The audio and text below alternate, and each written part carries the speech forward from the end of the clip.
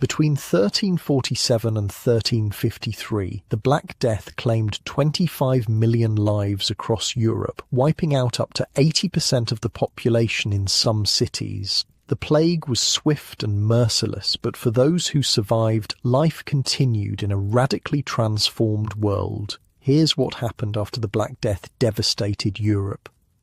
Hey, quick thing before we start. If you actually listen to these regularly, hit like or subscribe. I always wonder where everyone's at, so comment your city and what time it is. Weird to think some of you are having breakfast in London while I'm recording this at night here in the States.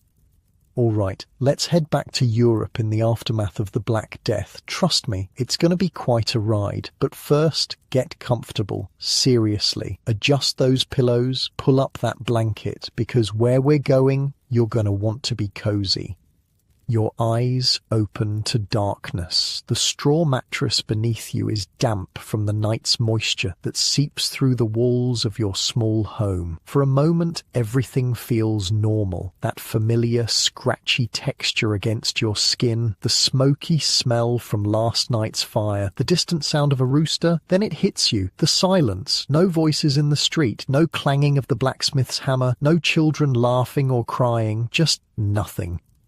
You're probably wondering, wait, how unusual would this really be? Well, imagine your neighborhood completely empty except for maybe every fifth house. That's what we're talking about here. You rise and step onto the packed dirt floor, cold against your bare feet. Not like your warm carpet or wood floors today. Medieval floors were usually just compressed earth, sometimes covered with rushes or straw that wouldn't be changed for months. Yeah, not exactly the pinnacle of hygiene, which didn't help with the whole plague situation.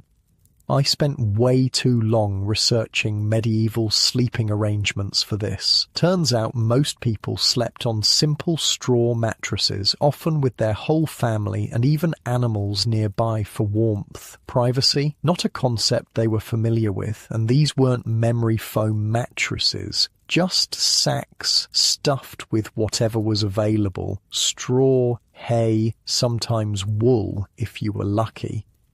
As you step outside, the morning sun illuminates a village transformed. The blood-red sunrise feels appropriate somehow. Down the lane where the baker's shop once filled the air with the smell of fresh bread, the door hangs open. No one has been there for weeks. The baker and his entire family gone. In your head, you're thinking, is anyone even left? The rational part of your brain knows there must be others, but the emotional part feels utterly alone in this moment. You make your way to the village centre. Before the plague, this would have been bustling with activity. Merchants setting up for the day, villagers drawing water from the well, church bells calling people to morning prayer. Now, the well sits untouched, the church door closed. The silence is broken only by the occasional bird or the wind rustling through empty market stalls. "Hello," you call out, your voice sounding foreign even to yourself. "Is anyone there?" There's a shuffle from a nearby house, and an old woman appears, her face gaunt and suspicious. She's carrying a small bundle of herbs, rosemary, thyme, lavender, clutched tightly to her nose. "Stay back," she says, eyeing you cautiously. "You got the sickness?" The sickness. That's what many called it. Others called it the Great Mortality, the Pestilence, or the Great Plague. The term Black Death wasn't actually used until centuries later. "No," you reply, "my family," but you can't finish the sentence. She nods, understanding without words. Her bundle of herbs is what people believed would protect them from bad air, the miasma theory that disease spread through foul smells. So they carried sweet-smelling herbs, or flowers, to counteract it. Completely useless against the actual cause, bacteria carried by fleas on rats, but they didn't know that. "The priest is collecting the dead," she says flatly. "They're digging a pit outside the village, a mass grave." The normal burial customs had broken down completely. One Florentine chronicler wrote about how burial shrouds shot up to 10 times their normal price. And even then, there weren't enough people to dig individual graves. Bodies were piled in great pits, often with little or no ceremony. You follow the path she indicates, and over the rise you see them, a small group of figures, some digging, others dragging wrapped bodies. The smell hits you before you get close, that unmistakable sweet rot of decomposition. Stay with me here, because this is where it gets weird. The person in charge of this grim work isn't the priest as you'd expect, but a local butcher. The priest died 2 weeks ago. The butcher, with his experience handling dead flesh, has become the default undertaker. "We need hands," he calls when he sees you. Not hello or good morning, just a demand for labour. In a world where perhaps 2/3 of your community has vanished, every surviving pair of hands is precious. Picture this. By mid-1349, in places like Florence, Italy, so many people had died that the survivors couldn't keep up with the burial needs. They'd dump bodies in large trenches, layer them with a thin covering of soil, add another layer of bodies, more soil, and so on. Some of these mass graves have been discovered centuries later during construction projects, revealing the grim efficiency of plague-time burial practices. The next few hours blur as you help move the dead. These are people you knew, the miller's wife, the cooper's son, an entire family from the edge of the village. Their bodies are bloated and discoloured, many with the telltale black swellings in the armpits or groin that gave the plague one of its names, the pestilential buboes.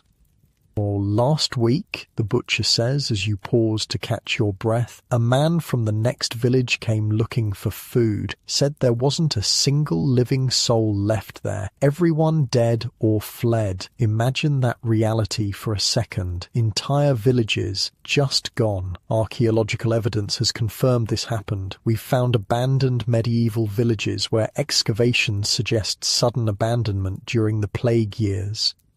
By midday, your stomach is growling. You realise you haven't eaten since yesterday. With the baker dead, where will bread come from? With so many farmers dead, who will harvest the crops? This is where the first major economic shift began. Food prices skyrocketed immediately after the plague hit a region. According to that Florentine chronicler I mentioned, the food suitable for the sick, cakes and sugar, reached outrageous prices. Chicken and other poultry were unbelievably expensive.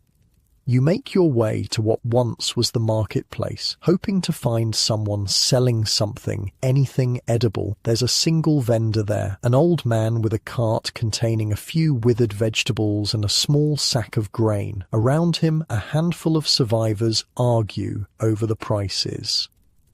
6 pennies for a loaf? A woman shouts. That's robbery. Take it or starve, the vendor replies coldly. There's no one left to work the fields. He's not wrong. Farms lay abandoned, crops rotting in the ground. Farmers had died or fled, leaving the fields untended. Domestic animals wandered freely with no one to care for them. In some places, sheep and cattle died in the fields because there was no one to herd them. Okay, picture this. You're standing there watching people argue over the last scraps of food when suddenly the church bell rings. Everyone freezes. This isn't the normal call to prayer. It's erratic, desperate. You all rush toward the church where a lone survivor is pulling frantically on the bell rope. Riders, he shouts, coming from the east. Fear ripples through the small gathering. Riders could mean many things, none of them good. Bandits taking advantage of weakened villages. Officials coming to collect taxes despite the devastation. Or worse, people fleeing from another plague outbreak, potentially bringing the disease back to your village. The The small crowd debates what to do. Some want to hide, others to stand their ground. In your head, you're screaming, "This is how I die, either by bandits or by plague." But before a decision can be made, the riders appear at the village edge. It's the Lord's son, returned from a nearby town with several armed men and a wagon of supplies. His father, the local lord, died of the plague months ago. "I've brought grain," he announces, his voice carrying across the square, "and I need workers for the fields. I'll pay double the usual wage." This moment right here, this is history pivoting. See, before the Black Death, peasants were essentially bound to the land, working for whatever the Lord decided to give them, which wasn't much. But with so many dead, the surviving workers suddenly had leverage. Labour shortages meant that workers could demand higher wages and better conditions. The young lord continues, "I need 10 strong people to prepare the fields for planting, 10 pennies a day each." A murmur runs through the crowd. 10 pennies is an unheard of wage. Before the plague, you might have earned 2 pennies for a full day of backbreaking labour. "And what of our own lands?" someone calls out. "We have fields too, if we could get seed." The Lord hesitates, calculating. "Work my fields first, and I'll ensure you have seed for your own." There's a collective hesitation. The old order would have demanded immediate obedience, but the world has changed. Finally, a few step forward, agreeing to the terms. Others hold back, suspicious of promises. And this negotiation, this wasn't something that would have happened before. The massive death toll had disrupted the entire social hierarchy. As one chronicler observed after the plague, once the plague had finished, anybody who could get a hold of whatsoever kind of cloth or found the raw materials to make it became rich. Similarly, survivors inherited goods and wealth from their deceased family members. A person who previously had nothing could suddenly find themselves quite rich.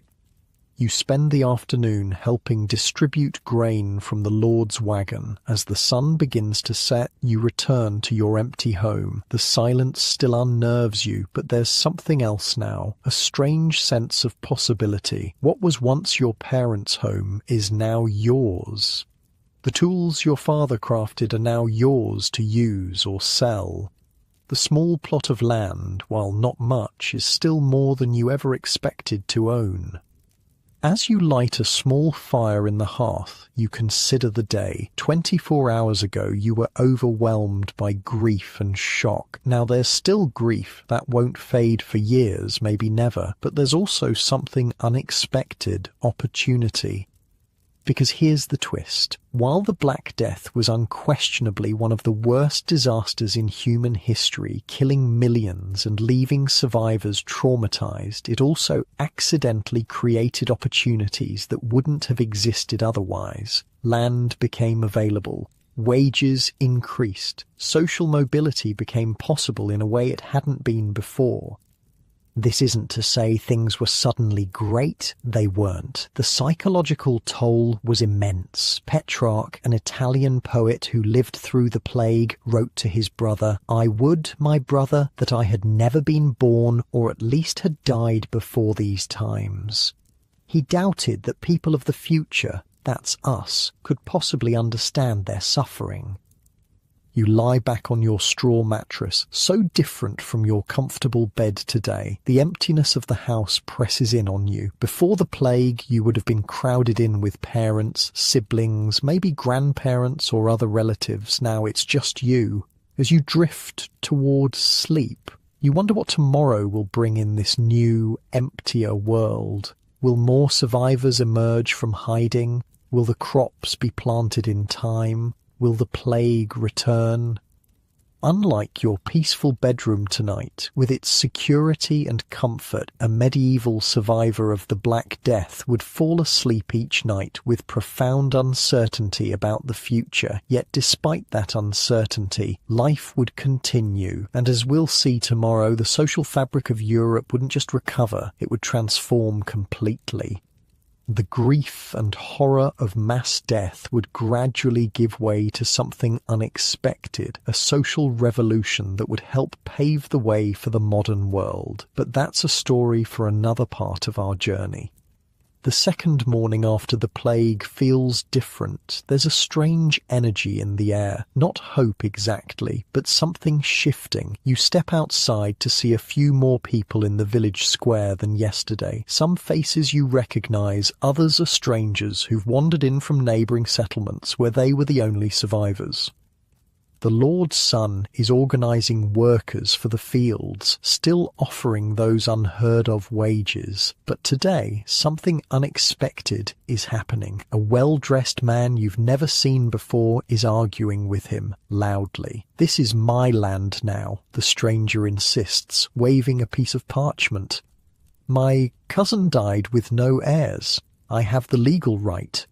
The Lord's Son looks ready to draw his sword. "Your cousin was my father's tenant. This land belongs to my family."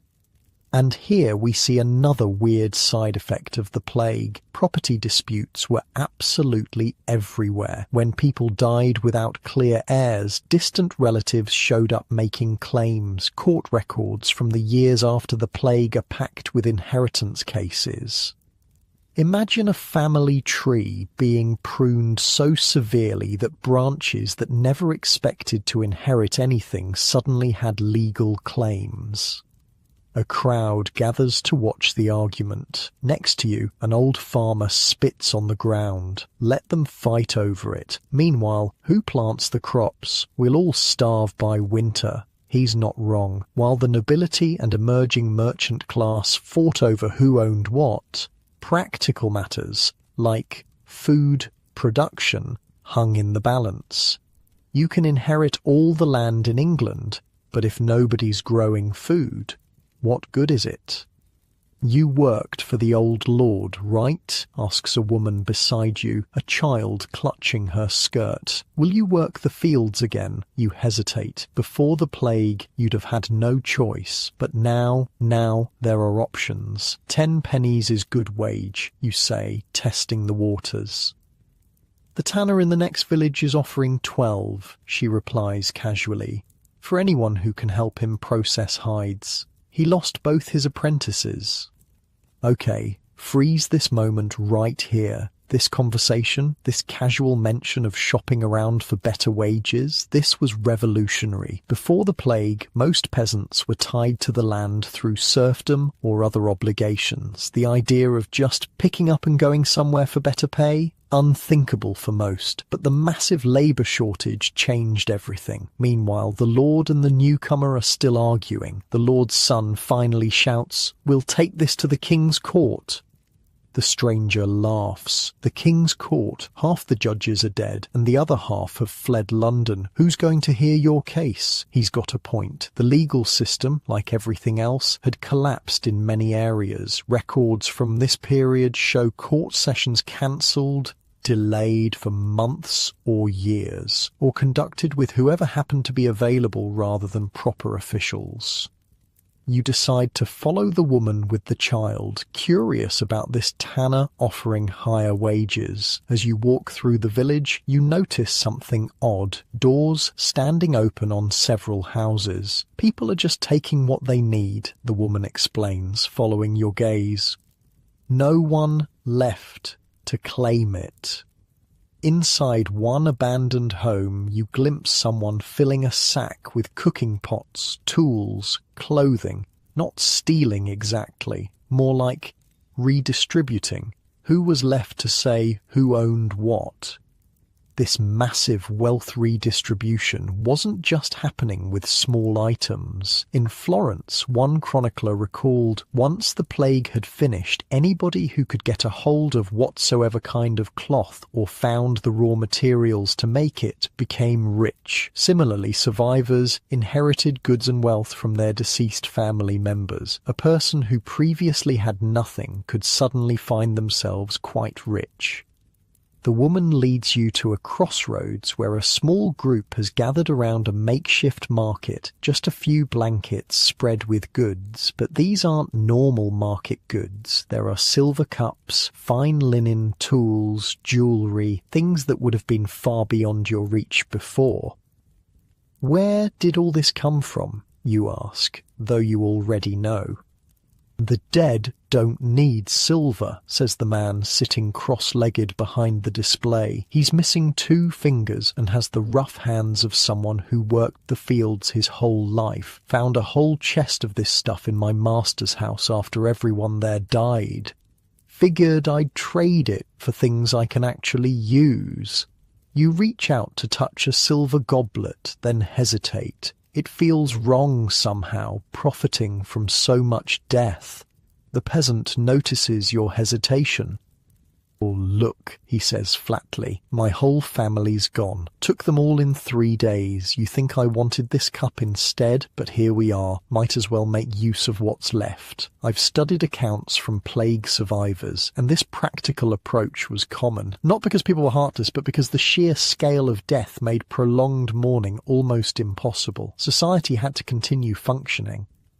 You trade a small knife you've carried for years for a wool blanket that would have cost you a month's wages before. As you fold it, the woman touches your arm. The tanner's this way," she says, nodding down a path, "if you're interested." The tan yard sits at the edge of a neighbouring village, the sharp smell of urine, lime and animal hides hitting you long before you see it. Tanning was one of those necessary but deeply unpleasant medieval trades that nobody wanted to live near. The process used urine and animal brains to prepare hides. Yeah, really appetizing, I know. The tanner himself is a burly man with forearms like tree trunks. He looks up from scraping a hide as you approach.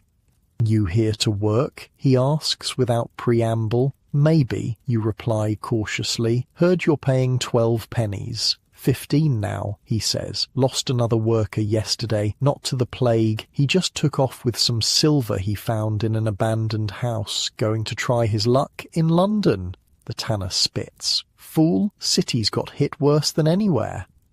And he was right about that. Urban centres, with their crowded conditions, suffered death rates sometimes exceeding 50–60% of the population. In contrast, some isolated rural areas lost only a third of their people. Cold comfort, but it meant different recovery patterns. "Never tanned before," you admit. The tanner shrugs. "Can you follow instructions? Not afraid of mess? That's all I need. I can teach the rest."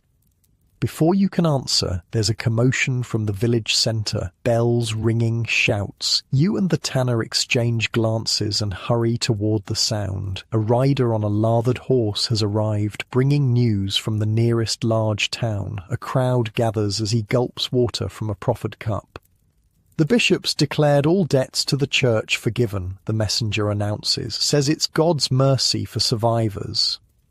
Murmurs run through the crowd. Church forgiveness of debts was a big deal. Many peasants were perpetually in debt to religious institutions that owned vast tracts of land. "What of the king's taxes?" someone calls out. The rider laughs, a harsh sound. "King's collectors tried to enter 3 villages. 2 were driven off with pitchforks. The 3rd hasn't been seen since."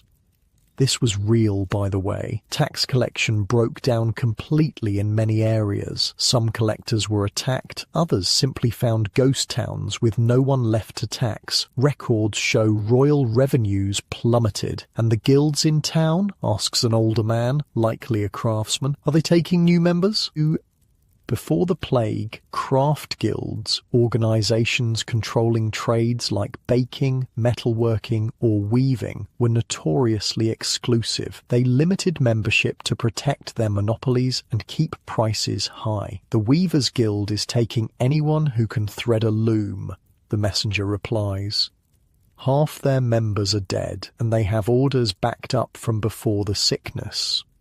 It's hard to overstate how significant this was. Guilds that once required 7-year apprenticeships and family connections were suddenly desperate for anyone with basic skills. Social mobility that would have been impossible before was now there for the taking. You look back at the tanner, considering his offer. 15 pennies a day is more than you would have earned in 2 weeks of field work before.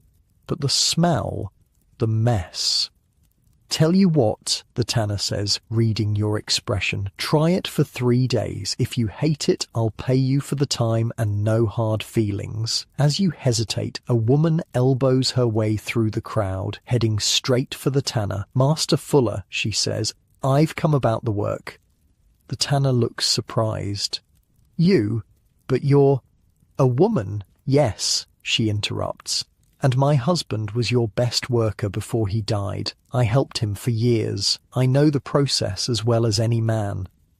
Okay, so here's another massive social shift happening. Women entering trades that were previously male-dominated. With labour so scarce, gender barriers started crumbling in certain industries. Not everywhere, not completely, but enough that women found opportunities that would have been unthinkable before. The tanner scratches his chin.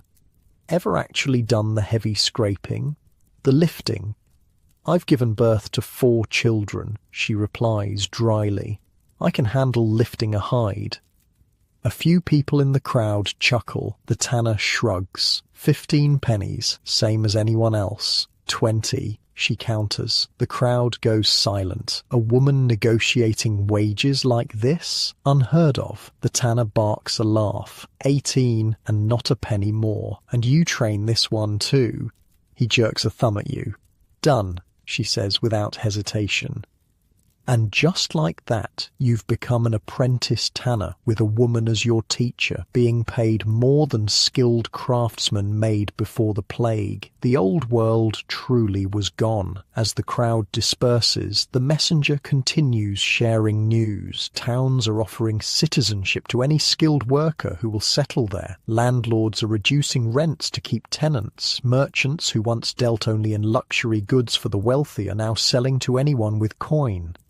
You follow your new mentor back to the tannery, trying to ignore the smell that will soon become your daily reality.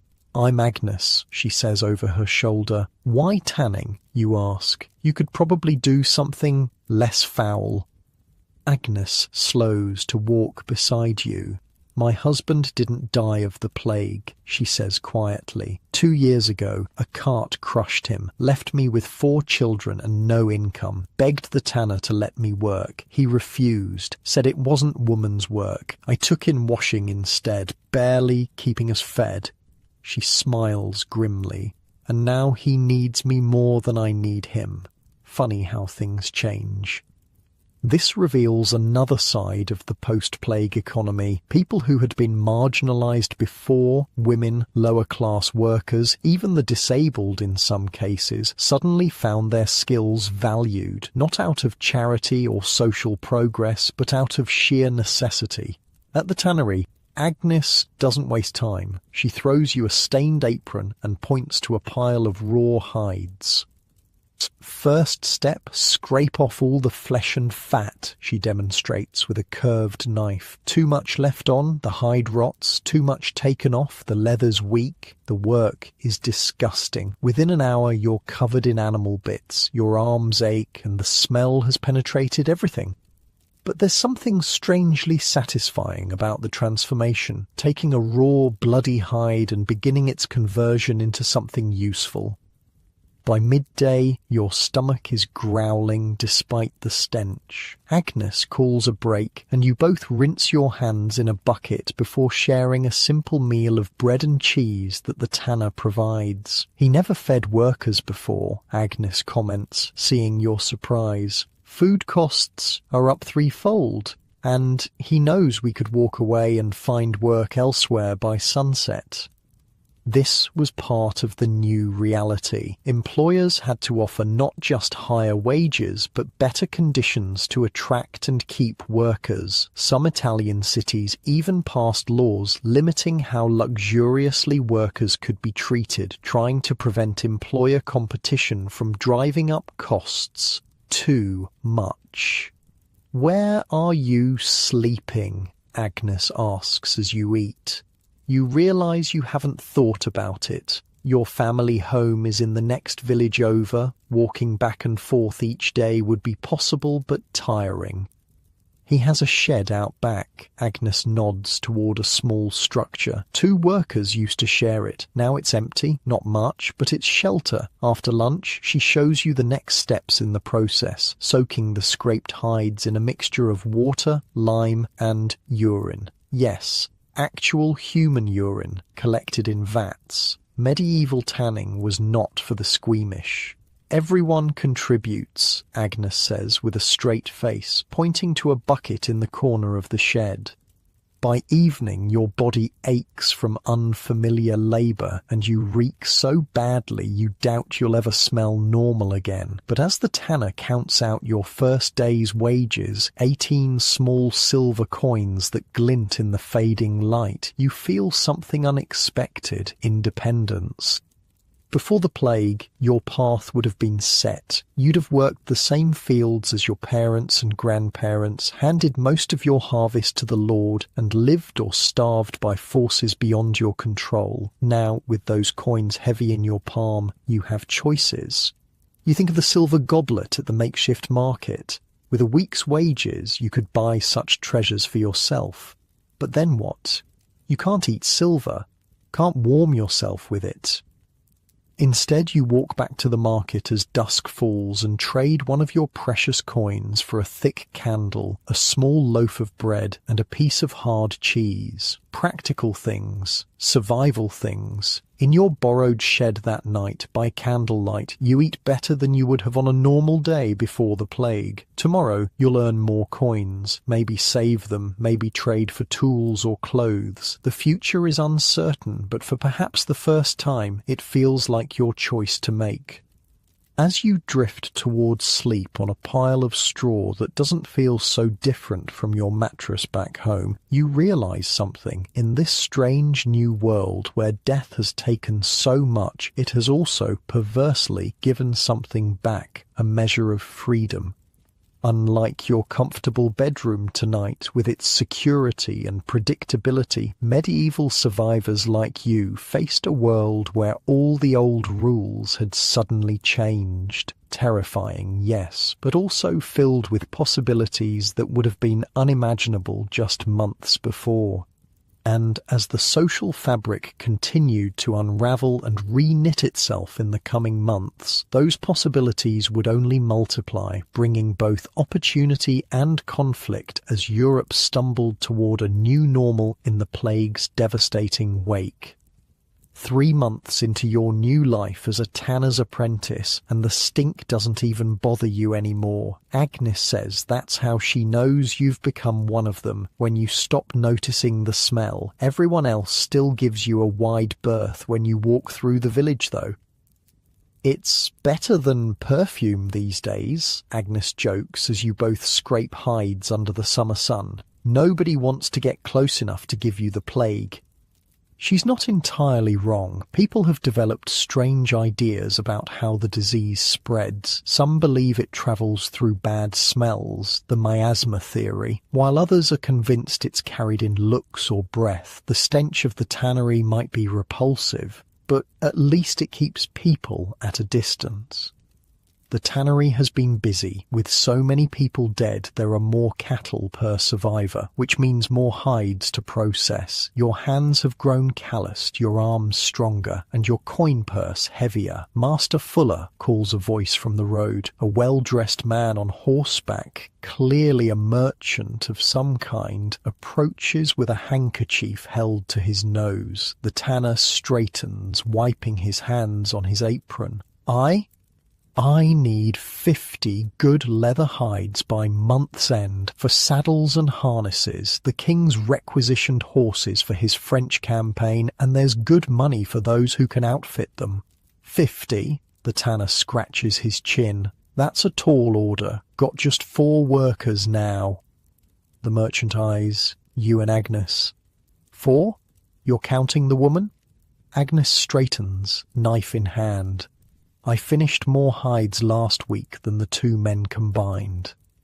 I've read accounts where women who stepped into traditionally male roles during the labour shortage faced exactly this kind of scepticism, but the economic reality eventually forced even the most traditional minds to adapt. The merchant looks doubtful, but turns back to Master Fuller. 50 hides, 6 shillings each. The tanner nearly chokes. 6? The price was 4 before the death. Take it or leave it. Every tanner for 20 miles is getting the same offer.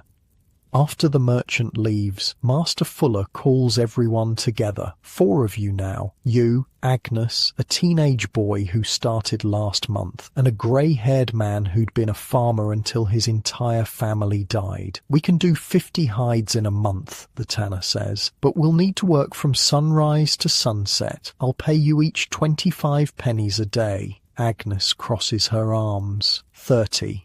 28, he counters immediately. And Sundays off, adds the older man, for church. The tanner sighs.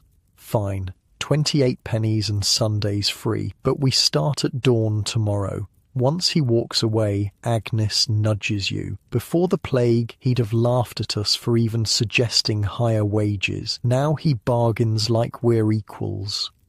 This was happening everywhere. A Suffolk landowner complained in his journal that workers become so rebellious that the master fears his servant more than the servant his master. Can you imagine how radical that shift must have felt to people who had lived their entire lives in a rigid hierarchy? By late summer of 1350, about 3 years after the plague first hit Europe, something remarkable was happening across the countryside. Peasants weren't just earning more, they were living better. You see it in your own life. With your wages, you've moved out of the shed into a small but solid cottage whose previous owners all died. You've bought a real bed with a stuffed mattress instead of sleeping on straw. Your meals include meat several times a week, something unheard of for common folk before. On your next free Sunday, you walk to the village church. The building seems too large now for the smaller congregation. The new priest, the 3rd since the plague, the first 2 having died, is a young man with a nervous manner. He was rushed through his training to fill the desperate shortage of clergy. Brothers and sisters, he begins, his voice cracking slightly. Let us pray for those still suffering from God's great punishment. An old woman near the front stands up. If it's God's punishment, why did he take my innocent grandchildren and not sinners like the tax collector or the Lord's bailiff? They survived without a mark. The priest stammers, God's ways are mysterious. Mysterious, another voice calls out. Was it mysterious how the Jews poisoned the wells to spread the disease?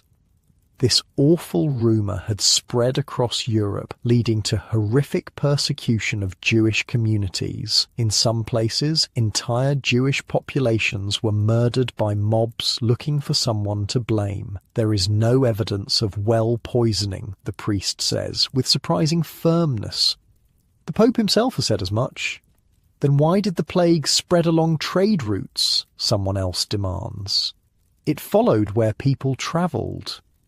This observation was actually quite astute. The disease did indeed follow human movement patterns, though not because of deliberate poisoning, but because the rats and fleas carrying the bacteria travelled with human cargo. After the service, people linger in small groups outside the church.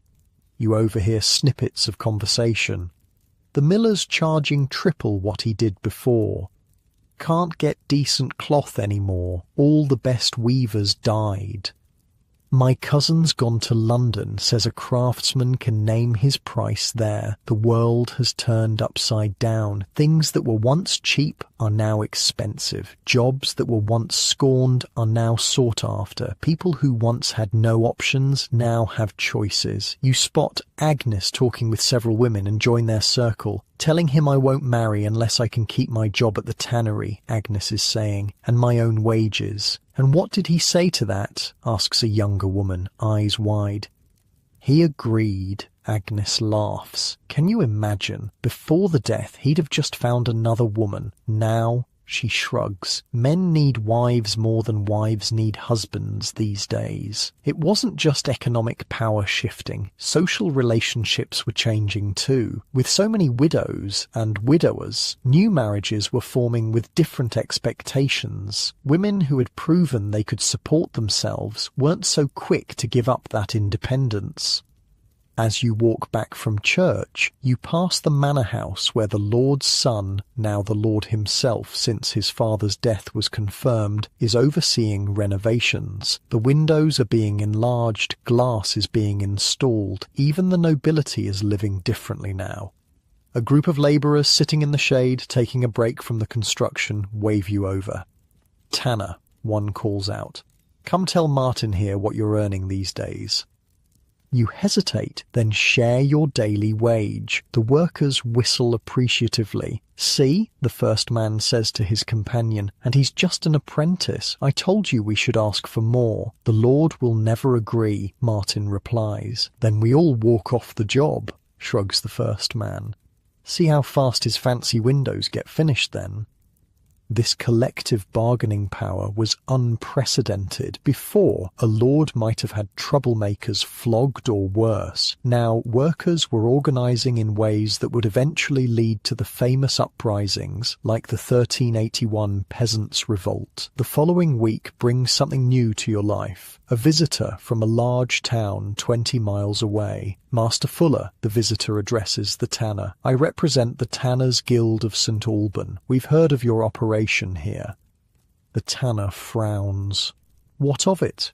You're producing leather without guild oversight, without standardized quality. Been tanning 30 years, Master Fuller spits. My leather's better than half your guild's. Nevertheless, the visitor continues, the guild requires all tanners to be members, or to cease operation. Agnes whispers to you, before the plague they'd have shut him down without a second thought. Guilds controlled everything. Master Fuller laughs. And if I tell you to go back to your guild and kiss my arse, the visitor's face reddens. The guild has authority. Half your guild is dead, the tanner interrupts, and I hear the rest can't keep up with demand. You need me more than I need you. The visitor changes tactics. Join the guild and we'll ensure no one undercuts your prices. We set the rates for all members. And the membership fee? Oh, normally £5, the visitor says, but given the circumstances, we could reduce it to £2. Master Fuller considers this. £1, and I keep my current workers without them needing guild approval. They haggle a while longer before reaching an agreement. After the visitor leaves, you ask, why join at all? You said yourself they need you more than you need them. For now, the tanner nods. But times change. Better to have a say in the guild than fight it forever. Besides, he grins, now we can charge guild prices. By autumn of 1350, another change becomes apparent. People are obsessed with avoiding disease. New daily rituals have emerged that would have seemed strange before the plague. You see it when trading in the village market. People hold fragrant herbs to their noses while shopping. They avoid touching hands when exchanging coins. Many wear small pouches of sweet-smelling herbs around their necks. Plague amulets, they're called.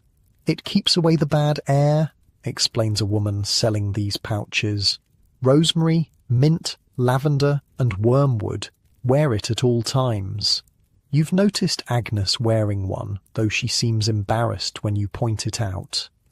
can't hurt," she mutters. "My neighbour swears they work. Her whole street died except for those with the herbs." Of course, this was pure coincidence. The herbs did nothing against the real cause of plague. But in a world without modern medicine, people desperately grabbed onto anything that seemed to offer protection. Other new habits have emerged too. People boil water before drinking it. They burn the clothing of the dead instead of reusing it. They quarantine newcomers to the village for days before allowing them to mix freely. Some of these practices, though based on flawed understanding, accidentally did help reduce disease transmission. Boiling water kills many pathogens. Burning contaminated clothing eliminates flea habitats. Quarantine can prevent contagion spread. Through tragic trial and error, medieval people were developing public health measures that actually worked. One evening, as you're finishing work, you notice smoke rising from the edge of the village. Following it, you find a group burning a huge pile of straw mattresses and old clothing. "Winter cleaning," explains an older woman overseeing the burning, "getting rid of anything that might harbour the pestilence before the cold drives us all indoors." Another unintended benefit, destroying flea habitats before winter, when people would crowd together in enclosed spaces, sharing warmth and, unfortunately, parasites. As winter approaches, you realize how much your life has changed in a single year, from a field worker bound to the land to an apprentice in a trade, from sleeping on straw in a crowded family hut to having your own cottage with a real bed, from near starvation to regular meals with meat. But there's something else too, a newfound respect. People who once would have ignored you now negotiate with you. Your opinion matters. Your skills have value. You are no longer just another pair of hands in the field, interchangeable and disposable. One cold November evening, you're sitting in the village alehouse, another luxury you can now afford, when the newly installed bailiff enters. Before the plague, the bailiff was the Lord's enforcer, often feared and resented. This one looks barely older than you, thrust into the role by necessity. He calls for attention. The Lord requires 3 men to repair the mill before winter sets in. 6 days' work, 30 pennies per day. A few months ago, that would have been an astronomical wage. Now there's little reaction from the alehouse patrons. 35, calls out a man by the fire, and ale provided. The bailiff looks like he wants to argue, but just nods tiredly. Fine, who will take the work? 3 men eventually volunteer, but only after extracting promises about the exact hours and conditions. The bailiff leaves, looking defeated. "Saw the old lord turn a man's bones to jelly for talking back like that," comments an older patron after the bailiff leaves. "Now they're practically begging us to work." Agnes, who has joined you for a drink, leans in. "It won't last," she says quietly. "The nobles and merchants, they're not going to accept this new order forever. They'll find a way to push us back down." She's more right than she knows. Even as you enjoy your new status and comfort, forces are already working to restore the old hierarchies. In England, the first labour laws freezing wages will be enacted in 1351. In France, similar attempts to control labour costs are being implemented. But for now, in this strange window between the plague's devastation and the elite's reassertion of control, ordinary people are experiencing something rare: leverage. Later that night, returning to your cottage, you notice how different the village looks, not just because of the empty houses or the fewer people, but because of the improvements. Homes that once were simple wooden structures are being rebuilt with stone foundations. Windows that once were just openings covered with shutters now have oiled paper or even glass. People are using their new wealth to live better. Inside your own home, you light a candle. Beeswax, not tallow, another small luxury you can now afford. The mattress on your bed is stuffed with wool rather than straw. A copper pot hangs by the fire instead of a clay one. These material improvements might seem small from our modern perspective, but they represented significant quality of life changes. Better housing meant warmer, drier living conditions. Better bedding meant better sleep and fewer parasites. Better cooking implements meant more nutritious food preparation.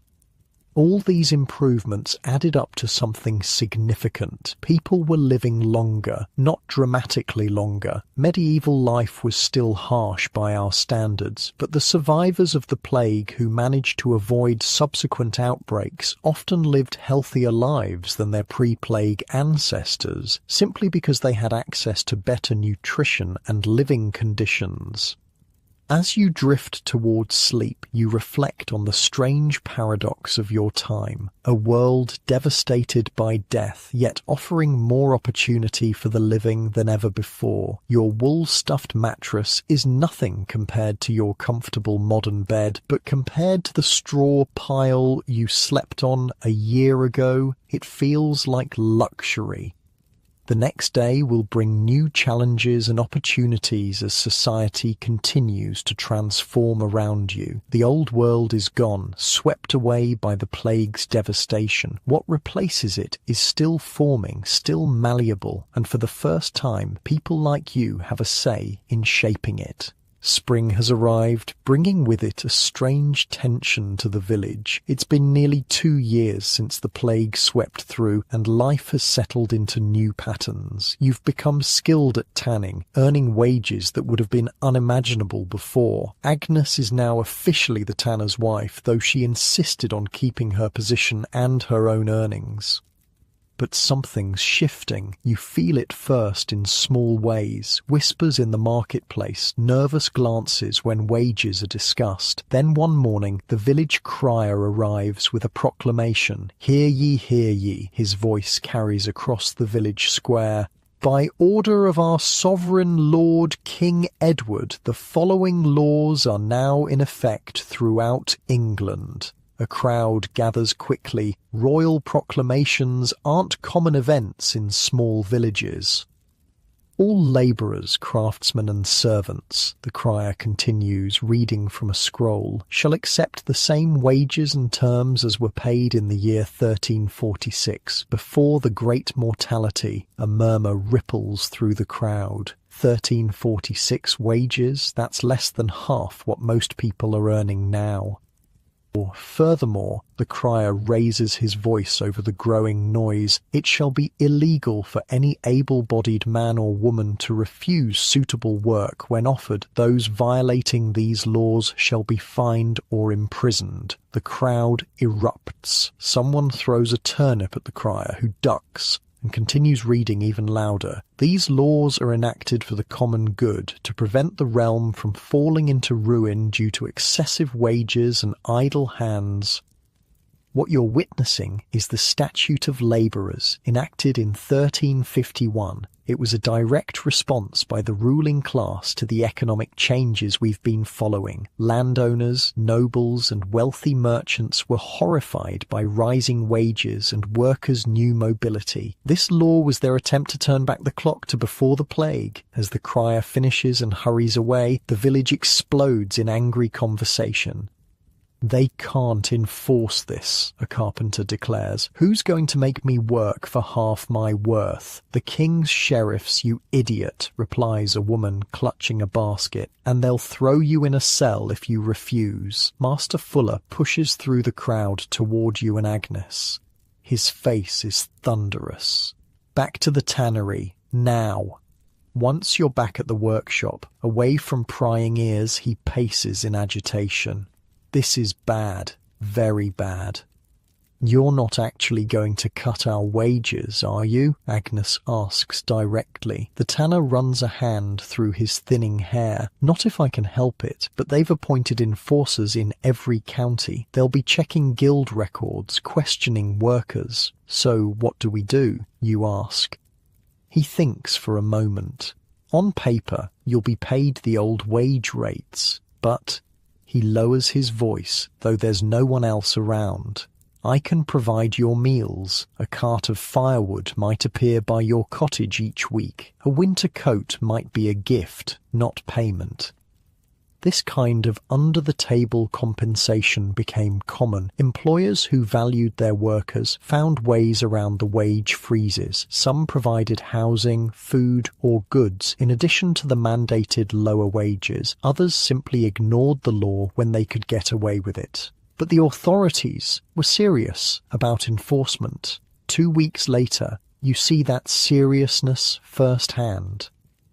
The weekly market is interrupted by the arrival of the sheriff and 4 armed men. They drag a stonemason into the square and force him to his knees. This man, announces the sheriff, demanded 3 pennies per day for his labour on the church repairs. When the legal rate is 1.5, he has been found guilty of violating the statute of labourers. The crowd watches in uneasy silence as the sheriff continues. The penalty is 3 days in the stocks and a fine of 20 shillings. The mason is forced into the wooden stocks at the edge of the square, his head and hands locked into the uncomfortable restraints where he'll remain exposed to the elements and public humiliation. Let this be a warning, the sheriff calls out. The king's law will be enforced. That evening, under cover of darkness, villagers secretly bring water and food to the mason. One person even holds a cloak over him during a brief rainfall. Small acts of solidarity, but meaningful. When the sheriff's men aren't around, people discuss the situation openly. The nobles are terrified, explains an old merchant who travels between villages. They've lived their whole lives with peasants under their thumb. Now that we have some leverage, they're using the king's power to crush us. Can they really turn everything back to how it was before? Someone asks. The merchant snorts. They can try, but there are fewer workers now, and that's a fact they can't change with any law.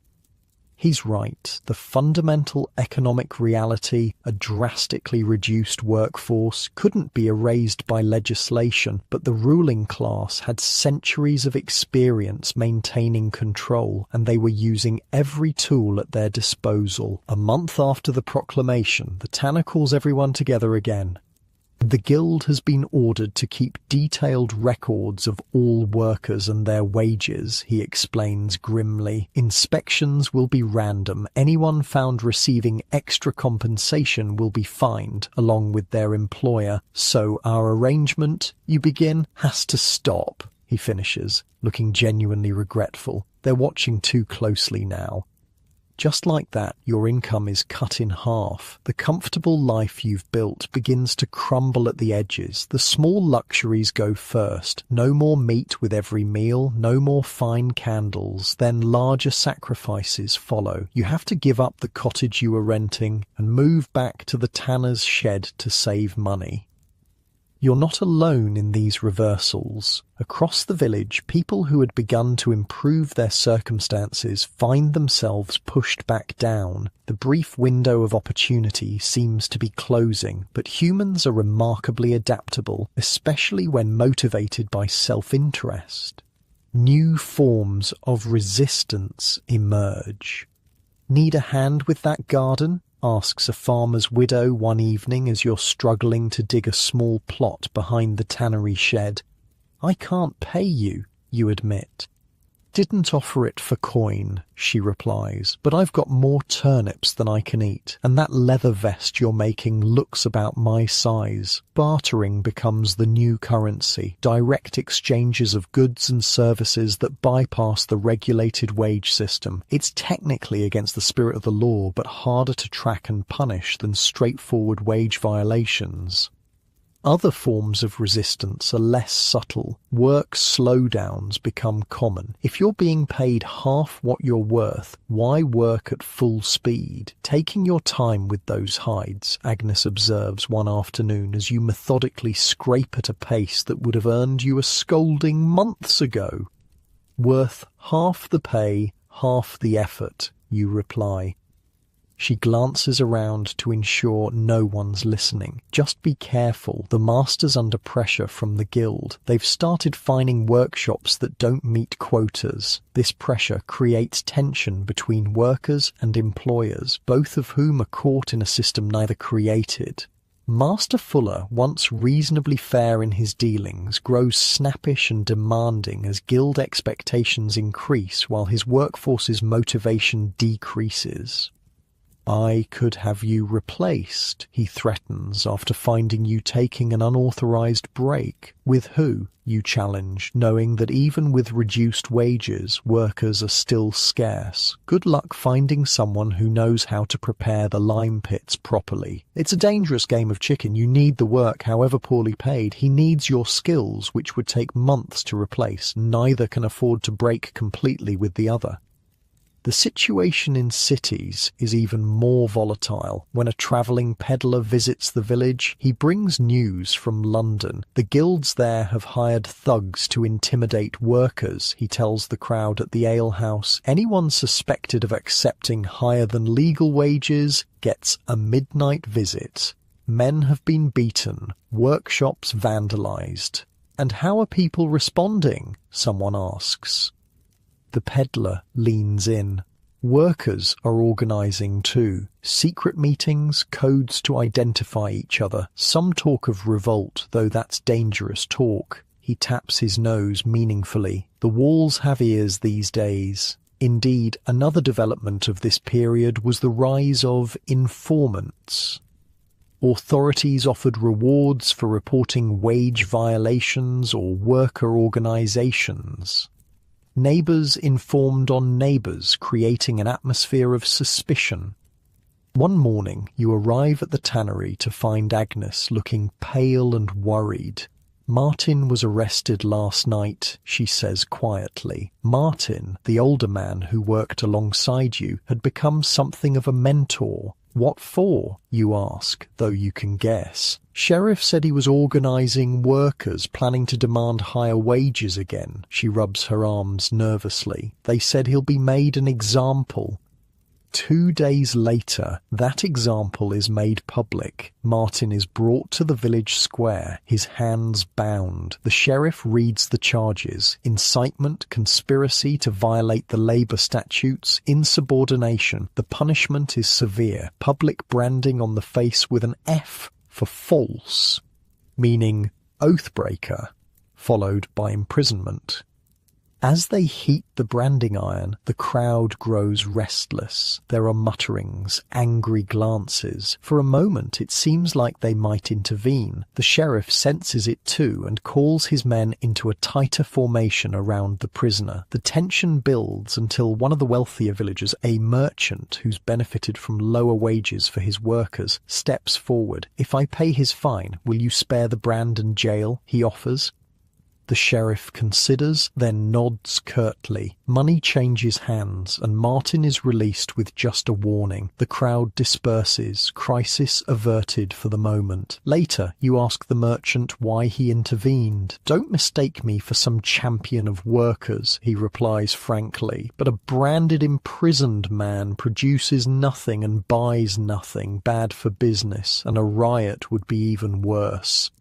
It's a coldly practical answer, but it illustrates something important. The economy still needed to function. Even with the restrictive laws, there was a limit to how far authorities could push before the system itself would break down. This uneasy balance continued through 1351 and 1352. The laws remained, the punishments were real, but on the ground, 1,000 small compromises and adjustments allowed life to continue.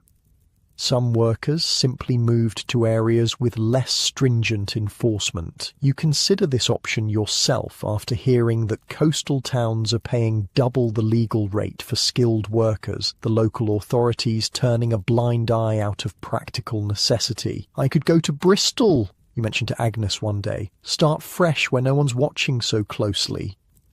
"And be a stranger with no connections when the next plague outbreak comes," she counters. "At least here we have a community, people who'll help each other." She has a point. Despite the economic repression, social bonds have strengthened among survivors. People who lived through the horror of the plague together share a connection that newcomers wouldn't have.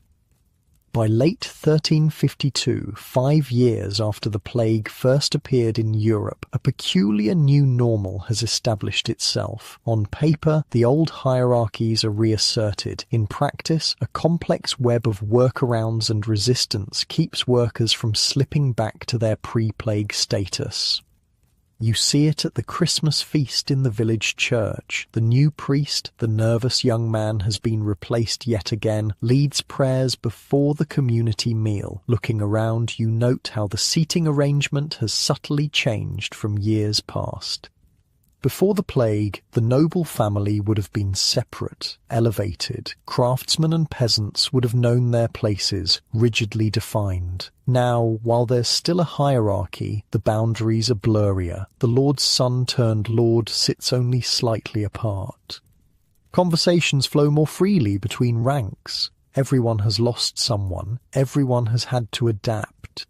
The food, too, tells a story. Despite the wage restrictions, ordinary people are eating better than they did before the plague. There's more meat, more varied dishes. With fewer mouths to feed and the same amount of agricultural land, food production per person has actually increased.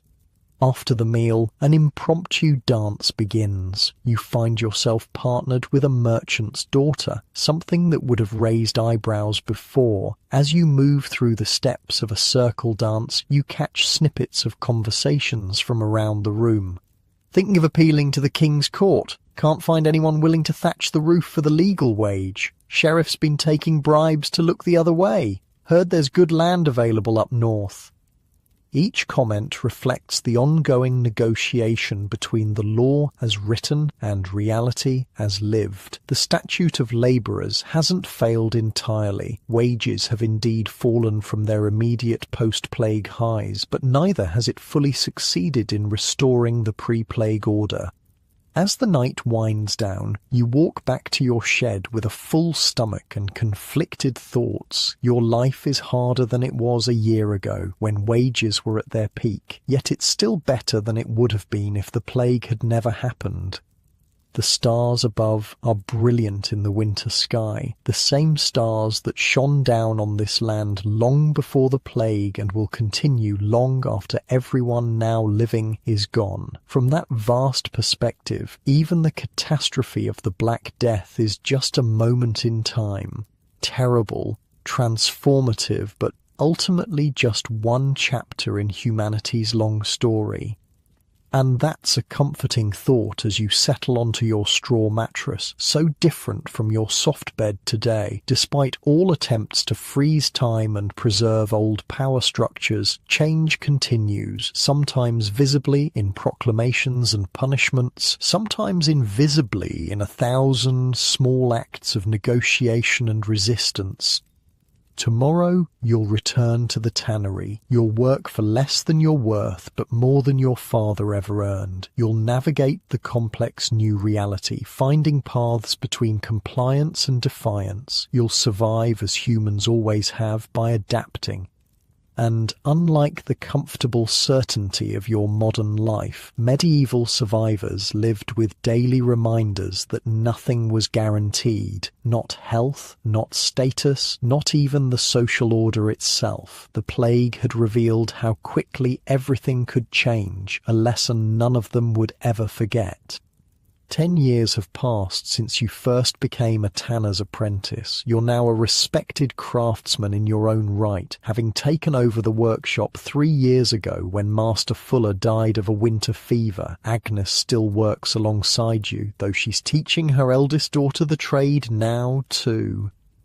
The world has changed in subtle ways. The initial shock of the plague has faded into memory, though no one who lived through it will ever forget. The desperate labour shortages have eased somewhat as children born after the plague have grown old enough to work. Wages have stabilised at a level lower than the post-plague peak, but still higher than before the pestilence. And something else has changed too. The way people think about disease. You notice it first when news comes that plague has reappeared in a town 30 miles away. Before, such news would have caused panic, with people fleeing in all directions, ironically helping to spread the disease further. This time, the reaction is different. The town council has sealed the gates, explains a merchant who managed to leave just before the quarantine. No one in, no one out, until the pestilence has passed. The whole town? Someone asks. Even the healthy? Everyone, the merchant confirms. They've arranged for food to be left outside the walls, no direct contact with outsiders. This is new. During the first plague outbreak, people fled infected areas, spreading the disease wherever they went. Now, communities are learning to isolate themselves when disease appears. They didn't understand exactly why it worked, but they observed that it did. Your village headman calls a meeting to discuss preparations should the plague reach you. The atmosphere is remarkably calm, not because people aren't afraid, but because they now have strategies beyond prayer and flight. We should appoint plague wardens, suggests the miller, to check for signs of sickness in each household. Others nod in agreement. The idea of designated officials monitoring public health was taking root across Europe. Venice had established a permanent health magistracy, what they called a health office, to oversee sanitation and monitor diseases. And we'll need a place to isolate the sick, adds Agnes, away from the village centre. They settle on an abandoned barn at the edge of the village, which will be cleaned and prepared as a pest house, a place where the infected can be kept separate from the healthy. As the meeting breaks up, the local priest approaches you. "I need leather," he says, without preamble. "50.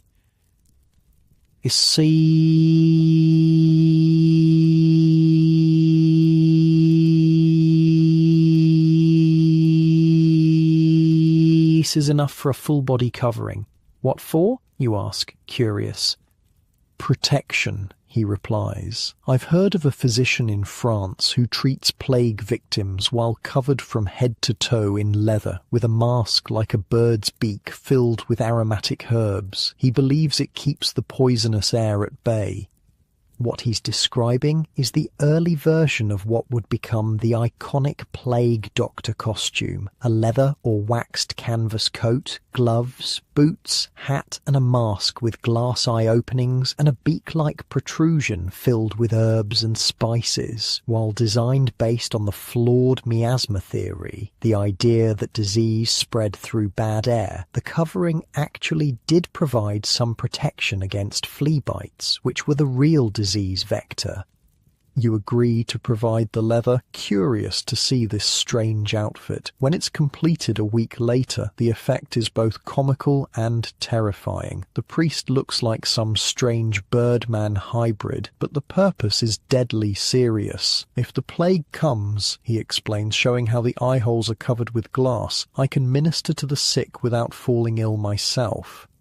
Word of the costume spreads, and soon others are requesting similar protective gear. You find yourself developing an unexpected specialty in medical protective wear, adapting designs based on feedback from users. This kind of practical innovation was happening across Europe, with universities having lost up to 2/3 of their physicians during the plague. Medical knowledge was becoming less theoretical and more experimental. People tried different approaches, noted what worked, and shared that knowledge. When summer arrives, bringing hot weather and worries about disease, your village implements another new practice: warning systems for infected houses. Each home with illness must mark their door with a white cloth, announces the headman. No one enters or leaves except the plague wardens and priest. This system of marking infected households became common across Europe. In some places, they used red crosses painted on doors or posted guards outside plague houses. The goal was the same: containment through isolation. But the most significant development comes from Venice, brought to you by an Italian leather merchant. They've built a special facility on an island in the lagoon, he tells you as you negotiate over a shipment of tanning supplies. Any ship with suspected illness aboard must anchor there for 40 days before entering the city. 40 days? You're skeptical. That seems excessive. Caranagione, he says with a shrug. 40 days. Long enough to be sure no hidden sickness will emerge. They call it quarantine.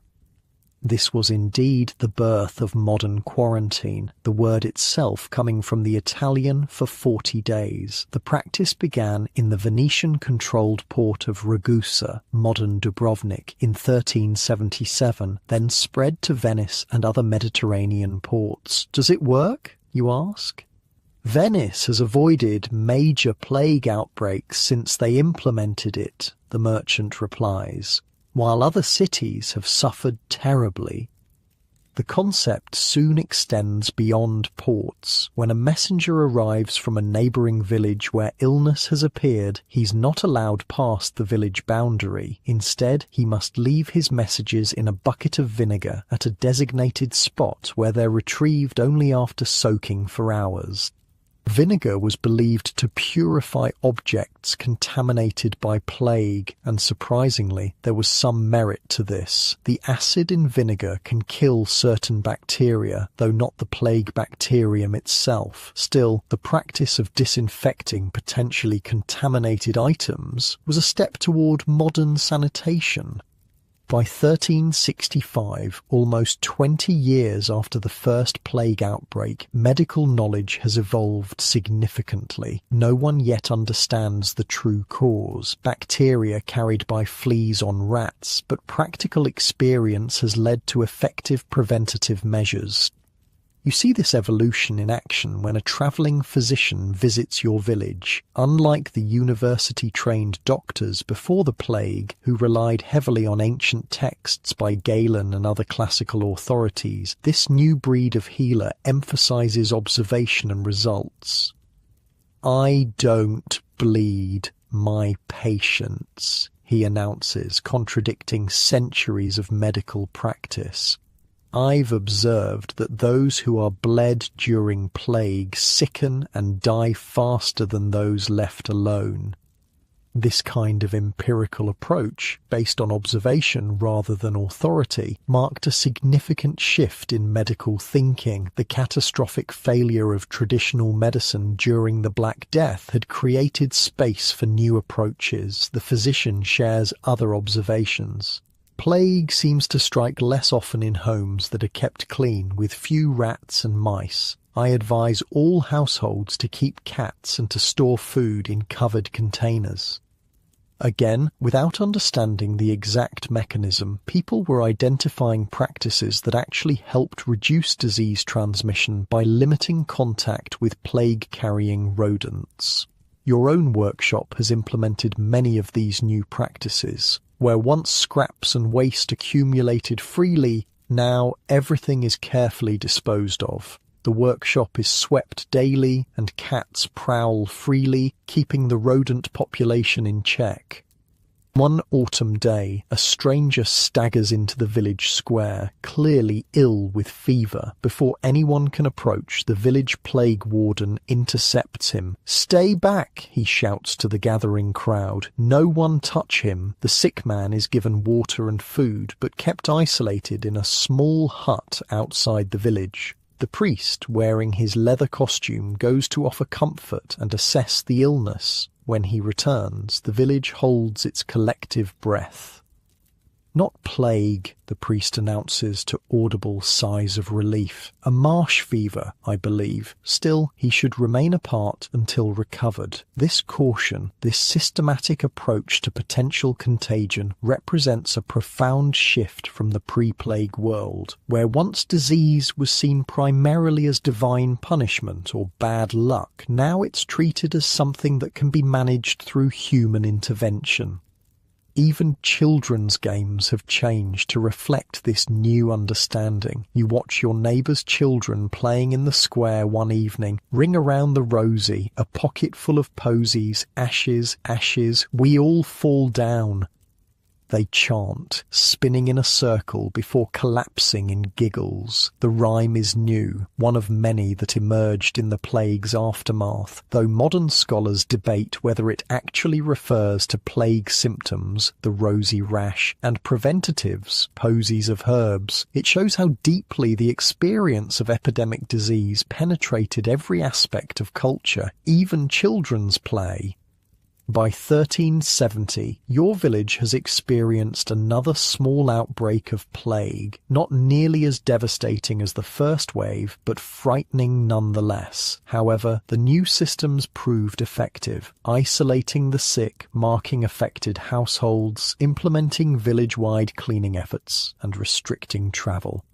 The results are striking. While 6 families fell ill, the disease didn't spread through the entire community as it had before. People still died. Medicine remained primitive by our standards, but not on the apocalyptic scale of the initial outbreak. One evening, sitting outside your workshop, you overhear 2 young men talking. Neither was born when the Great Plague struck. They know it only through stories. My father says it was God's judgment, one says, for the sins of mankind. My grandmother says it was poisoned wells, replies the other. She still won't drink from public fountains. You smile slightly at these old explanations, while religious interpretations remain common and conspiracy theories about deliberate poisoning still circulate. Practical knowledge has advanced regardless. Actually, you interject, it seems to have something to do with uncleanliness and rats. Keep your home clean, keep cats to catch rats, avoid those who are ill, and your chances are better. They listen respectfully. You're an elder now, someone who survived the Great Dying. Your empirical wisdom carries weight with the younger generation. This generational transmission of practical knowledge was crucial. Without understanding the scientific mechanism, communities developed and passed down effective public health measures based on observed results.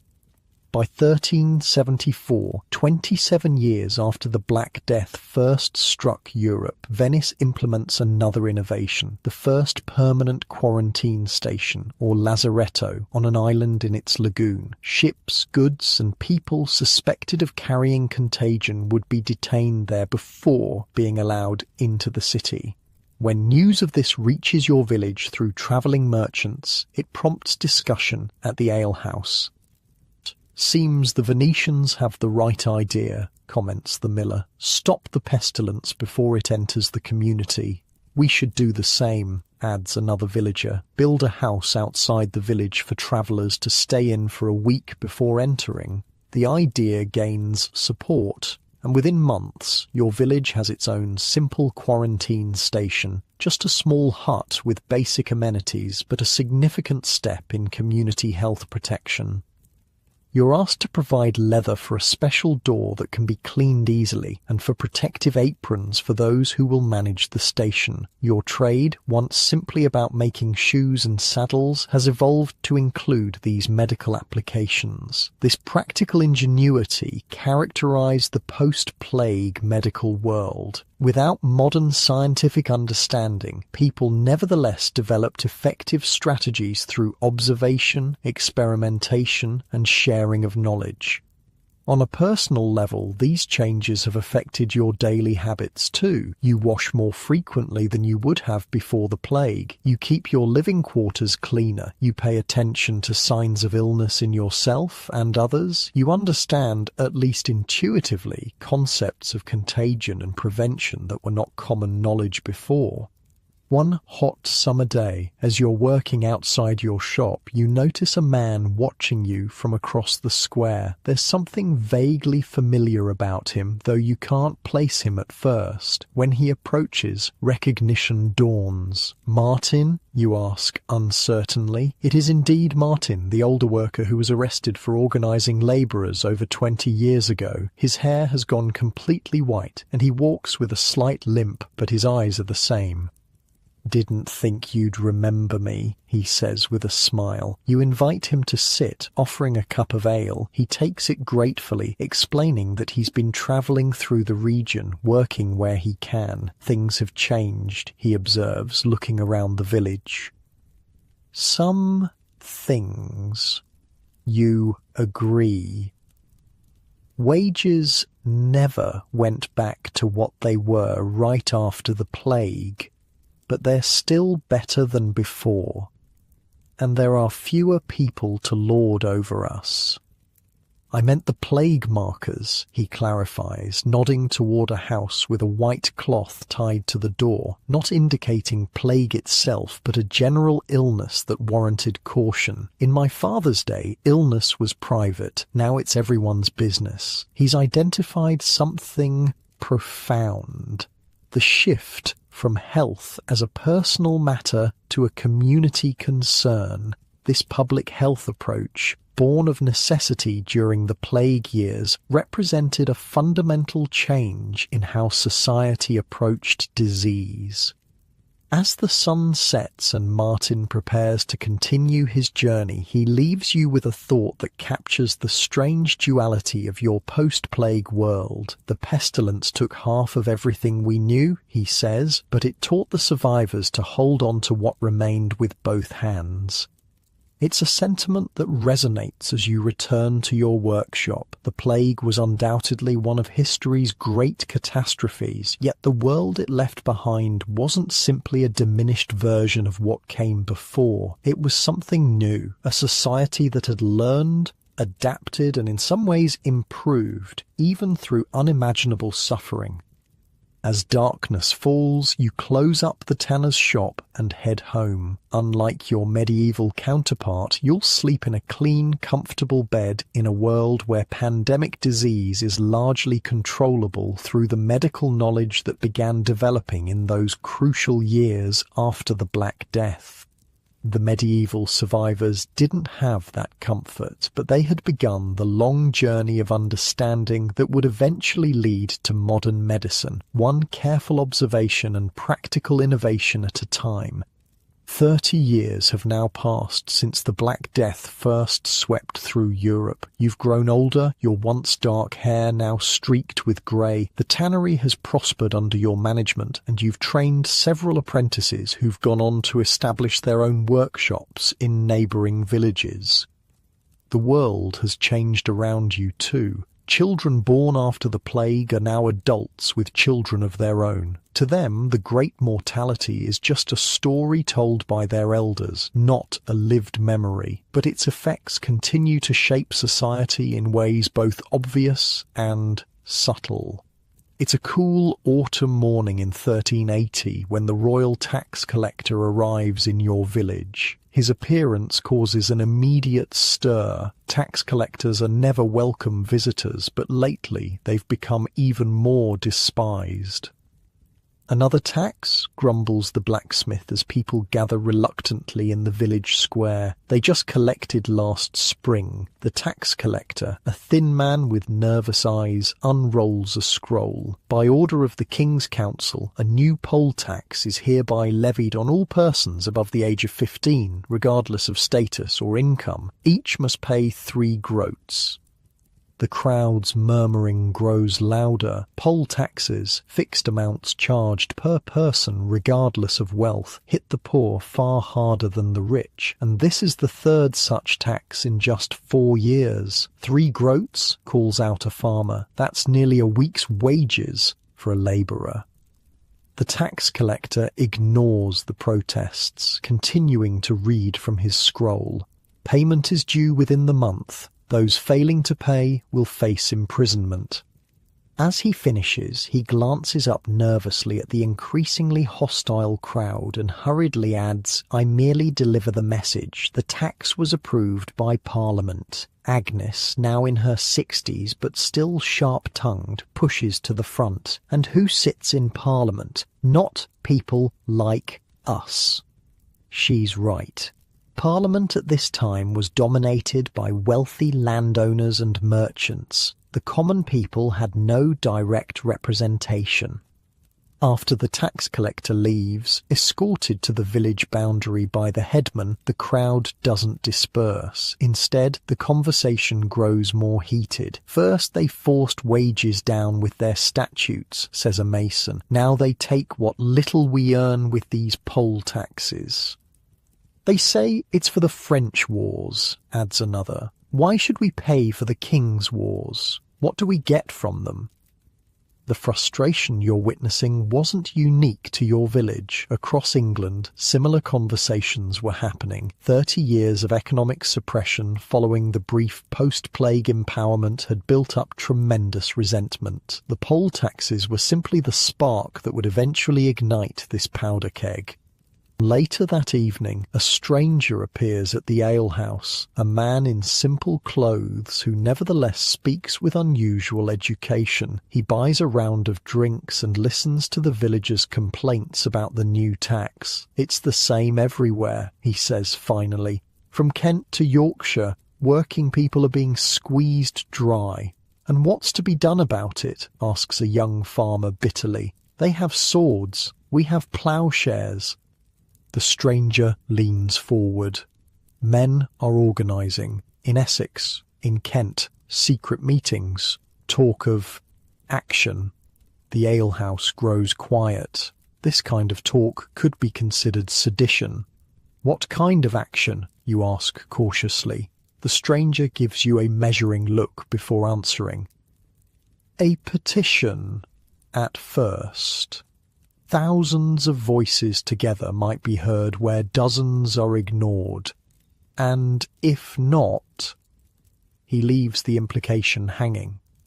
Over the next weeks, you hear more rumours of these meetings. Some of the younger men from your village begin disappearing in the evenings, returning late with excited expressions but closed mouths. Agnes's grandson, Thomas, now works in your tannery. One morning, you notice a fresh bruise on his cheek. "Walk into a door, did you?" you ask, knowing better. The young man glances around to ensure no one's listening. "There was a meeting last night. King's men broke it up." "You're playing a dangerous game," you warn. Thomas straightens. "Is it a game to want fair treatment? They push us down with one hand and take our money with the other." You can't argue with him. You've lived through the entire cycle. The brief window of opportunity after the plague, the legal clampdown that followed, and now these crushing new taxes.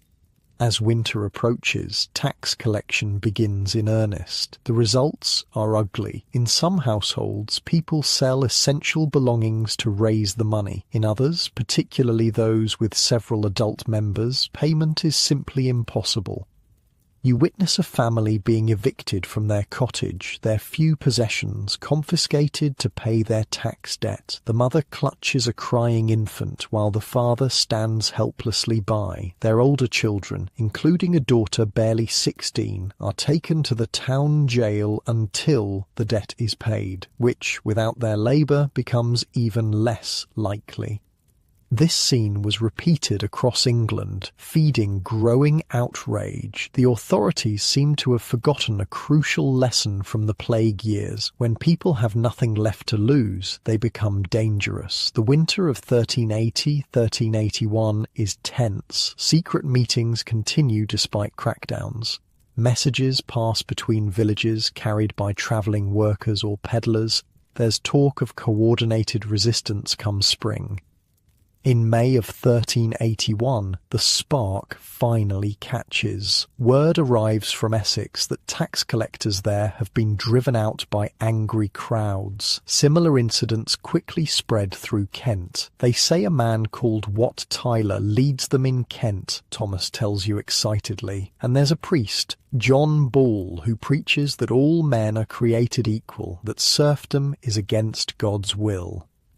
John Ball's famous line, "When Adam delved and Eve span, who was then the gentleman?" questioned the very foundation of the feudal hierarchy. If Adam and Eve were the first humans and they worked with their hands, then on what basis did aristocrats claim superiority? The news gets more dramatic by the day.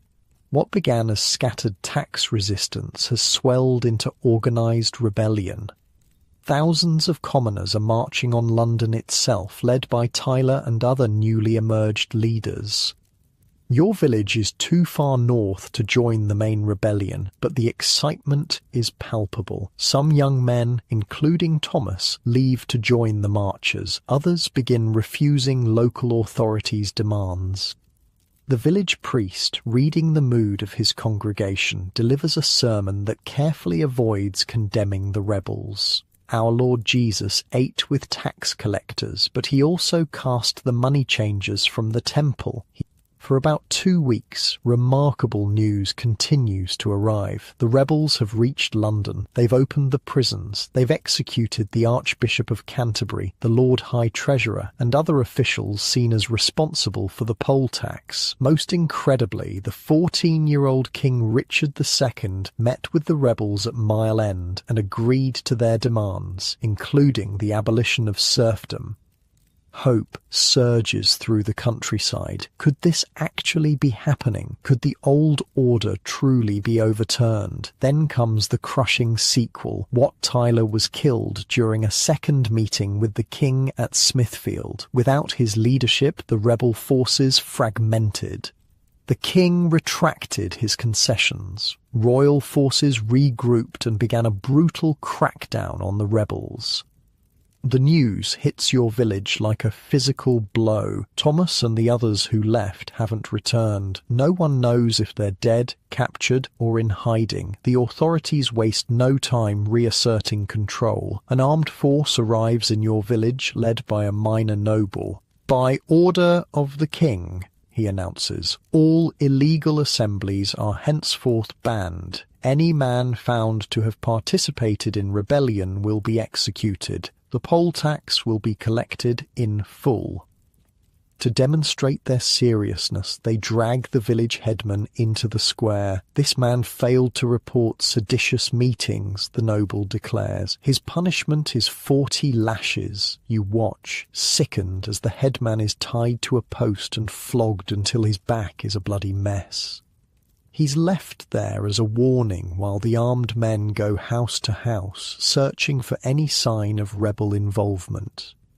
When they reach your tannery, the noble wrinkles his nose at the smell, a reaction you've seen 1,000 times. "Any of your workers join the rabble in London?" he demands. You think of Thomas, who might very well be dead already. "No, my lord, we've been busy with spring orders." He studies you suspiciously, but has no evidence to the contrary. Before leaving, he adds, "The king requires leather for his army's equipment. You'll provide 10 hides, top quality, as a loyalty tax."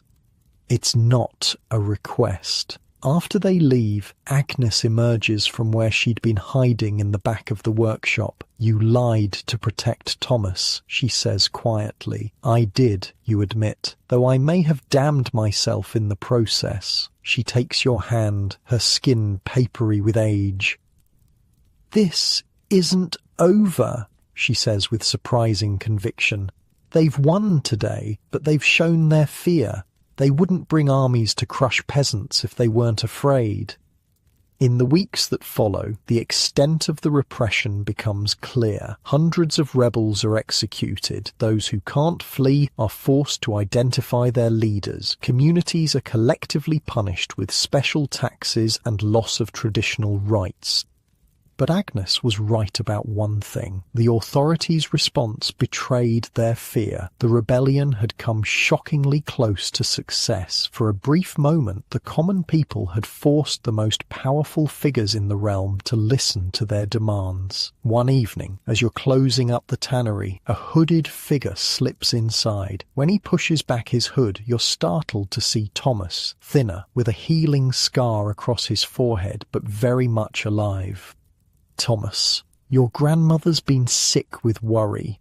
I couldn't come back until now," he explains. "They were hanging anyone who'd been in London. Were you there? Did you see the king? Despite yourself, you're curious about events you've only heard described second-hand." I was there when the Savoy Palace burned, he says, naming the luxurious London residence of the king's uncle, John of Gaunt, which rebels had destroyed. I saw the Tower of London opened and the prisoners freed. For 3 days London belonged to the people. His eyes shine with the memory, despite the rebellion's failure. And now, you ask? His expression darkens. Now I'm a wanted man. I need to leave England. There are ships in the northern ports taking wool to Flanders. I thought perhaps with your connections to the merchants you should refuse. Helping him could mean your own death if discovered. But you remember being his age. Remember the hope of those early post-plague years when it seemed the old order might truly change. I know someone, you say finally, a wool merchant who owes me a favour, but you'll need to hide until arrangements can be made. For the next week, Thomas hides in your cellar while you contact the merchant. Eventually, a plan is made. Thomas will be smuggled out disguised as the merchant's servant bound for Bruges. The night before he's to leave, you sit together sharing a jug of ale. Do you regret it, you ask, joining the rebellion? Thomas considers the question seriously. We failed, he admits, but for a moment they saw us, not as serfs or labourers or tanners, but as men whose voices mattered. He takes a drink before adding, "That's worth something." It's a perspective that historians would later validate. While the peasants' revolt was crushed, it left lasting impacts. The poll tax was abandoned. Though serfdom wasn't abolished outright, the practice declined more rapidly in England than elsewhere in Europe. Perhaps most importantly, the idea that common people could organise effectively to demand rights had been demonstrated, a dangerous precedent from the authorities' perspective. Thomas leaves before dawn, and you never learn his ultimate fate, but his parting words stay with you. The world my children will know won't be the same as the one my grandfather lived in. We've changed things even if we don't live to see it.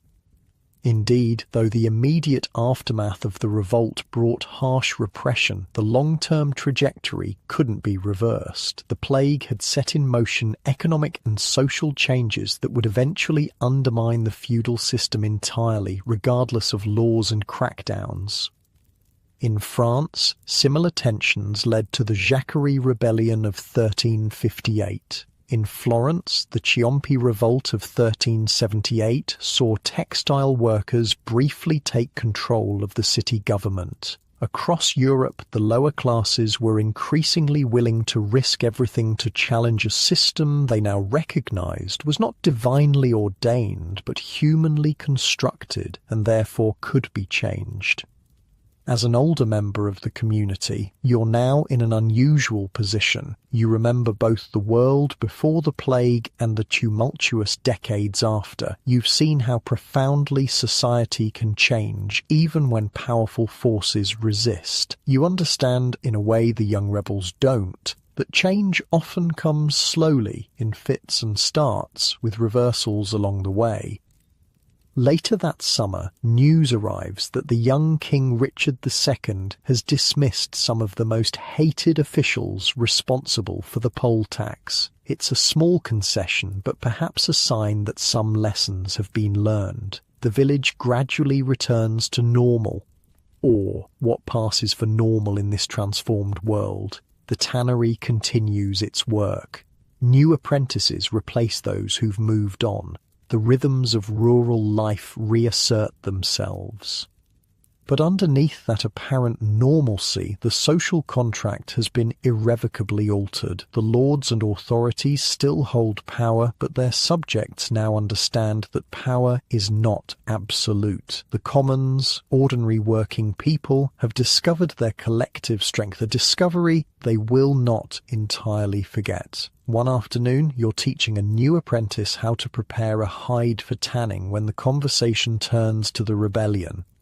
My father says it was all for nothing, the boy says. The nobles still rule, we still pay taxes. You think about how to respond, how to explain the complex legacy of those turbulent days. Finally, you say, when the plague first came, it seemed like the end of everything, but those who survived found opportunities no one had imagined before. You run your hand over the leather, feeling its transformation from rawhide to useful material. The rebellion might look like failure now, but it planted seeds. Your grandchildren might yet harvest what we've sown. As you say these words, you realize you've come to believe them. The arc of change is longer than any single life, but the direction is clear. The old medieval world, with its rigid hierarchies and immutable social boundaries, is slowly giving way to something new. Not utopia, but a society where even common folk might have a voice. That night, as you walk home through the village, you pass the church where weathered stone memorializes generations past. Inside those walls, prayers have been offered for plague victims, for rebels, for kings. The building stands as it has for centuries, seemingly unchanging. But you know better. You've seen change come in both cataclysmic waves and in barely perceptible shifts. You understand now that nothing, not social order, not authority, not even the church, is truly permanent. It's a perspective that your modern, comfortable life rarely forces you to confront. Unlike medieval survivors of plague and rebellion, you likely take stability for granted, assume that tomorrow will resemble today in all meaningful ways.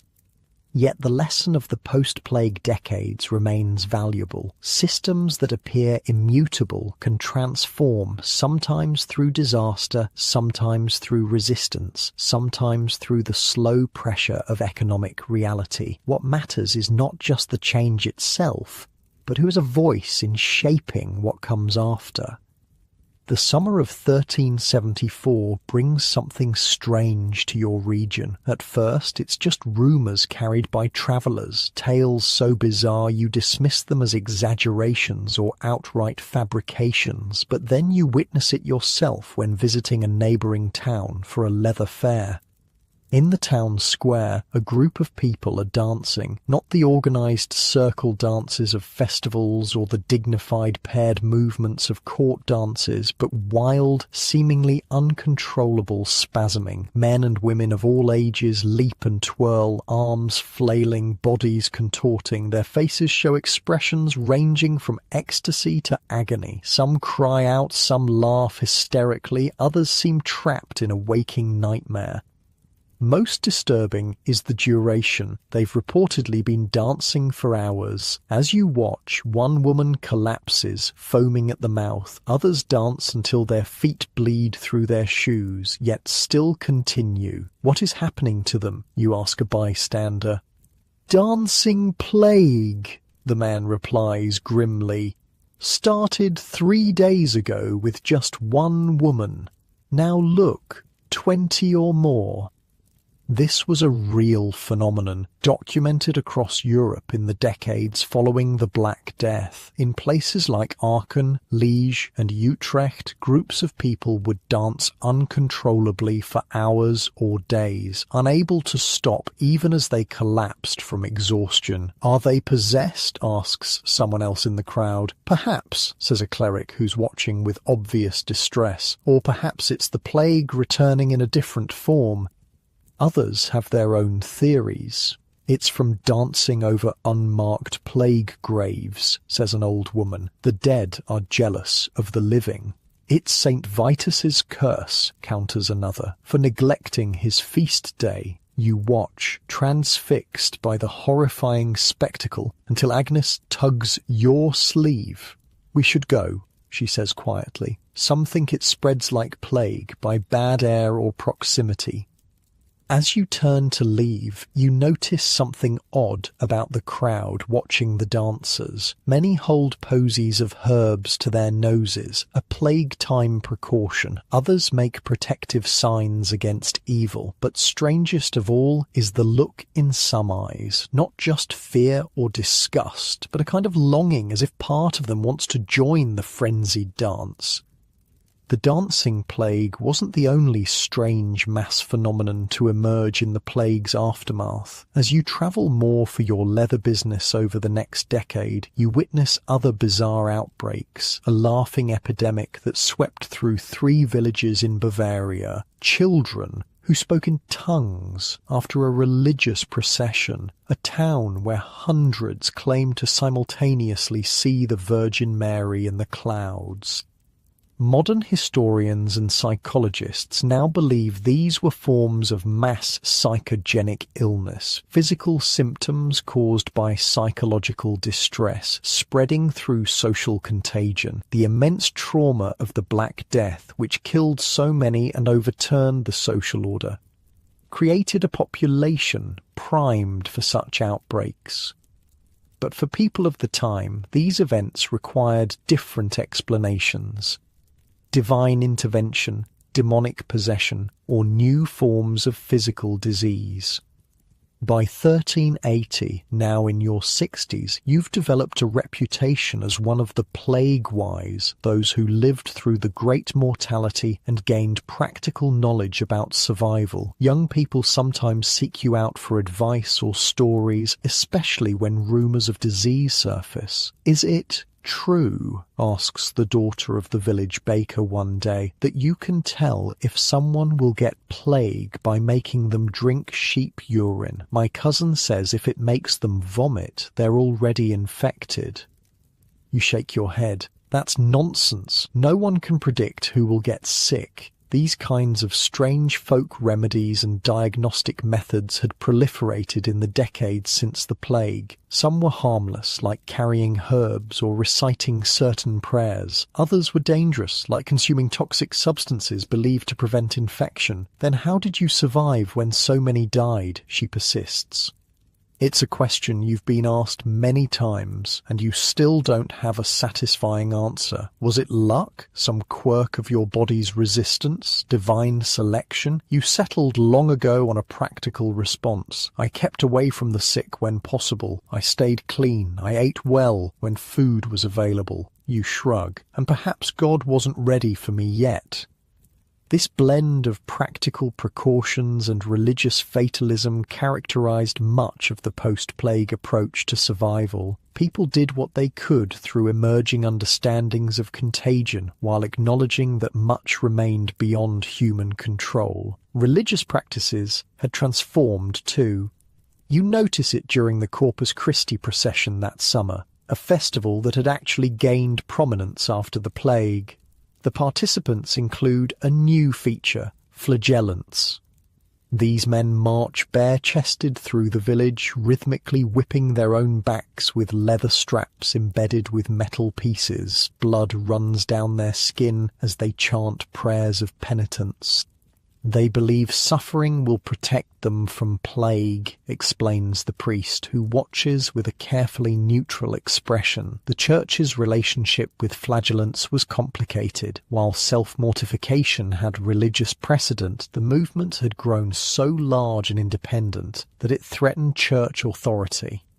During the initial plague outbreak, groups of flagellants had travelled from town to town, performing public whipping rituals to appease God's wrath. Ironically, their travels likely helped spread the disease further. Though the Pope eventually banned the practice, smaller groups continued for decades.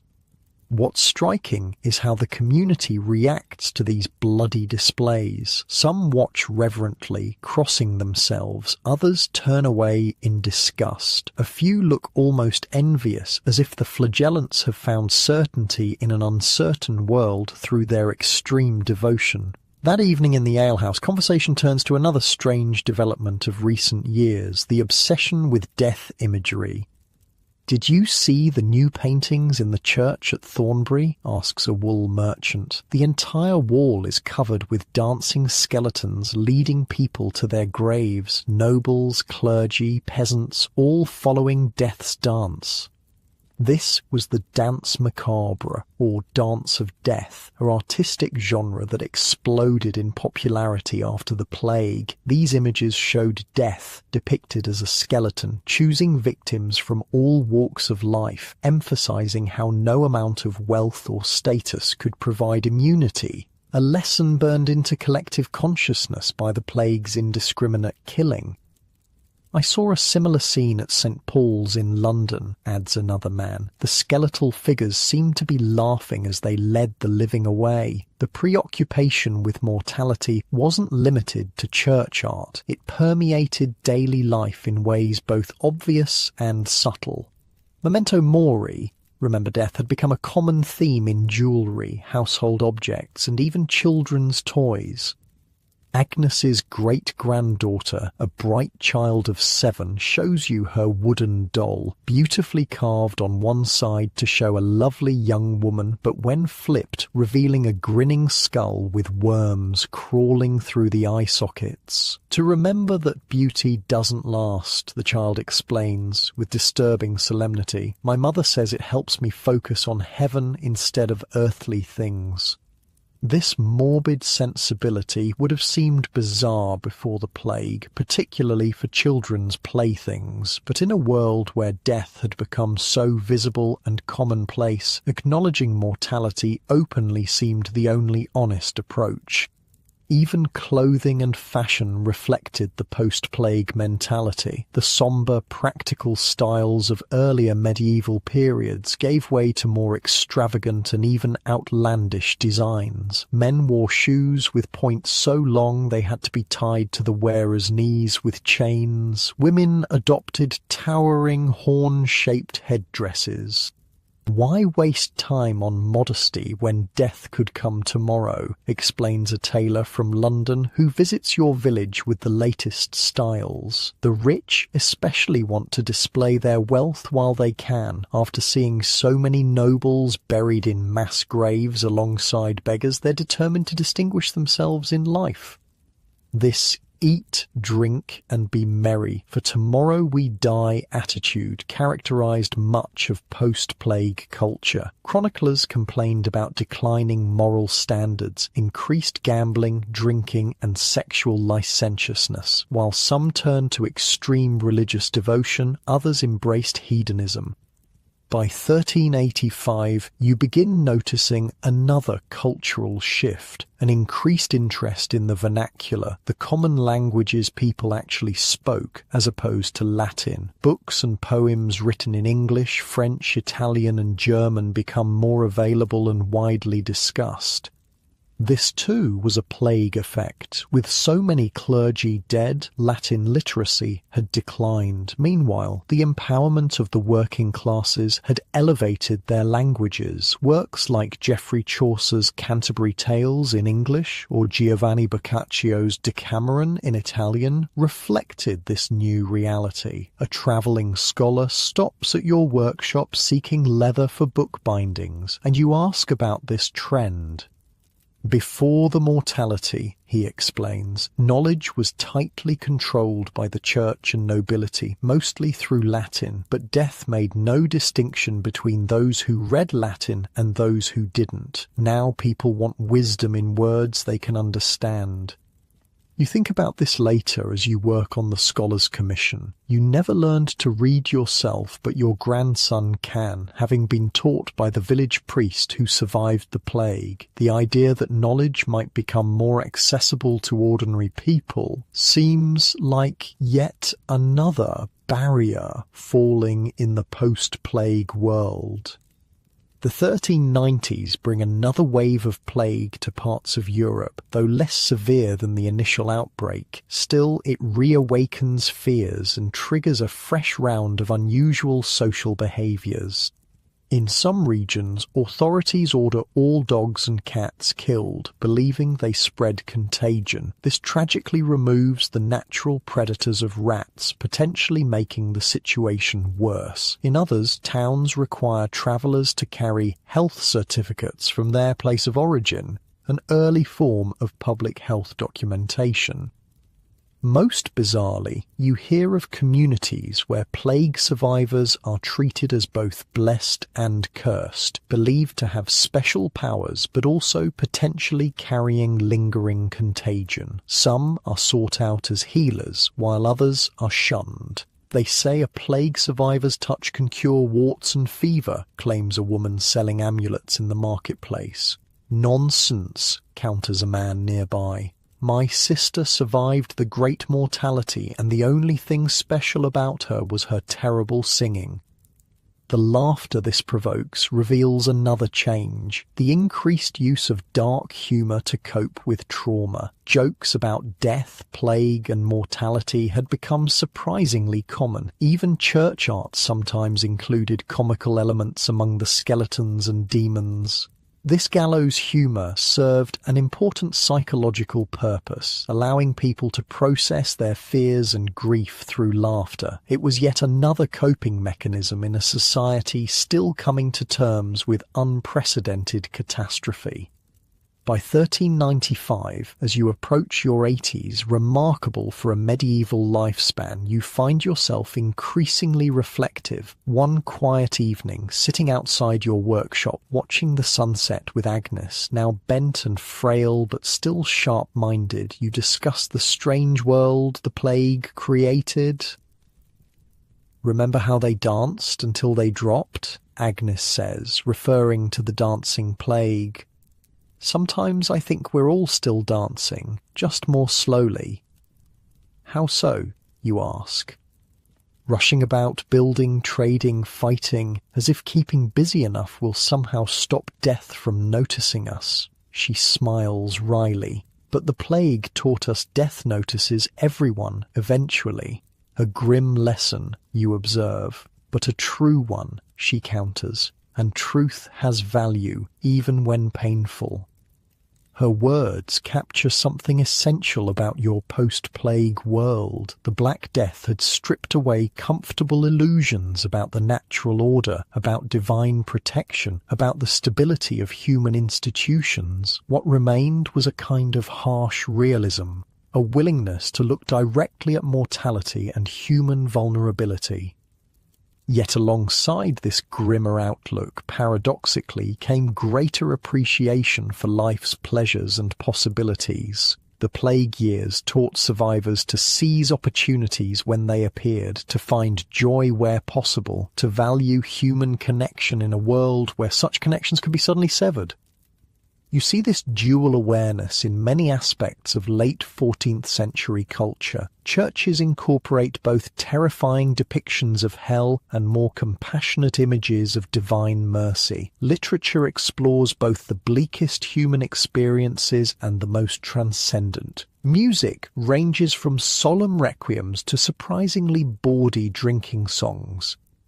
This complex cultural response to mass death would influence European art, literature, philosophy, and religion for centuries. The Renaissance, with its emphasis on humanism and the value of earthly life, grew partly from seeds planted during these strange post-plague decades. As twilight deepens, Agnes points to a group of children playing near the village well, enacting some complicated game involving circles and chanting. "What do you suppose they're playing at?" she asks. You listen to their sing-song voices, ring around the rosy, pocket full of posies, ashes, ashes, we all fall down. The children collapse in giggles, then scramble up to begin again. Whether this nursery rhyme truly originated as a plague reference remains debated by modern scholars. But watching the children transform potential plague imagery, rosy rashes, herbal posies, cremation ashes, falling dead, into innocent play seems to perfectly encapsulate humanity's resilience. They're playing at survival, you answer finally, turning our nightmares into their games. Agnes nods thoughtfully. Perhaps that's what we've all been doing in our different ways. As darkness falls completely, you both head inside, moving slowly with the aches and limitations of age. Your cottage, far more comfortable than the home you grew up in before the plague, feels like a testament to how much has changed in your lifetime. Yet for all the material improvements, perhaps the most significant changes were invisible. How people thought about themselves and their place in the world. The plague had demonstrated humanity's fragility, but also its adaptability. It had revealed the arbitrary nature of social hierarchies while simultaneously showing the necessity of community. These contradictory lessons, humility about human power alongside appreciation for human potential, would continue shaping European consciousness long after the last plague victim was buried. As you prepare for sleep, so different from your modern bedtime routine with its electric lights and instant comfort, you reflect on the strange journey from apocalypse to adaptation that you've witnessed. The dancing plagues, death obsessions, and bizarre behaviors were not just footnotes to the Black Death's story, but essential elements of how humanity processed unprecedented trauma. Unlike your comfortable bed tonight, a medieval elder would settle onto a simple mattress, perhaps still occasionally jolted awake by memories of those terrible plague years, yet also carrying the hard-won wisdom that life continues, adapts, and even flourishes in the aftermath of catastrophe. The year 1400 arrives, marking the dawn of a new century. You've lived to see it, though few from your generation remain. At over 80 years old, you're now regarded as a living relic, one of the last who remembers the world before the great mortality transformed everything. Your hands, once strong enough to work the toughest leather, are now gnarled with age. You've passed the tannery to your grandson, though you still visit daily to offer advice and, more importantly, to tell stories. The younger workers gather around you in quiet moments, eager to hear about the old days. "What was it like?" asks a young apprentice, "before the plague came?"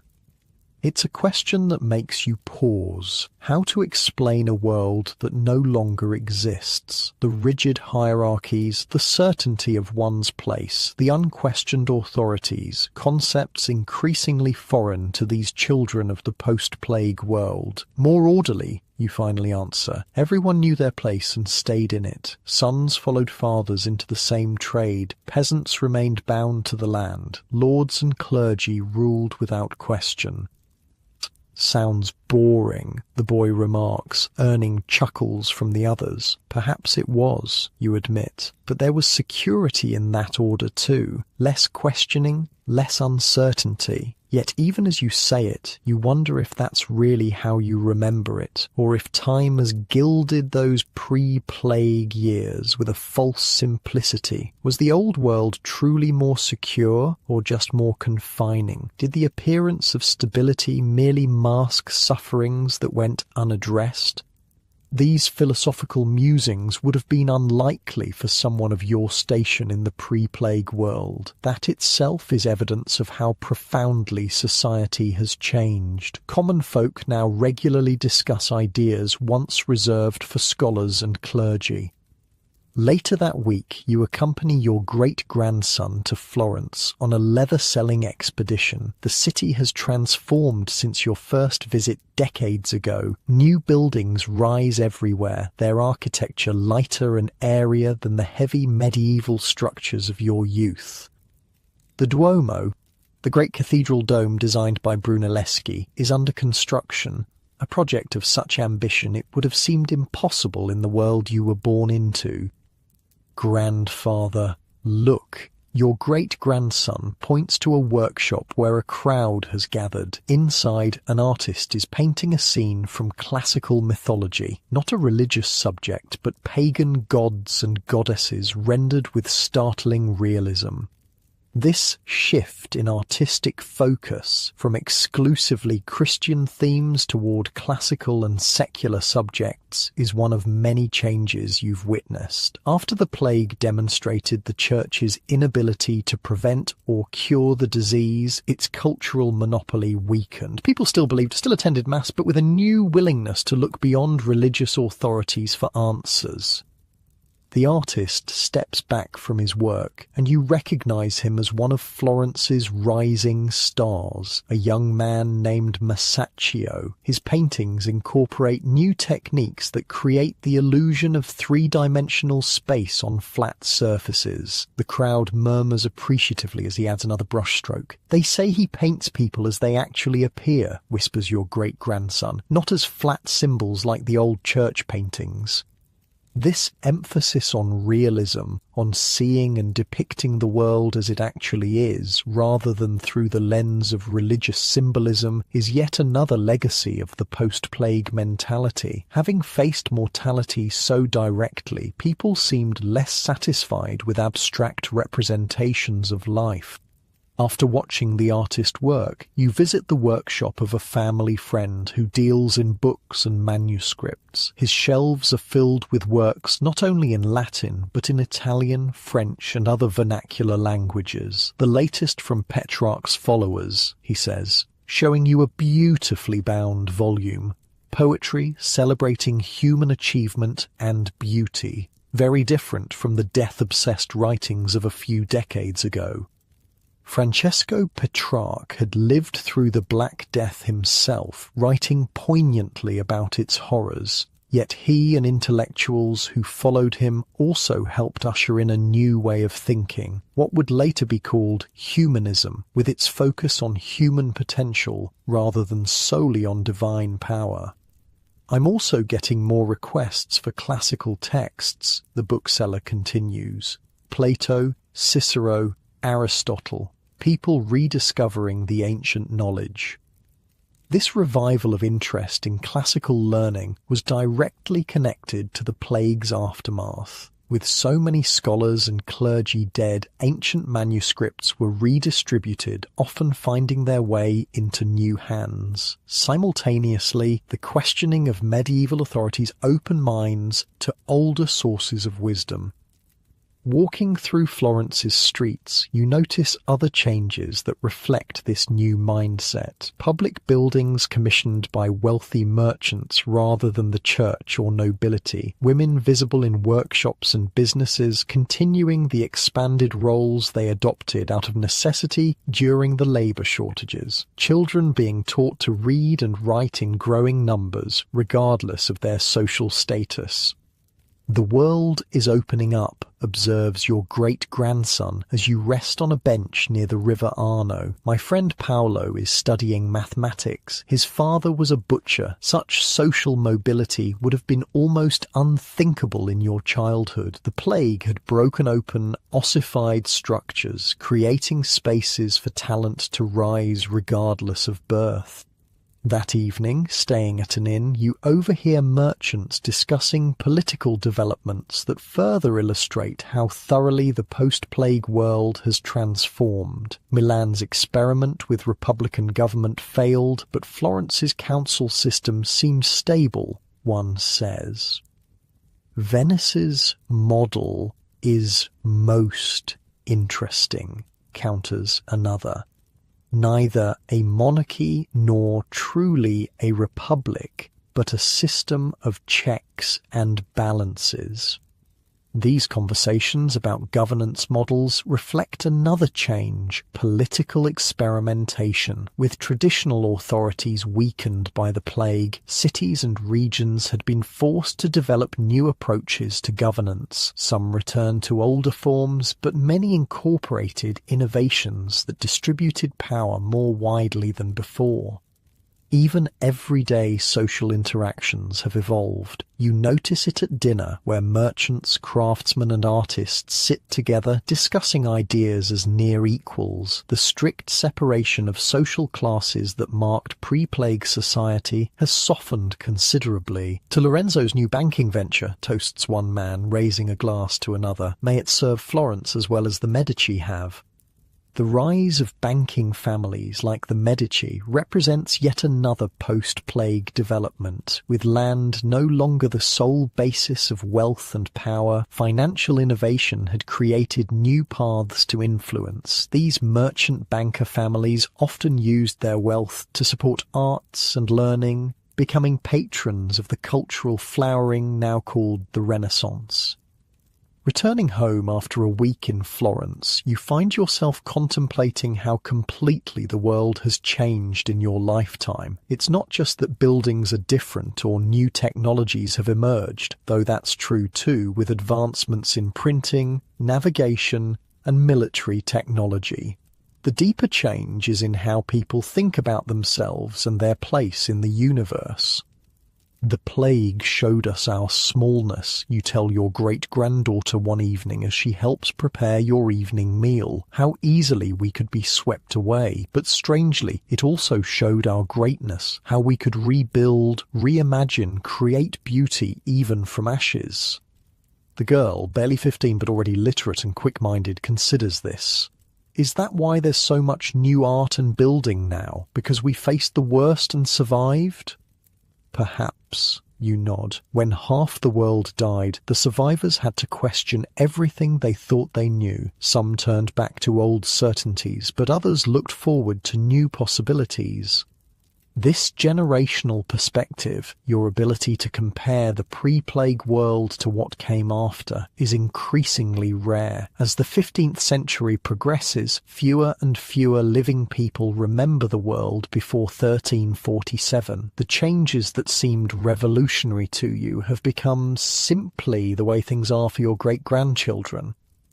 By 1410, your body grows frailer, though your mind remains sharp. From your chair by the window, you watch the village life that continues to evolve in subtle ways. Children attend a small school established by a local merchant, another post-plague development as education expands beyond clergy and nobility. Women gather at the well, discussing not just household matters, but politics and business. A group of labourers negotiate confidently with the Lord Steward over harvest terms. None of these people consciously think of themselves as living in a post-catastrophe world or a period of rebirth, yet every aspect of their lives has been shaped by the plague's long shadow and the opportunities that emerged from devastation. One spring morning in 1411, a visitor arrives, a scholar from the university at Bologna who's travelling through the region collecting stories from plague survivors. There are precious few left to interview. I'm documenting first-hand accounts, he explains, before they're lost forever. Future generations should know what happened, how the world changed. You invite him to sit and offer what memories you can. Some details have faded with time, but others remain vivid. The eerie silence of abandoned villages, the desperate attempts at protection with herbs and prayers, the shocking social reversals as labourers suddenly gained leverage. The most important change, you tell him after hours of conversation, wasn't visible. It was in how people thought about authority, about what's possible, about their own worth. The scholar nods, writing rapidly. That matches what others have told me. The plague didn't just kill people, it killed certainties. And from their grave grew new ideas, you add. After the scholar leaves, promising to send word when his compilation is complete, though you doubt you'll live to see it, you reflect on this strange role you've acquired, a human bridge between world ages, a keeper of memories that would otherwise vanish completely. That summer brings news that would have shocked your younger self. The son of a former serf from a neighbouring village has been appointed to a university faculty. Such a leap across social boundaries would have been nearly impossible before the plague reshuffled society's deck. Similar stories abound throughout Europe. The rigid feudal structure hasn't disappeared entirely. Nobility still exists, wealth still concentrates, power still corrupts, but the system has become more permeable, with talent and initiative increasingly able to overcome accidents of birth. The stories you hear from travellers suggest similar patterns across Europe, though with regional variations. In England, the formal end of serfdom approaches. In Italy, city-states flourish under innovative governance models. In Germany, technological innovation accelerates, particularly in Gutenberg's development of movable type printing, which will soon revolutionise knowledge dissemination. This isn't to say the post-plague world is some utopia. New problems have emerged alongside new possibilities. The warfare between England and France has intensified. Religious controversies simmer. Economic inequality persists, albeit in different forms. The plague returns periodically, though never again with the devastating force of the Black Death. Yet the trajectory seems clear. The medieval world, with its rigid hierarchies and unquestioned traditions, has given way to something more dynamic, more open to change and possibility. By the winter of 1412, you sense your own end approaching. Your family gathers close. 3 generations descended from you and Agnes, who passed 5 years earlier. Tell us one last time, asks your youngest great-grandchild, about the world before the sickness came. You smile weakly. It was a different world, child, narrower in some ways, but also more certain. People rarely questioned their place or purpose. The church explained everything from the movements of stars to the fates of souls. Lords ruled, peasants obeyed, and few imagined alternatives. And after, prompts an older grandchild? After, you pause, gathering your thoughts. After, nothing could be taken for granted. If half of humanity could vanish in a few years, what other impossibilities might prove possible? If a peasant could demand wages like a craftsman, what other social rules might bend? If prayers and penances couldn't stop the pestilence, what other authorities might be questioned? You cough and someone offers water. After drinking, you continue. The plague didn't just kill people, it killed a world view, and from that death came rebirth. The word hangs in the air. Rebirth, or in Italian, rinascita. Later generations would call it the Renaissance. Recognizing that something profound had shifted in European consciousness following the plague years. As winter deepens, you feel yourself growing weaker. Your family keeps vigil, a luxury many plague victims never had. In lucid moments, you share final observations and advice, attempting to distill a lifetime spanning 2 worlds into wisdom your descendants can carry forward. The plague taught us life's fragility, you tell them, but also its preciousness. It showed us authorities can fail, but communities can endure. It revealed our vulnerability to forces beyond control, but also our capacity to rebuild and reimagine. On a cold February morning in 1413, you slip away peacefully, a gentle end contrasting sharply with the chaotic horror of plague deaths you witnessed decades earlier. Your family mourns, but also celebrates a life that spanned humanity's darkest hours and the dawn that followed. They bury you with both Christian rites and some of the newer humanist elements that have emerged, readings from classical philosophers alongside biblical passages acknowledging both spiritual and earthly wisdom. Your grave marker bears a simple epitaph, witness to ending, witness to beginning. In the decades that follow your passing, the Renaissance accelerates. Brunelleschi completes his revolutionary dome in Florence. Gutenberg perfects his printing press, democratizing knowledge as never before. Columbus sails west, expanding European horizons literally and figuratively. Artists like Leonardo and Michelangelo create works that celebrate human potential alongside divine glory. None of these developments erase the trauma of the Black Death. Indeed, many directly emerge from it, from the questions it forced, the spaces it cleared, the certainties it shattered. The plague demonstrated humanity's fragility, but also its resilience, its mortality, but also its creativity. And so the plague's legacy proves paradoxical. From history's greatest catastrophe emerged some of its greatest flowerings. The Renaissance, the Reformation, the scientific revolution, the gradual disintegration of feudalism, the rise of more democratic governance models. Today, as you lie comfortably in your modern bed with its hygienic materials and precisely engineered support, you exist in a world shaped by these transformations. The journey from medieval catastrophe to modern comfort passed through centuries of questioning, experimentation, and reimagining what human society could be.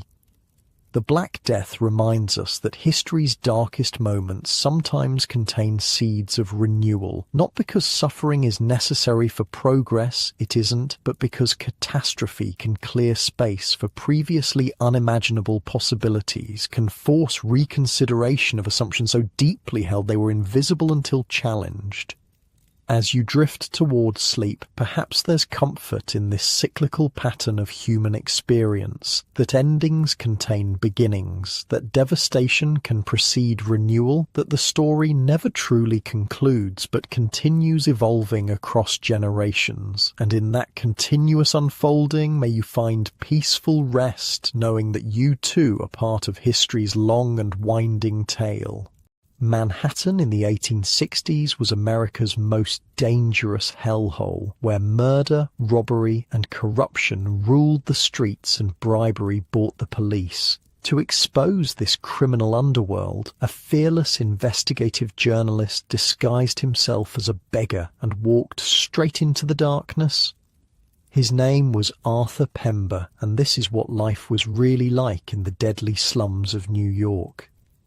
Before we start, likes and subscribes help me keep making these. Where are you listening from? Drop your city and time in the comments. I'm always reading them thinking, wait, people in New Zealand listen to history stories to sleep? Okay, tonight it's 1860s New York. But hold on, get cozy first. Like, actually cozy. Pillows good? Blanket situation handled? Perfect. Trust me on this one.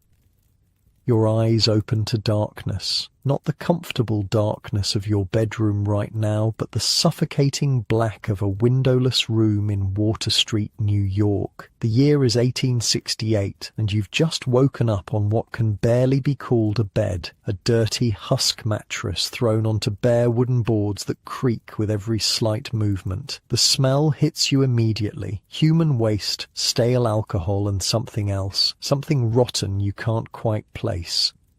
The building around you is what locals call a tenant house, though human storage would be more accurate. You're sharing this one room with an entire family. Mom, dad, 3 kids, all piled on top of each other for warmth because there's no heat. The wall separating you from the next family might as well be paper. You can hear them fighting again. The man's drunk again. The woman's crying again. The baby hasn't stopped wailing for 2 hours.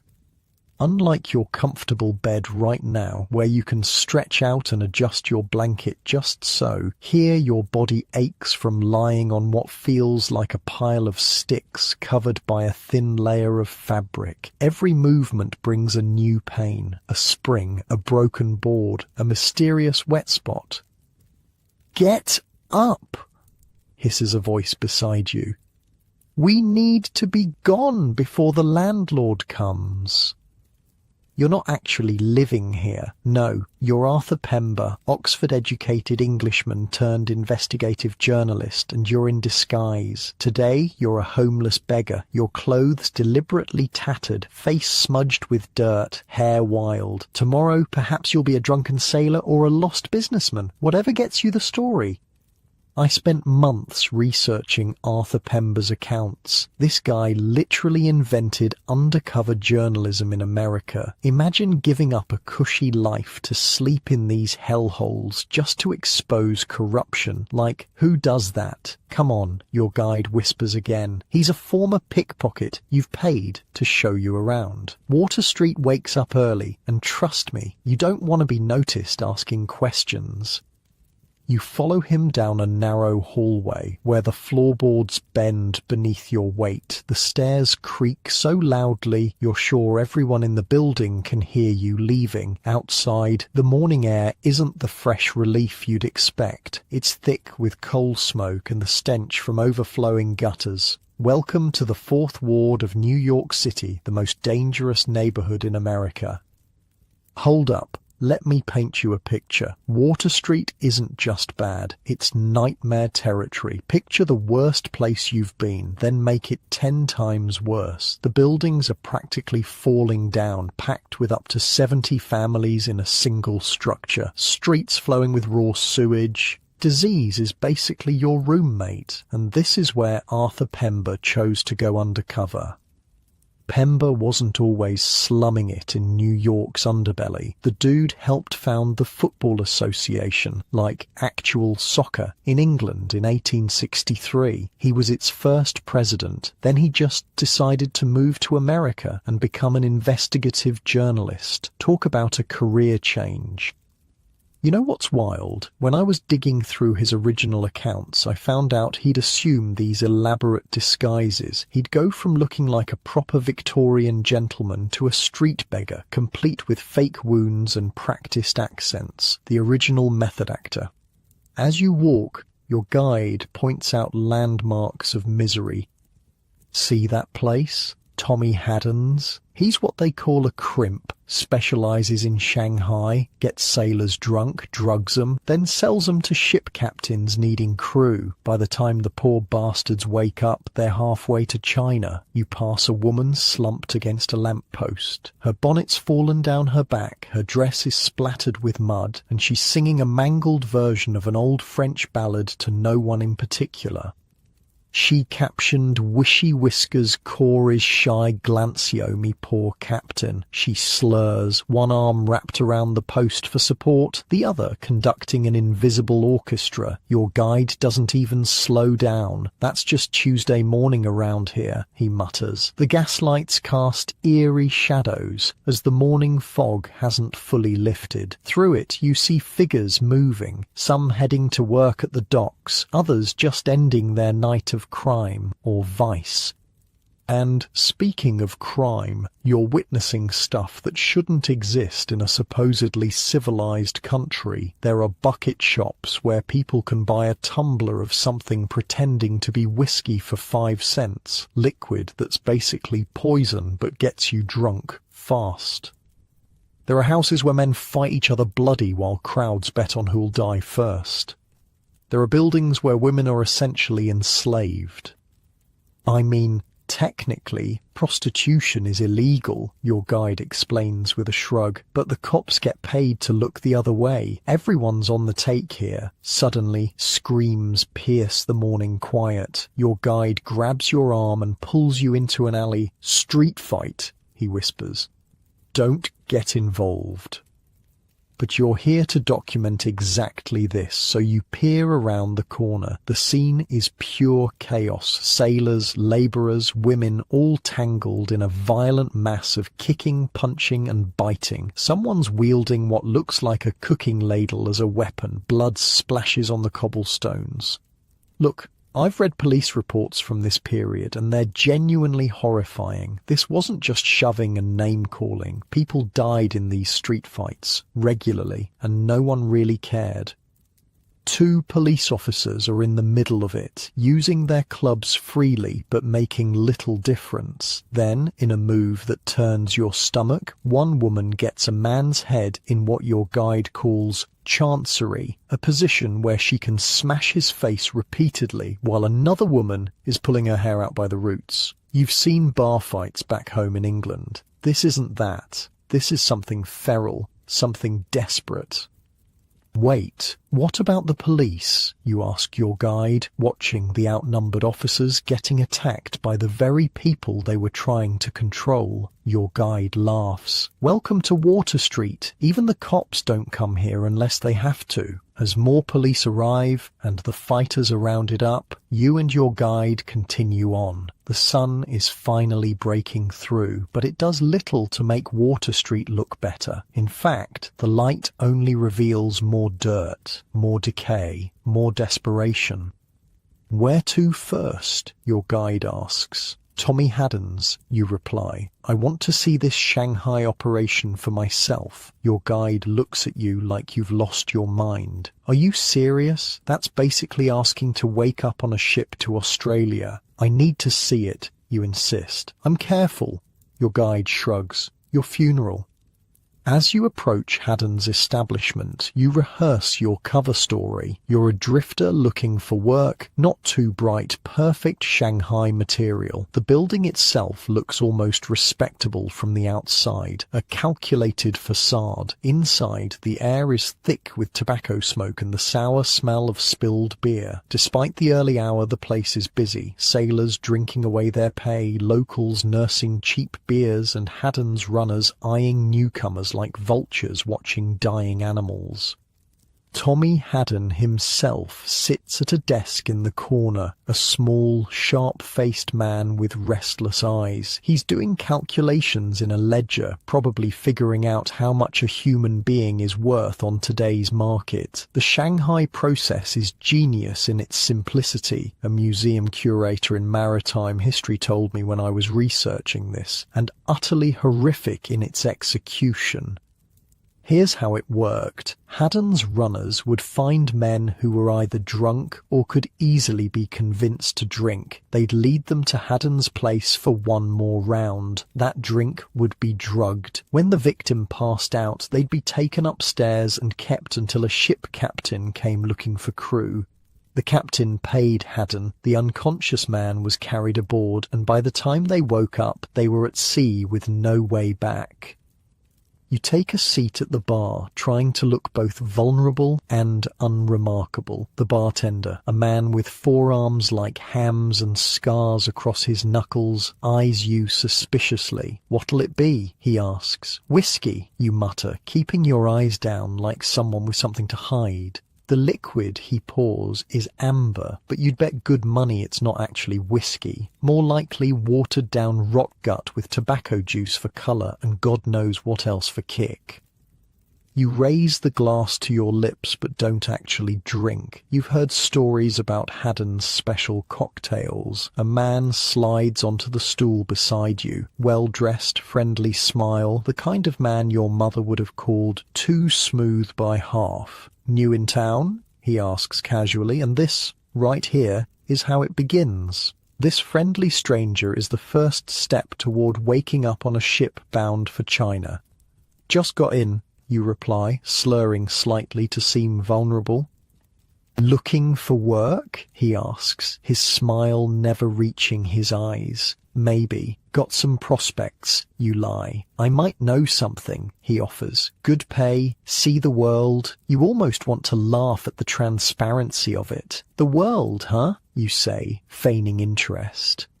Oh, yeah, the runner says, warming to his pitch. Ever been to China, Australia, exotic places, beautiful women? Sounds expensive, you reply. First round's on me, he says, signalling the bartender. Let's talk about opportunities. And there it is. The trap is set. If you were actually a drifter, actually desperate, actually naive, you'd drink the doctored whiskey he's ordering. You'd pass out. You'd wake up at sea. You pretend to sip the new drink while the runner tells you increasingly elaborate lies about the wonderful life of a sailor. As you listen, you notice a man being carried down the stairs at the back of the room, limp, unconscious, clearly drugged. Two burly men take him out the back door, presumably to a waiting ship. The runner follows your gaze and quickly tries to distract you. So, as I was saying about the pay, excuse me, you mutter, standing suddenly, need the privy. Instead of heading to the back where the toilets would be, you make for the front door. The runner calls after you, but you're already pushing your way outside, heart pounding. Your guide is waiting across the street. "That was quick," he says. "Did you see enough?" "Saw them carrying someone out," you reply, still shaken by the casual efficiency of it all. "Yeah, that happens all day, all night too. Haddon's got to deal with half the captains in the harbour." "Where to next?" you ask, straightening your disguise. Your guide grins, revealing a gold tooth among the brown ones. "How do you feel about entertainment? Ever seen a proper Water Street dance house?" As you follow him down the street, screams erupt from somewhere ahead. Not fight screams this time. Something worse. Your guide freezes. "What the hell was that?" you ask. "Nothing good," he replies, suddenly serious. "Nothing good at all." So here's the thing about Water Street. You couldn't really prepare for it. Even if someone told you how bad it was, seeing it was different, smelling it was different, hearing a man's screams cut short in the morning light was different. "We should go another way," your guide says quickly, pulling at your sleeve. "But you're here for the story, all of it, even the parts that make your skin crawl." "No," you say firmly, "we go toward it." Your guide looks at you like you're insane. "They're going to find bits of you floating in the East River." You pull out extra money, real journalists' money, not beggar money. "Double if we check it out." He stares at the cash, then at your face. "Your funeral," he says, for the second time that morning. As you move cautiously toward the source of the screams, the busy street has gone strangely quiet. People are suddenly finding reasons to be elsewhere, heads down, walking fast. "Whatever happened," your guide whispers, "nobody saw nothing. That's how it works here. You see something, you forget it immediately. You round the corner and immediately wish you hadn't. All right, that's a good chunk. Let me know when you're ready for the next part." The body is face down in the gutter, one arm twisted at an unnatural angle. Blood mixes with the filthy water, creating swirls of crimson that disappear down a nearby drain. People step around it, not over it, giving the corpse a wide berth as they continue their morning business.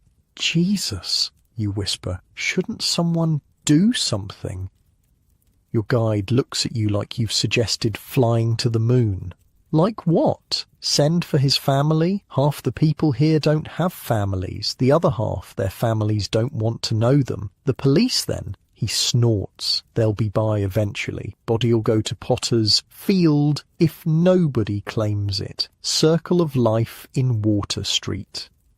The casual acceptance of death here makes your skin crawl. Back in London, a dead body in the street would cause hysteria, crowds, authorities. Here, it's just Tuesday. You pull out your notebook, a risky move in your beggar disguise, and quickly jot down notes. The dead man is youngish, maybe 30. No obvious signs of who he was or how he died, besides the pool of blood beneath him suggesting a knife wound. "Put that away," your guide hisses. "You trying to get us both killed?" You pocket the notebook just as a police officer saunters up to the body. He nudges it with his boot, sighs heavily, then signals to someone down the street. Two men with a cart appear, lift the corpse unceremoniously, and toss it in the back like a sack of potatoes. "That's it?" you ask, unable to hide your shock. "No investigation, no questions." "What's to investigate? Man's dead. Happens every day." The officer notices you watching and narrows his eyes. Your guide grabs your arm and pulls you away. "Don't make eye contact with the law," he mutters. "Not in that get-up. They'll run you in just for looking suspicious." As you turn the corner, your guide relaxes slightly. "So, dance house next?" Much more pleasant than corpses. The dance house doesn't look like much from the outside, just another dilapidated building on a street full of them. A crudely painted sign reads, "Sailors Retreat," though you suspect few sailors have found actual refuge within. Inside, the air is thick with tobacco smoke, cheap perfume, and the unmistakable smell of unwashed bodies. The place is divided into two sections, a bar area where men of questionable character lean against the counter, and through a partition, a dance floor where the real business happens.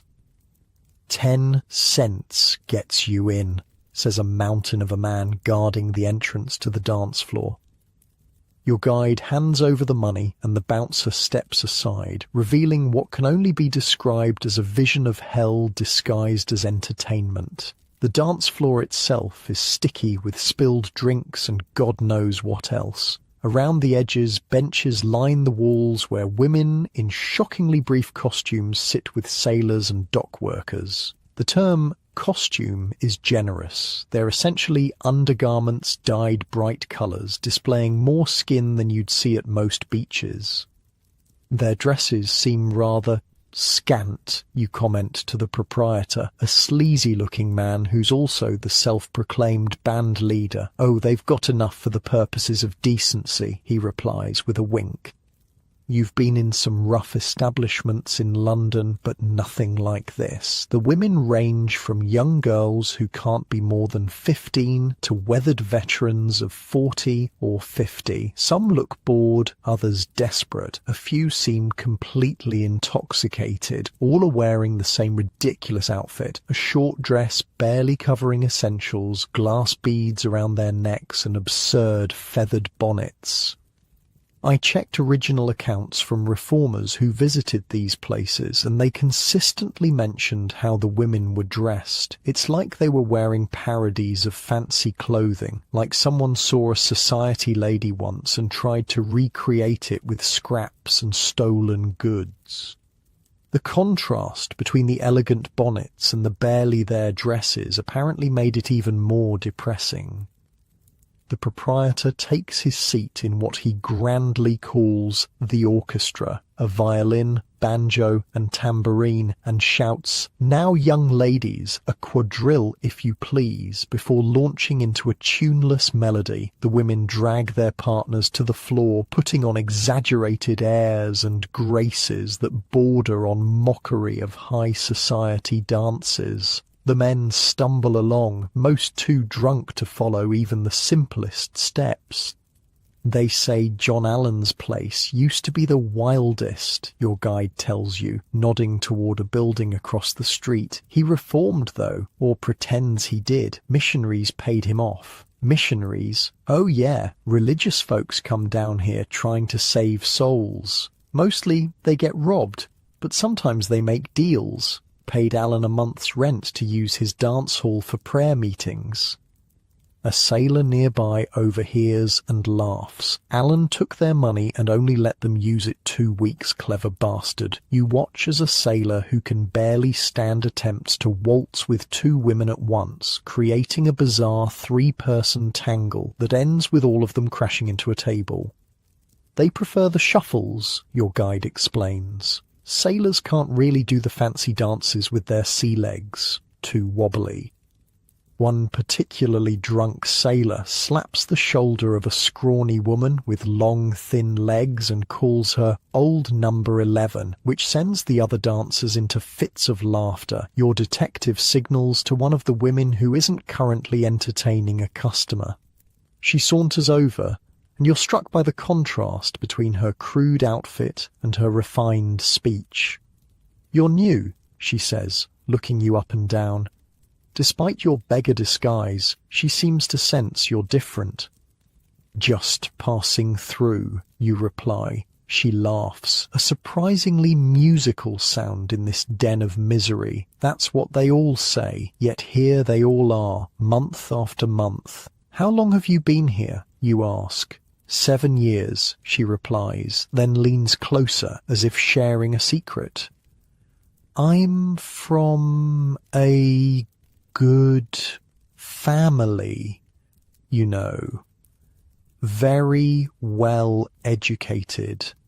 My mother's a widow lady with independent means in Scotland.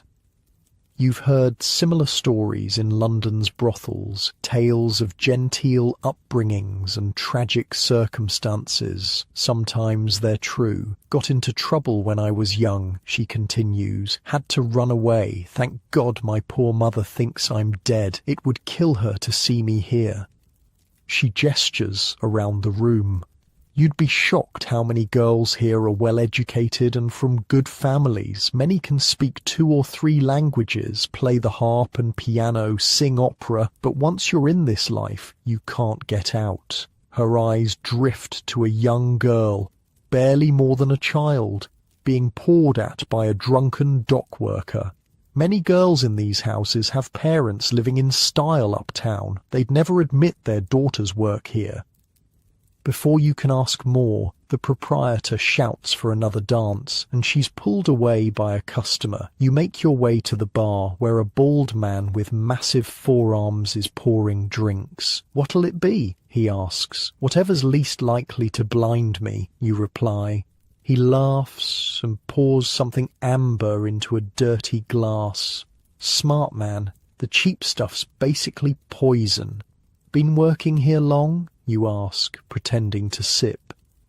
Long enough to see it all, he replies. The girls come and go, the sailors come and go, even the buildings come and go. Fire takes one, they build another. Only things that stay the same are the booze and the misery. Through the window, you notice a crowd gathering outside a building down the street. What's happening there? The bartender squints. Ah, that's Kit Burns' place. Probably a rat-baiting match about to start. Your guide, who's been nursing a beer nearby, perks up. You want to see something really Water Street? That's it right there. Rat-baiting. You've heard of it. A blood sport where terriers are pitted against rats in a pit, with bets placed on how many rats the dog can kill in a given time. It's outlawed in many places, but thrives in neighbourhoods like this. Let's go, you say, curiosity overcoming disgust. As you approach Burns's establishment, a crudely painted sign identifies it as Sportsman's Hall. Men crowd around the entrance, exchanging money and shouting odds. Inside, the place stinks of beer, sweat, and rat. The main attraction is a pit in the centre of the room, surrounded by tiered seating that your guide informs you can hold up to 500 spectators. Christopher Kit Burns himself is a portly, jovial-looking man with a pock-marked face who greets newcomers like long-lost friends. When he spots you and your guide, he waves you over. "Gentlemen, come in, come in. You're just in time. Got a new pup making his debut today." Burns shows you to seats near the pit, proudly pointing out his prized possession, a stuffed dog in a glass case. "My black and tan," he explains, eyes misting with nostalgia. "Killed 300 rats in under an hour. Did it easy too. Best dog I ever had." A small, sandy-haired terrier is being prepped at one end of the pit, its handler whispering encouragements. At the other end, a man dumps a squirming sack into a cage. Rats, dozens of them, their pink tails flicking against the bars. 10 cents a rat, Burns announces to the crowd. "Puppy's just learning, but he's got potential. Place your bets." The crowd roars, money changes hands, and you feel your stomach turn. This isn't sport, it's barbarism masquerading as entertainment. "Something wrong, sir?" Burns asks, noticing your expression, not the sporting type. "Just taking it all in," you reply, trying to maintain your cover. "First time's always a shock," Burns says cheerfully. "But rats are vermin, see? Bad for business, bad for health. We're providing a public service, really."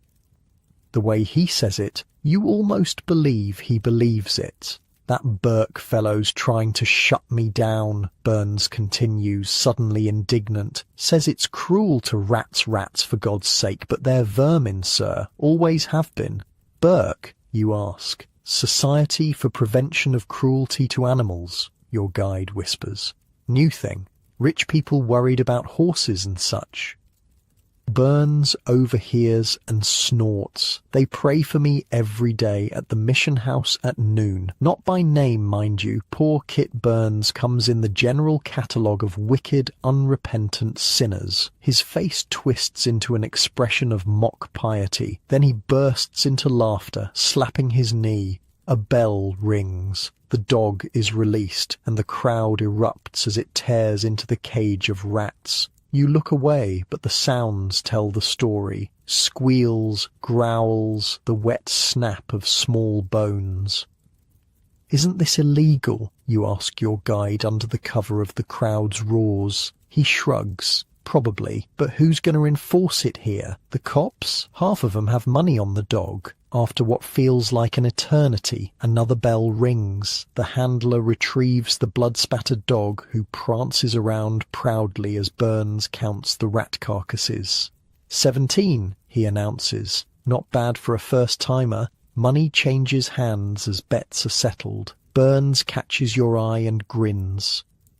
Coming back for the big match Saturday. Got a champion coming in from Brooklyn. They say he can do 100 in 10 minutes. We'll see, you reply non-committally. Outside, you gulp fresh air, though fresh is relative on Water Street. You all right there? Your guide asks, noticing your pale face. Some people can't stomach it their first time. I'm fine, you lie. Where to next? Your guide studies you for a moment, then jerks his thumb toward a dingy building down the street. Bucket Shop might as well see the whole tour. The bucket shop is somehow even more depressing than the rat pit. Men in various stages of dissolution hunch over glasses of cheap liquor, drinking not for pleasure but for oblivion. They call it a bucket shop because you can get a bucket of this stuff for practically nothing, your guide explains. It's not whiskey, though they pretend it is. More like turpentine with tobacco juice for colour. The patrons don't even look up when you enter. They're focused entirely on their drinks, as if the bottom of those glasses holds some answer they've been seeking their whole lives. This is what kills most of them, your guide says quietly. Not the knives or the fights or the diseases, just this. Slow suicide by the glass. You notice a woman in the corner, her once fine dress now tattered and stained. She catches you looking and gives a smile that reveals several missing teeth. "Want to buy a lady a drink, handsome?" she calls. Before you can answer, the door bangs open and a police officer steps in. The atmosphere shifts immediately. Backs straighten, eyes dart to exits. The officer scans the room, then zeroes in on your guide. "You," he says, pointing. "Outside, now." Your guide looks momentarily panicked, then resigned. "Wait here," he mutters to you. "Don't talk to anyone." As he follows the officer outside, you're left alone in a room full of Water Street's most desperate residents. A man sidles up next to you, his breath foul enough to make your eyes water. "First time in the Fourth?" he asks, swaying slightly. "That obvious?" you reply, maintaining your beggar persona, but allowing some of your natural accent to slip through. "You got all your teeth and no visible wounds," the man says with a wheezing laugh. "Dead giveaway." "Just looking for work," you say, sticking to your cover story. The man leans closer. "What kind of work? 'Cause I might know people looking for help, specialized help. Good with your hands? You're being recruited for something criminal. Theft, perhaps, or worse."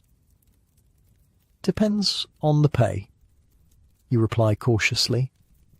The man grins, revealing gums more prevalent than teeth. "Smart man. Come with me.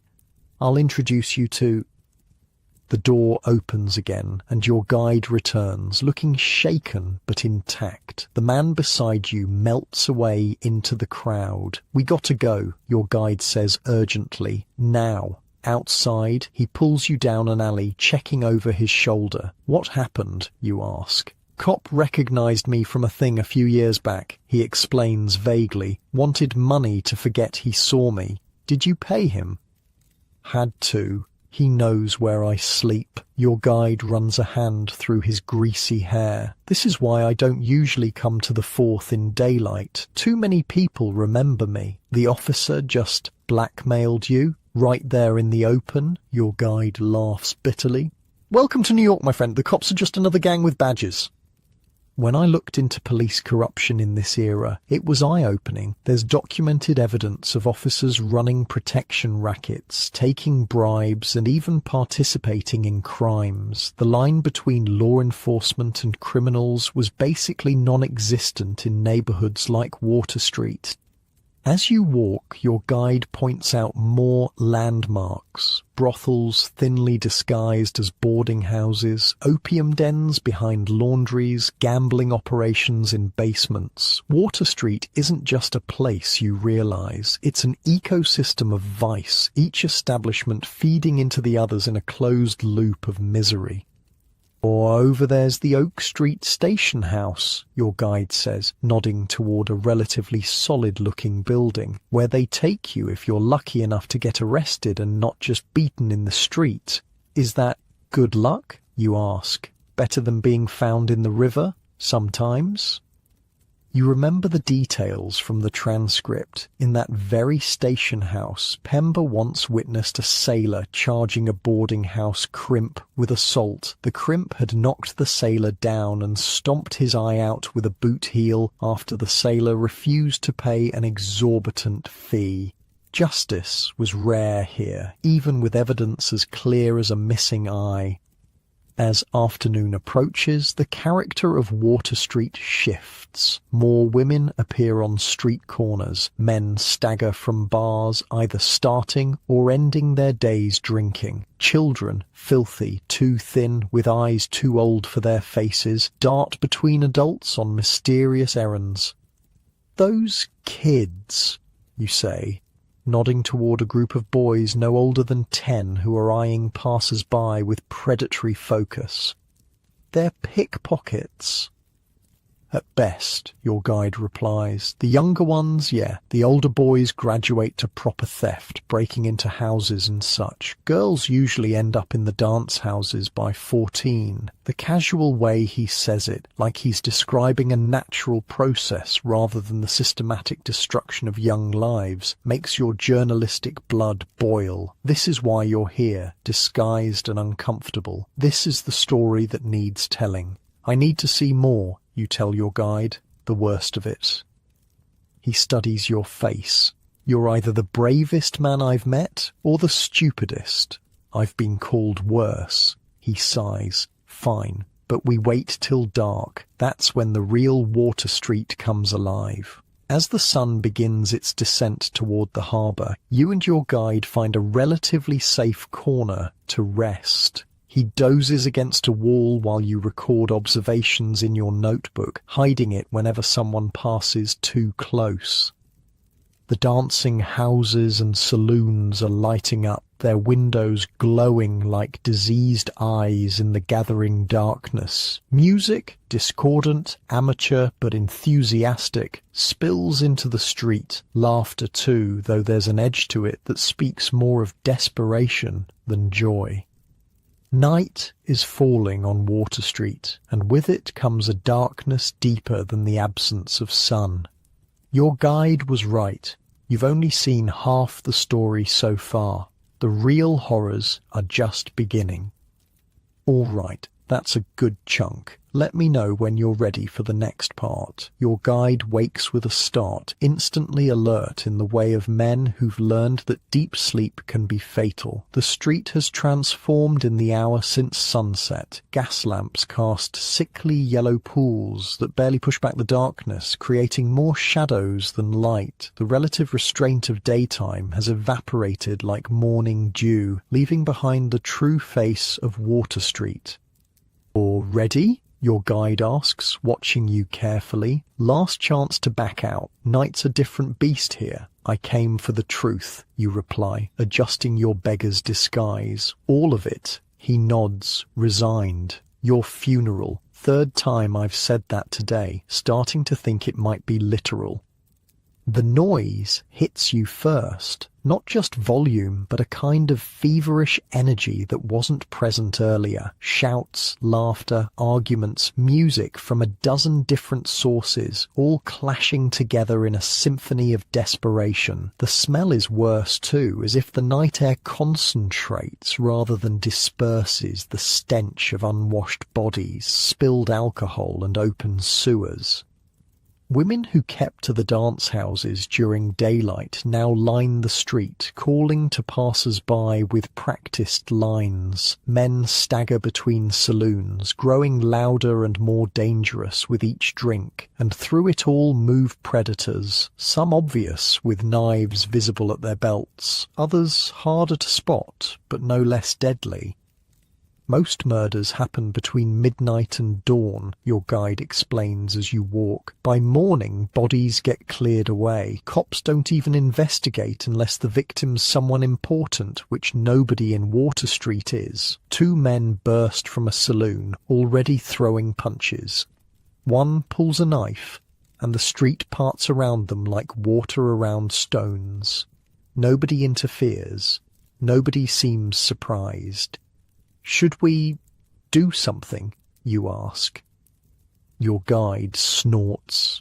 Yeah, keep walking unless you want to be next. The knife flashes, someone screams, and you force yourself to keep moving. You're here as a witness, not a hero. The story is what matters, the exposure of this hell to the comfortable citizens who pretend it doesn't exist.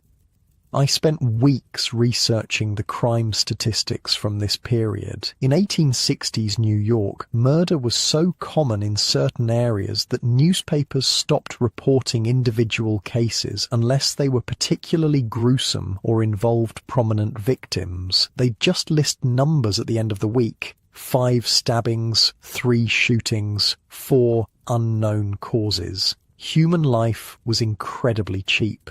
Where to first? Your guide asks. You consider. Those alleyways you pointed out earlier, single and double, I want to see inside. He gives you a strange look. You sure? Not much to see, but misery stacked floor to ceiling. That's exactly what I need to document.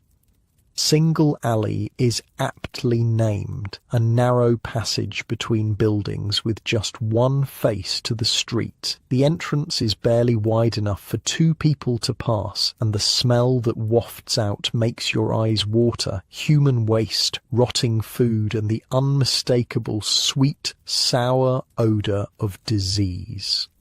70 families in there, your guide says, nodding toward the dark moor. 1 privy in the back, no running water, no ventilation. And double alley? Same deal, but twice as big. 140 families, give or take. They take in lodgers too, so figure close to 1,000 people packed in there. You do the math in your head, that's at least 5 people per room, often more, in spaces barely larger than closets. I need to see inside. You insist. Your guide shakes his head. Your coins won't help you in there. Strangers don't come out of those places after dark, especially not ones who look like they might have money. But he thinks for a moment, then points to a decrepit 3-story building across the street. Old boarding house there. Similar setup, but smaller. Owner might let us in for the right price. The boarding house looks like it's one strong wind away from collapse. Paint peels from the exterior like diseased skin. Windows are patched with paper or cloth where glass should be, and the front steps sag alarmingly under your weight. Your guide knocks a complex pattern on the door. After a long pause, it opens a crack and an eye peers out. What do you want? A voice rasps. Got a gentleman here wants a tour? Your guide says, paying cash. The door opens wider, revealing a hunched man with a face like crumpled paper. $5, he says immediately. It's an outrageous sum, but you nod. The man's eyebrows rise slightly. You've just confirmed you have money, but he steps back to let you in.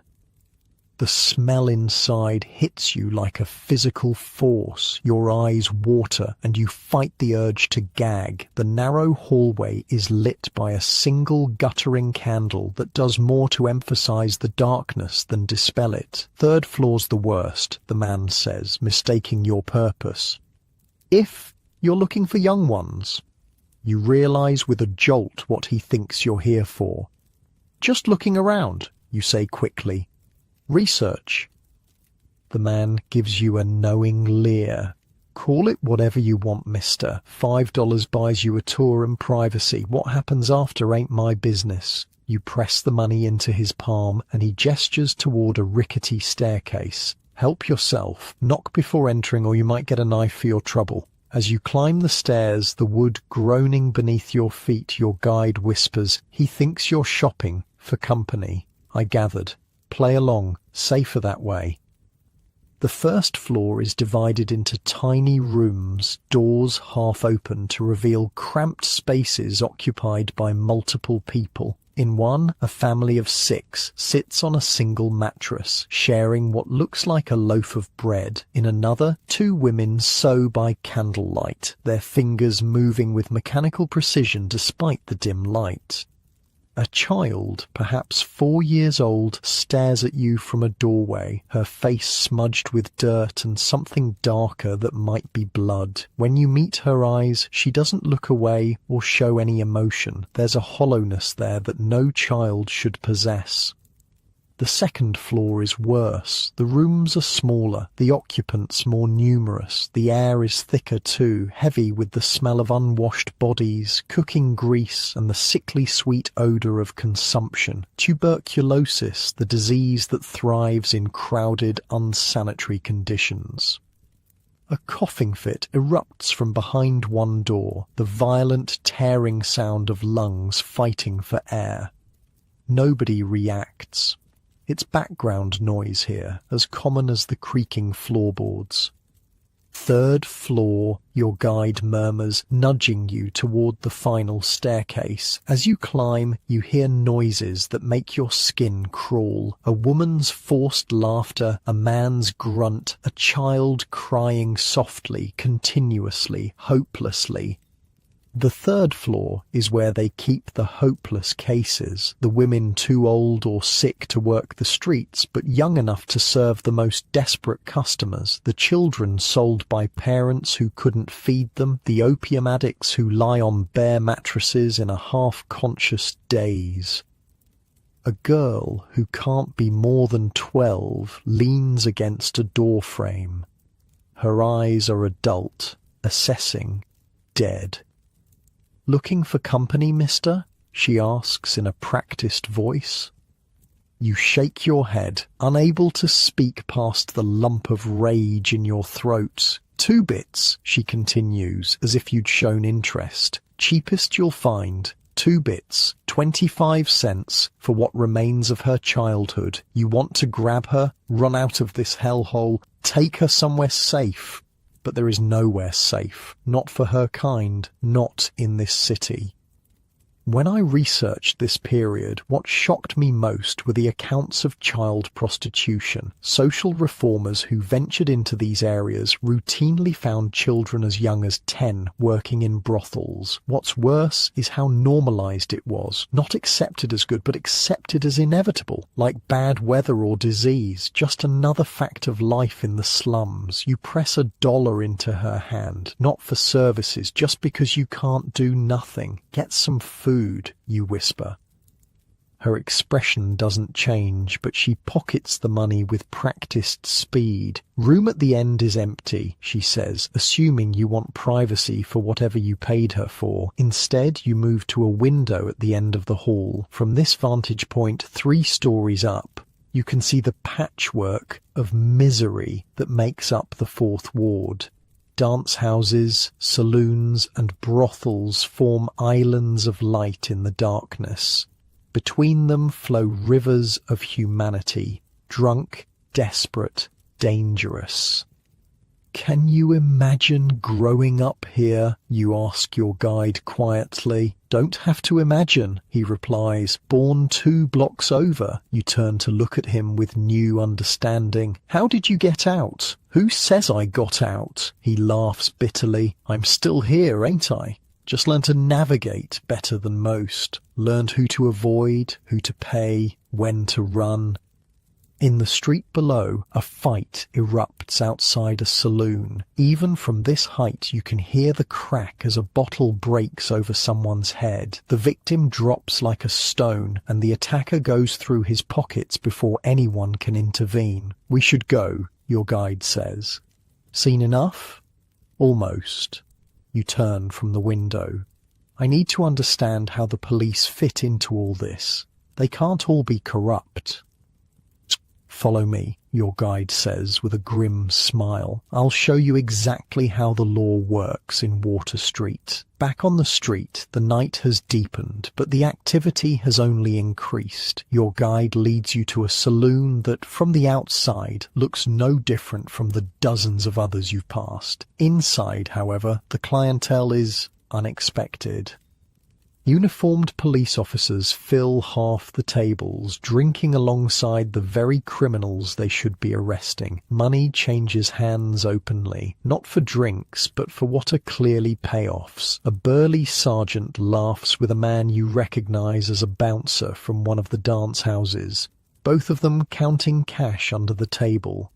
Monthly collection, your guide explains in a low voice. Brothels, gambling dens, dance houses, they all pay for protection, not from criminals, from the law itself.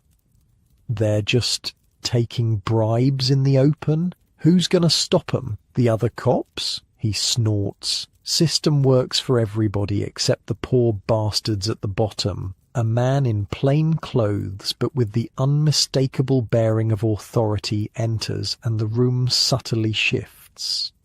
Conversations pause, eyes lower, postures straighten. Captain, your guide whispers. Precinct boss, his take's bigger than all the rest combined. The captain scans the room, his gaze passing over you without interest. You're just another Water Street degenerate as far as he's concerned. He takes a seat at a reserved table in the back, and immediately several envelope-bearing men approach to pay their respects. And their bribes. Elections coming up, your guide continues. Cops make sure the right votes get counted, the wrong ones disappear. Politicians return the favour by keeping the right cops in the right places. The whole system is corrupt, you murmur. Now you're getting it. A commotion at the door draws your attention. 2 officers drag in a struggling man, blood streaming from a cut on his forehead. Caught him stealing from Kit Burns's place, one officer announces to the room. The captain barely looks up. Usual treatment. The officers grin and drag their captive toward the back door, presumably to an alley where they can dispense their version of justice without witnesses. Should have known better, your guide says, shaking his head. Burns pays triple what most places do. Stealing from him's practically suicide. As you watch the illicit commerce continue, a horrible thought strikes you. The body we saw this morning, you ask, the one they just carted away without investigation, was that? Probably. Could have been someone who didn't pay protection, or stole from the wrong person, or just looked at someone wrong. Doesn't take much around here. Suddenly, the captain's gaze locks onto your guide, recognition dawning in his eyes. Time to go, your guide says urgently. Now. You slip out the side door just as you hear the captain's voice calling for your guide by name. Outside, you don't walk. You run, following your guide down a maze of alleys until you're sure no one is following. That was close, he pants, leaning against a wall. Captain knows me from way back, knows I don't come around unless I'm showing someone the sights. Would he really have arrested you? Arrested? Your guide laughs breathlessly. No, that costs money. Beaten senseless and dumped in the river, more likely. You've both stopped in a relatively quiet street. The buildings here are just as dilapidated, but there are fewer saloons, more residences. From an upper window comes the sound of a baby wailing, high and desperate. This is where families live, your guide explains, recovering his composure. The ones trying to stay decent anyway, work the docks, the factories, whatever they can find. As if on cue, a door opens and a man in workman's clothes emerges. He looks exhausted, shoulders slumped under an invisible weight. Night shift, your guide explains. Poor bastard probably works 16 hours a day, comes home to a place not much better than that boarding house, tries to keep his family fed. How do they survive, you ask? Some don't. Some turn to crime eventually. Some just endure, get up every day and do it all again until they can't anymore. The man trudges past you without a glance, his eyes fixed on the ground, his mind perhaps on the long night ahead, or the hungry children he's leaving behind. Come on, your guide says. One more stop. Gotta be quick, though. Captain might have people looking for us. He leads you to a building that, despite its shabby exterior, has a certain dignity lacking in its neighbours. A small sign identifies it as a mission house. Religious folks, your guide explains, set these up to save souls. Mostly they just provide a warm place to sit, and some soup if you're willing to listen to preaching. Inside, a small group has gathered, mostly women and a few elderly men. A grey-haired preacher stands at the front, reading from a Bible by lamplight. His voice is hoarse but passionate as he describes the rewards awaiting the faithful in heaven. For most of these people, your guide whispers, the promise of a better afterlife is the only hope they've got. You scan the faces of the congregation, worn, tired, but somehow still holding on to something. Faith, perhaps, or just the simple comfort of being somewhere warm and relatively safe for an hour. None of the notorious figures you've encountered today. Not Tommy Hadden. Not Kit Burns. Not the dance house proprietors are present. The mission's reach extends only to those already at the bottom, not to those who profit from putting them there. They try, your guide says, with surprising gentleness. These church folks, they just don't understand. Telling someone who's starving that God loves them doesn't fill their belly. Telling a girl who's been on the streets since she was 12 that Jesus forgives her doesn't give her anywhere else to go. A woman near the back notices you watching and meets your gaze. There's no hope in her eyes, no faith despite the sermon washing over her, just a dull acceptance of her lot. I interviewed a historian who specialized in reform movements of this era. She told me these missions were well-intentioned but profoundly inadequate, like trying to empty the ocean with a teacup. The systemic problems were too big, too entrenched. Without addressing poverty, housing, education, and corruption, no amount of preaching could make a meaningful difference. You've seen enough for one night, your guide says, tugging your sleeve. Any more and we're pushing our luck. Outside, the streets have grown marginally quieter as the very drunkest have passed out and the slightly more sensible have found beds or companions for the night. But danger still lurks in every shadow, and your guide keeps you moving at a brisk pace away from the mission, deeper into the warren of streets that make up the Fourth Ward. Where are we going? You ask, realizing you've lost your bearings in the tangle of identical dilapidated streets. Oh, safe house, he replies cryptically. Can't take you back to your hotel looking like that, and can't stay on the streets all night, not after the captain saw us. As you turn a corner, a figure detaches from the shadows ahead, a police officer, billy club already drawn. You there! He calls. Stop where you are. Your guide freezes, then whispers from the corner of his mouth. When I move, run. Don't look back. Don't stop. Head for the docks. Before you can respond, he shouts. It's a raid at the top of his lungs. Doors fly open up and down the street as people scatter, creating instant chaos. Your guide shoves you hard in one direction and bolts in another. The officer hesitates, confused by the sudden explosion of activity, and in that moment, you run.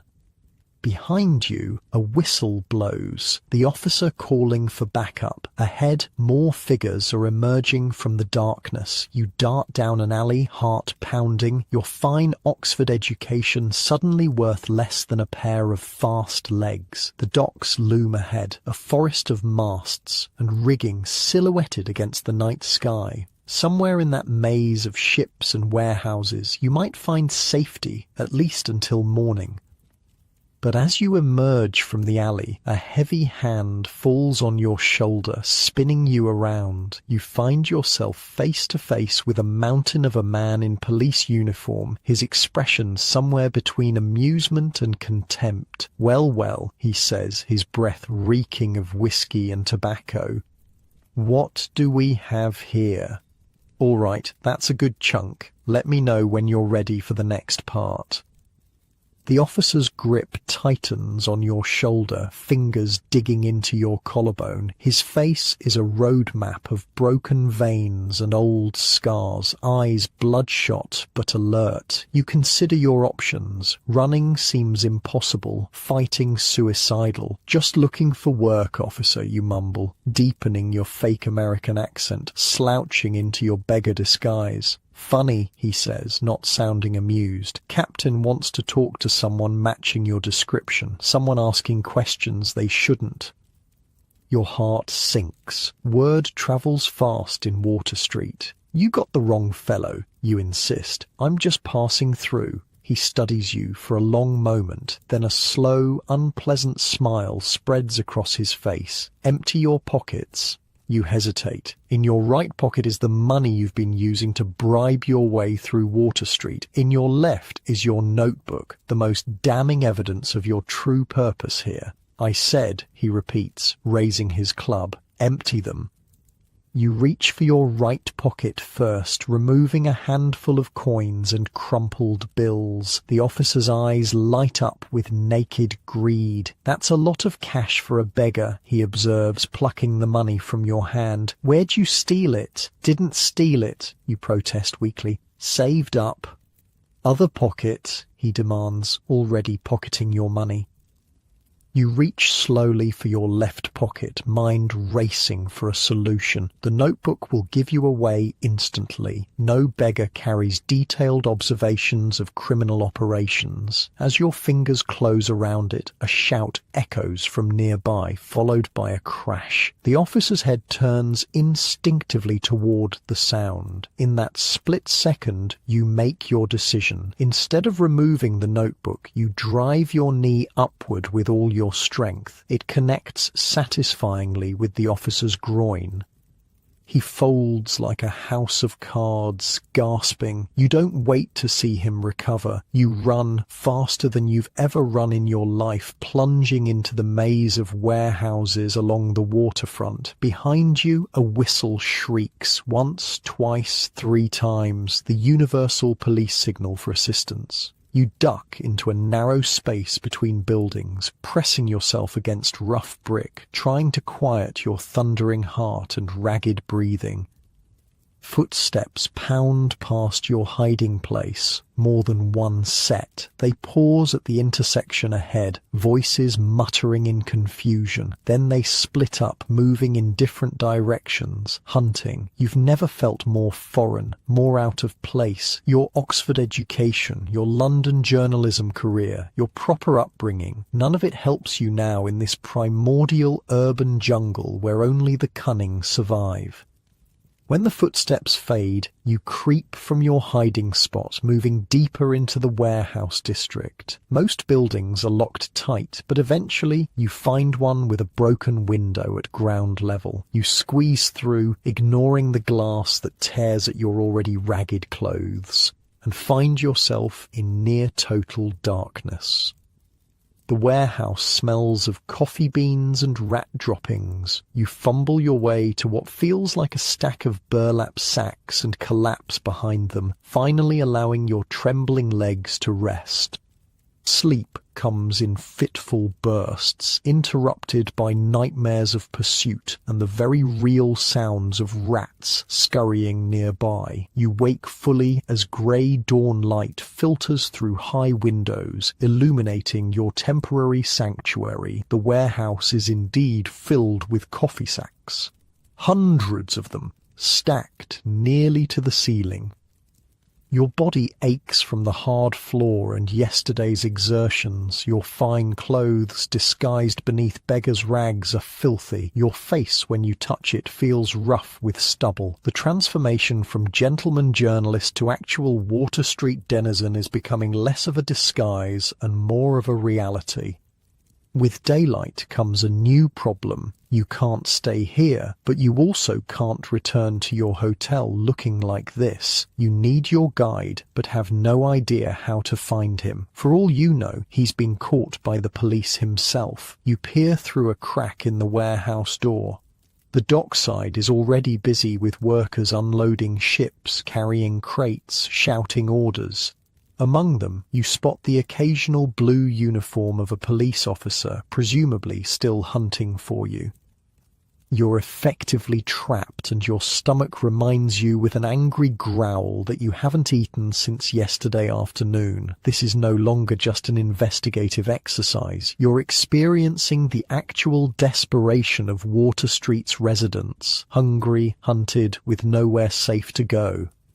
For the next few hours, you watch the docks through your crack in the door, observing the rhythm of the place. Ships arrive, are unloaded or loaded, depart. Men sweat and curse under heavy burdens. Foremen shout orders. Police patrol casually, more interested in the occasional free drink from merchants than in actual law enforcement.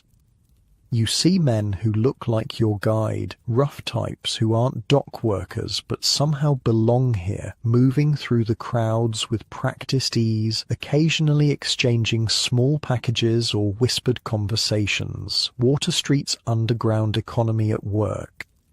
By mid-morning, your thirst has become nearly unbearable. You've spotted a water pump near one of the piers, used by workers to wash and drink. If you're careful, you might reach it without being noticed. You wait for a particularly busy moment when a large shipment is being unloaded and everyone's attention is directed elsewhere, then slip out the door. You keep your head down, shoulders hunched, moving with the shuffling gait of someone who expects to be kicked at any moment. No one gives you a second glance. You're just another Water Street derelict, invisible in your misery. The water from the pump is brackish and tastes faintly of rust, but it's the sweetest thing you've ever drunk. You fill your cupped hands again and again, slaking a thirst you hadn't fully acknowledged until now. "Hey you," a gruff voice calls. Your heart stops, but when you turn, it's not a policeman, but a burly dock foreman. Need a man for unloading. 2 bits for the morning. He's offering you work. Actual, legitimate work. The irony doesn't escape you. Your disguise is so convincing that you're being mistaken for one of the desperate men who gather at the docks each morning, hoping for a day's labour. "Yes," you say, realizing this is perfect cover. "I'll work." The next 4 hours are a lesson in physical misery. You're assigned to a team unloading crates of machine parts, heavy, awkward, with sharp edges that tear at your hands. Your back screams in protest, your shoulders burn, your palms blister and then bleed. The other workers, men who do this every day, give you pitying glances but offer no help. Here, it's every man for himself.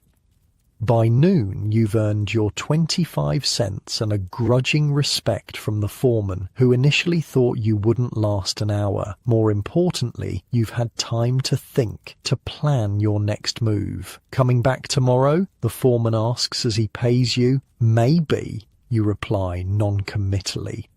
"Got a name?" You hesitate, then decide truth is simpler than fiction. "Arthur." He nods, already turning away. "See you around, Arthur."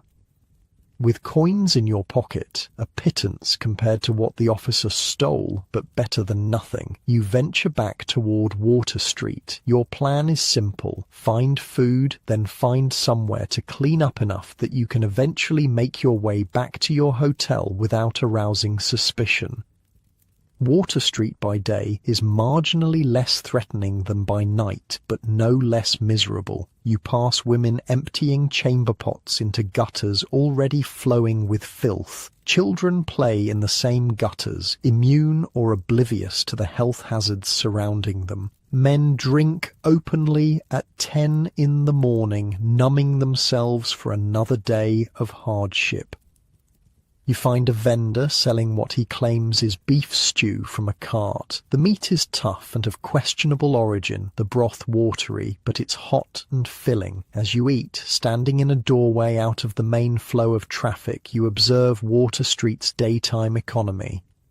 It's a parallel world with its own rules. Money changes hands for goods and services, both legal and illegal. Credit is extended or denied based on criteria known only to the sellers. Fights break out and are resolved without police intervention. It's a community of sorts, albeit one built on shared misery rather than mutual benefit. A boy of perhaps 10 approaches, eyeing your stew with naked hunger. His face is gaunt, his clothes even more ragged than your disguise. You silently offer your bowl, still half full. He snatches it and retreats to a safe distance before wolfing down the remaining food. When I dug into historical accounts of childhood in these slums, the descriptions were heartbreaking. Kids as young as 5 or 6 were expected to contribute to the family income. They became beggars, thieves, or took dangerous jobs no adult would touch. Their life expectancy was shockingly short. Many didn't reach adulthood due to disease, accidents, or violence. The boy finishes eating and looks up, meeting your gaze. There's no gratitude in his expression, just the wary calculation of someone always looking for the next meal, the next opportunity, the next threat. "You need work?" he asks suddenly. "My pa knows people." "What kind of work?" you ask cautiously. The boy shrugs. "Different kinds. Depends what you're good at."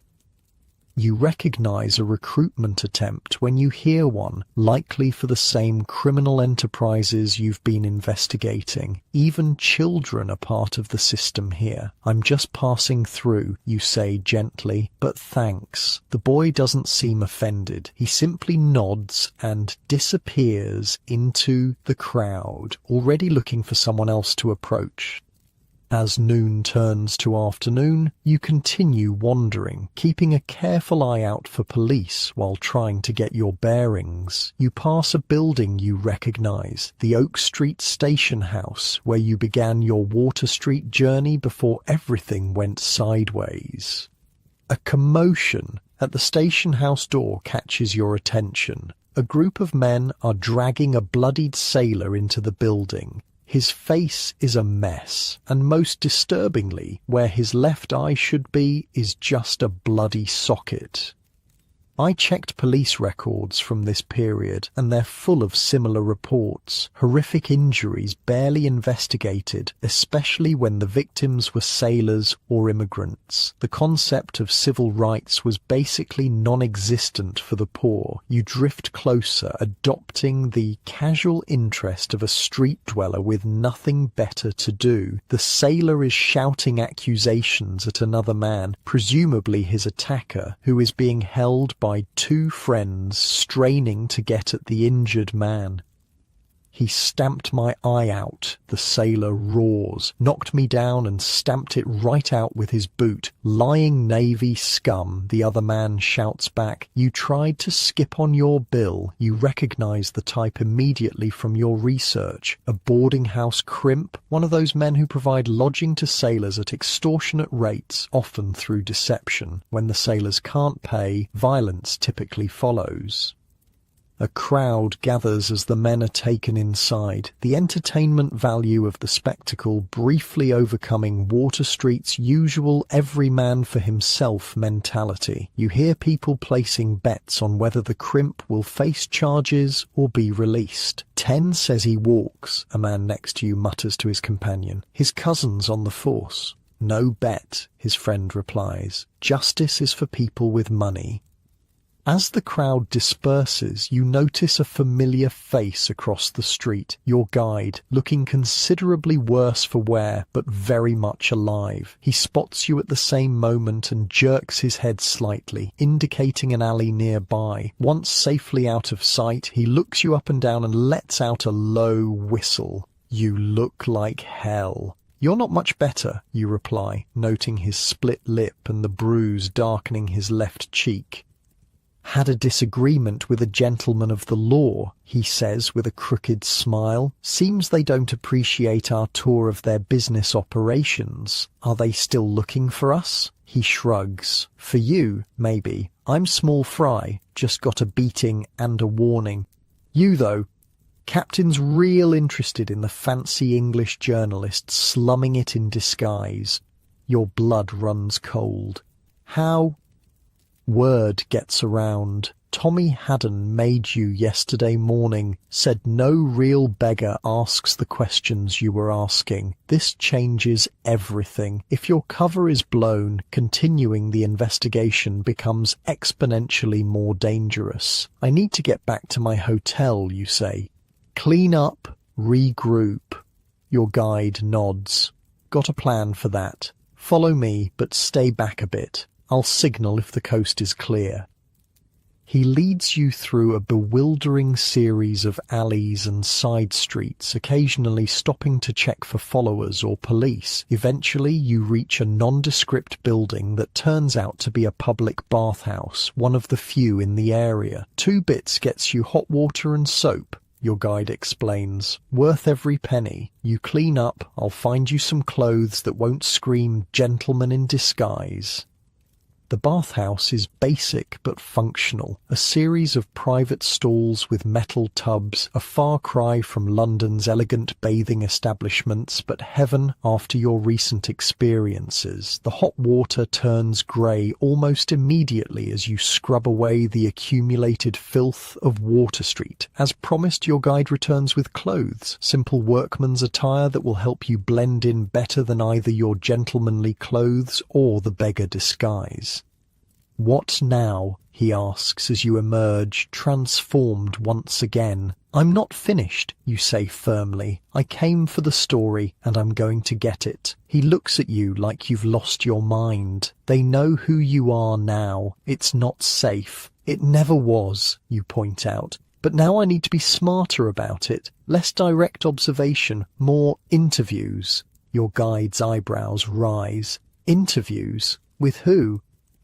Anyone who'll talk. Former residents who've gotten out, police who might be sympathetic to reform, religious workers from the missions. He considers this, then nods slowly. Might work. Less dangerous than wandering around Water Street at night anyway. Can you help me find people to talk to? Maybe, for the right price. His entrepreneurial spirit remains undimmed by your recent troubles.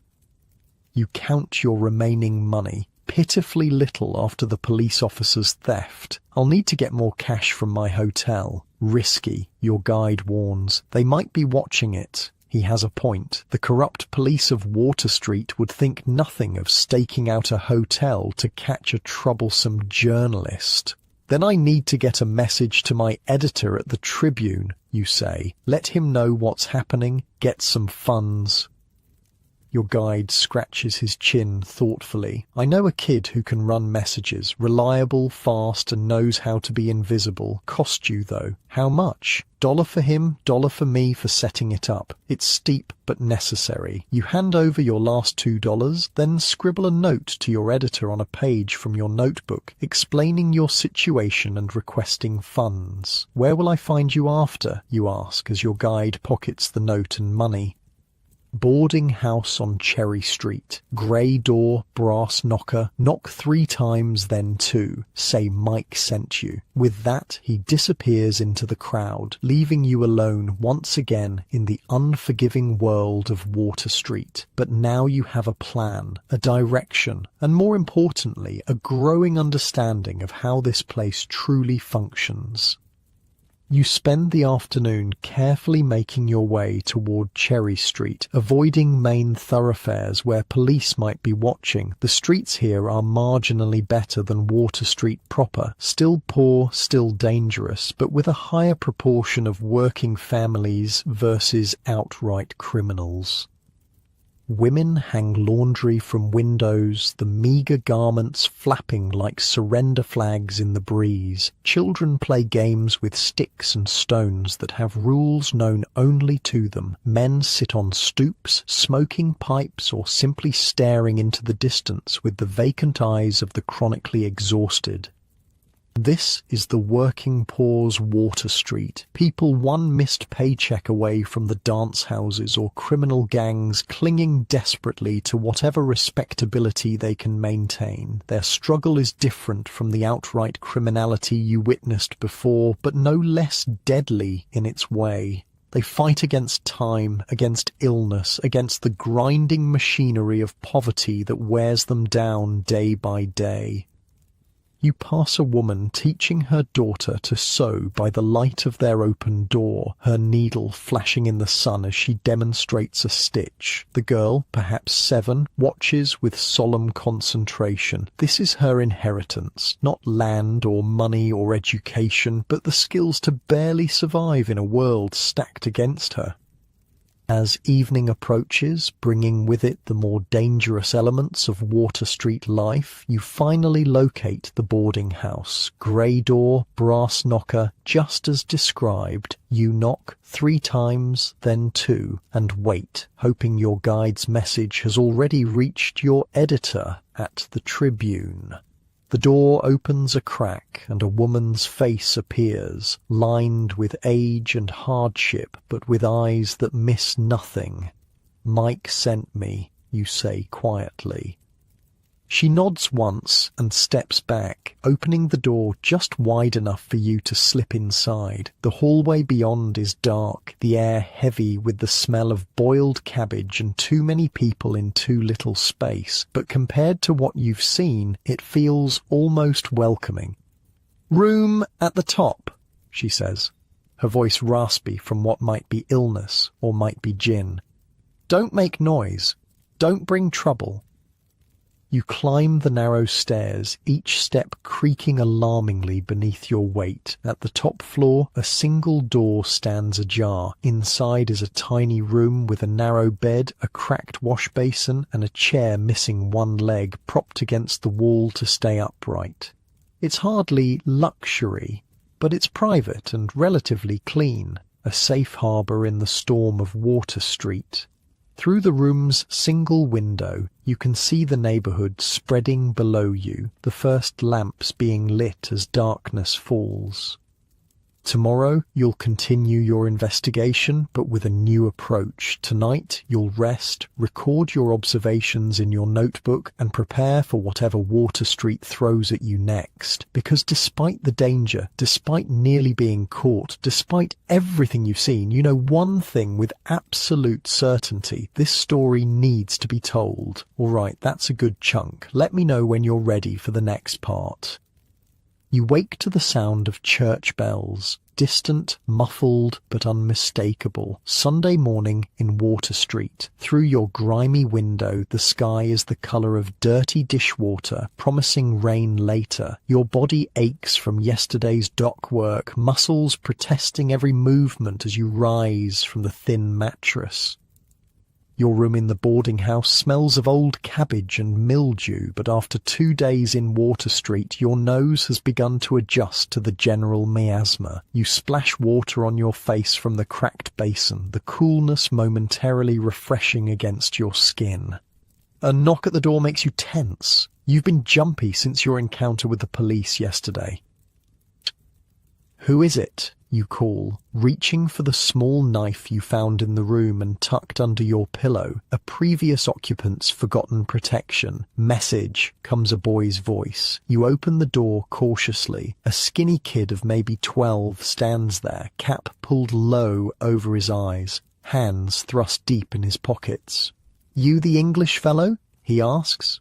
"Perhaps. Who's asking?" He rolls his eyes at your caution. "Got something for you from the Tribune." He pulls a small envelope from his pocket and holds it out, adding, "Mike says to tell you he'll be by at noon." The boy disappears down the stairs before you can ask anything else. You close the door and examine the envelope. Inside are $10, a small fortune in Water Street terms, and a brief note from your editor. Pember, situation understood, funds enclosed. Be careful, story sounds promising. Expect full report when safe. GS. The money represents both safety and opportunity. You can pay for your room, buy food, compensate potential interviewees, and most importantly, avoid the desperate choices that drive so many Water Street residents to crime or worse. Unlike your comfortable bed at home, where you can drift back to sleep on lazy mornings, here in Water Street, rest is a luxury few can afford. Your stomach growls, reminding you that food is the first priority. You tuck most of the money into your boot, the safest place in Water Street, and keep a small amount in your pocket for immediate needs. The landlady is in the narrow hallway when you descend the stairs, sweeping with short, angry strokes. Her face is a map of hard years, but her eyes are sharp and alert. "Rent's due daily," she says without preamble. 50 cents. It's steep for such a small room, but safety has its price. You pay without complaint.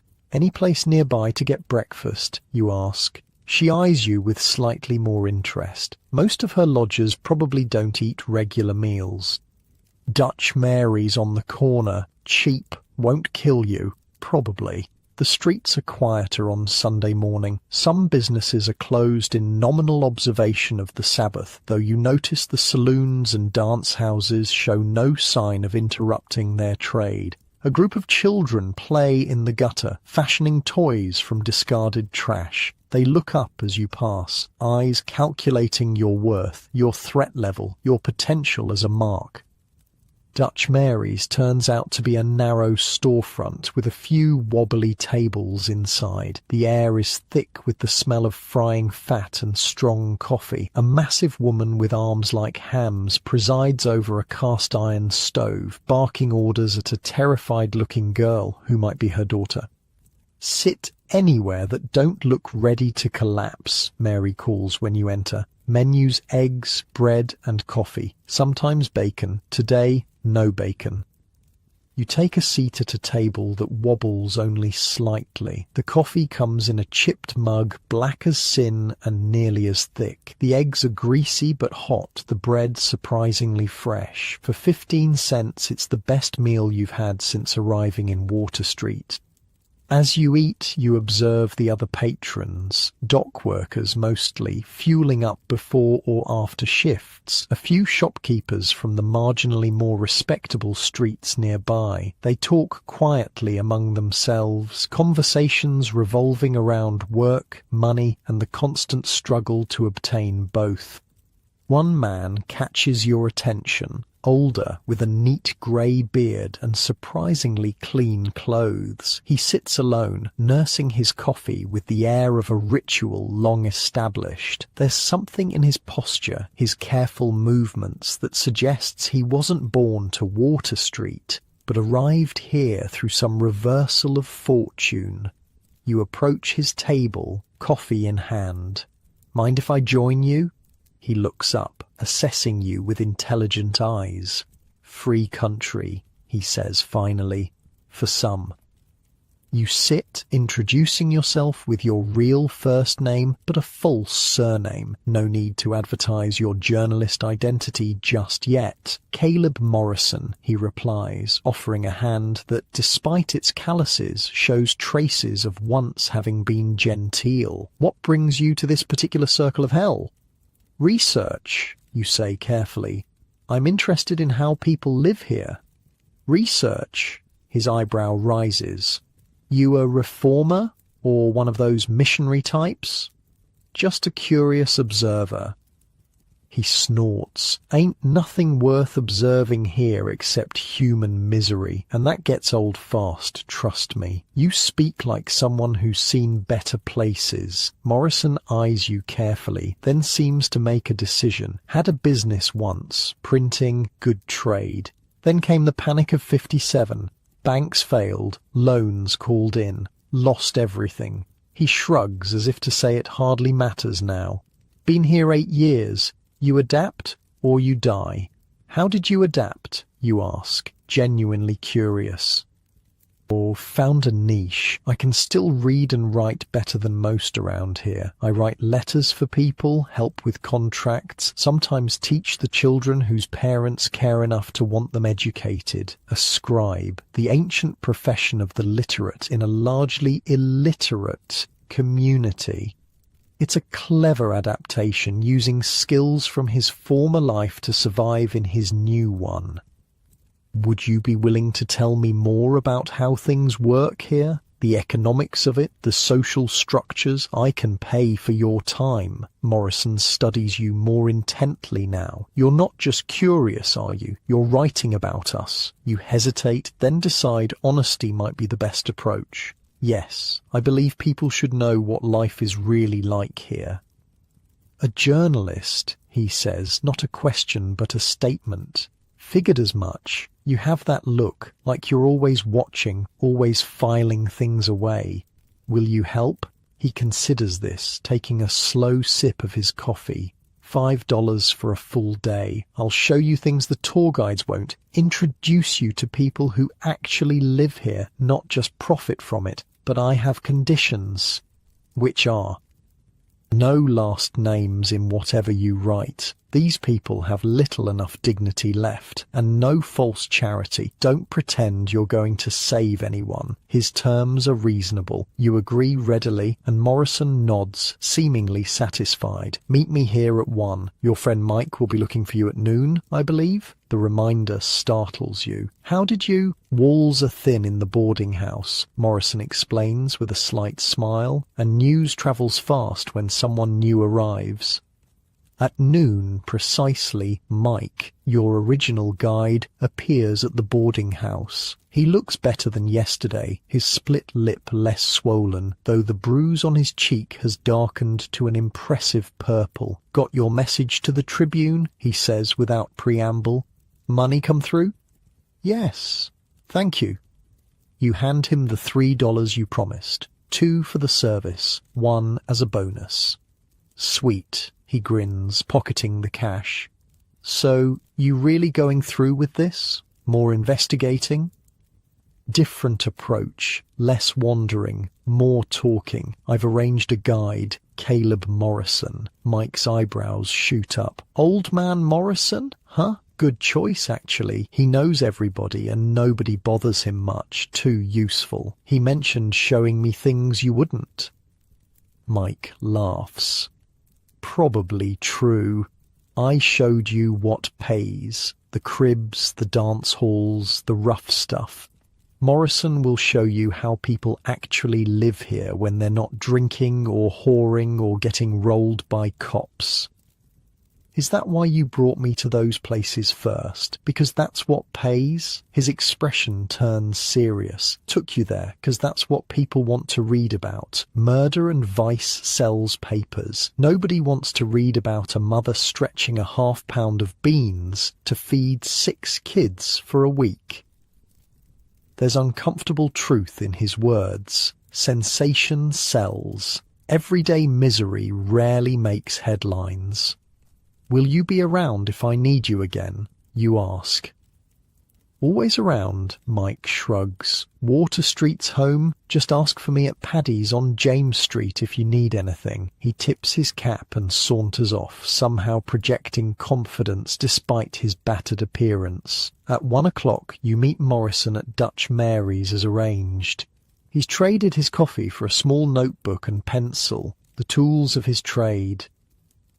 First lesson about Water Street economics, he says as you walk. Everything has a price, but rarely a fixed one. What you pay depends on who you are, who you know, and what you can offer besides money. He leads you down streets you've seen before, but now you're seeing them through a different lens. Not as a horrified observer of depravity, but as a student of survival.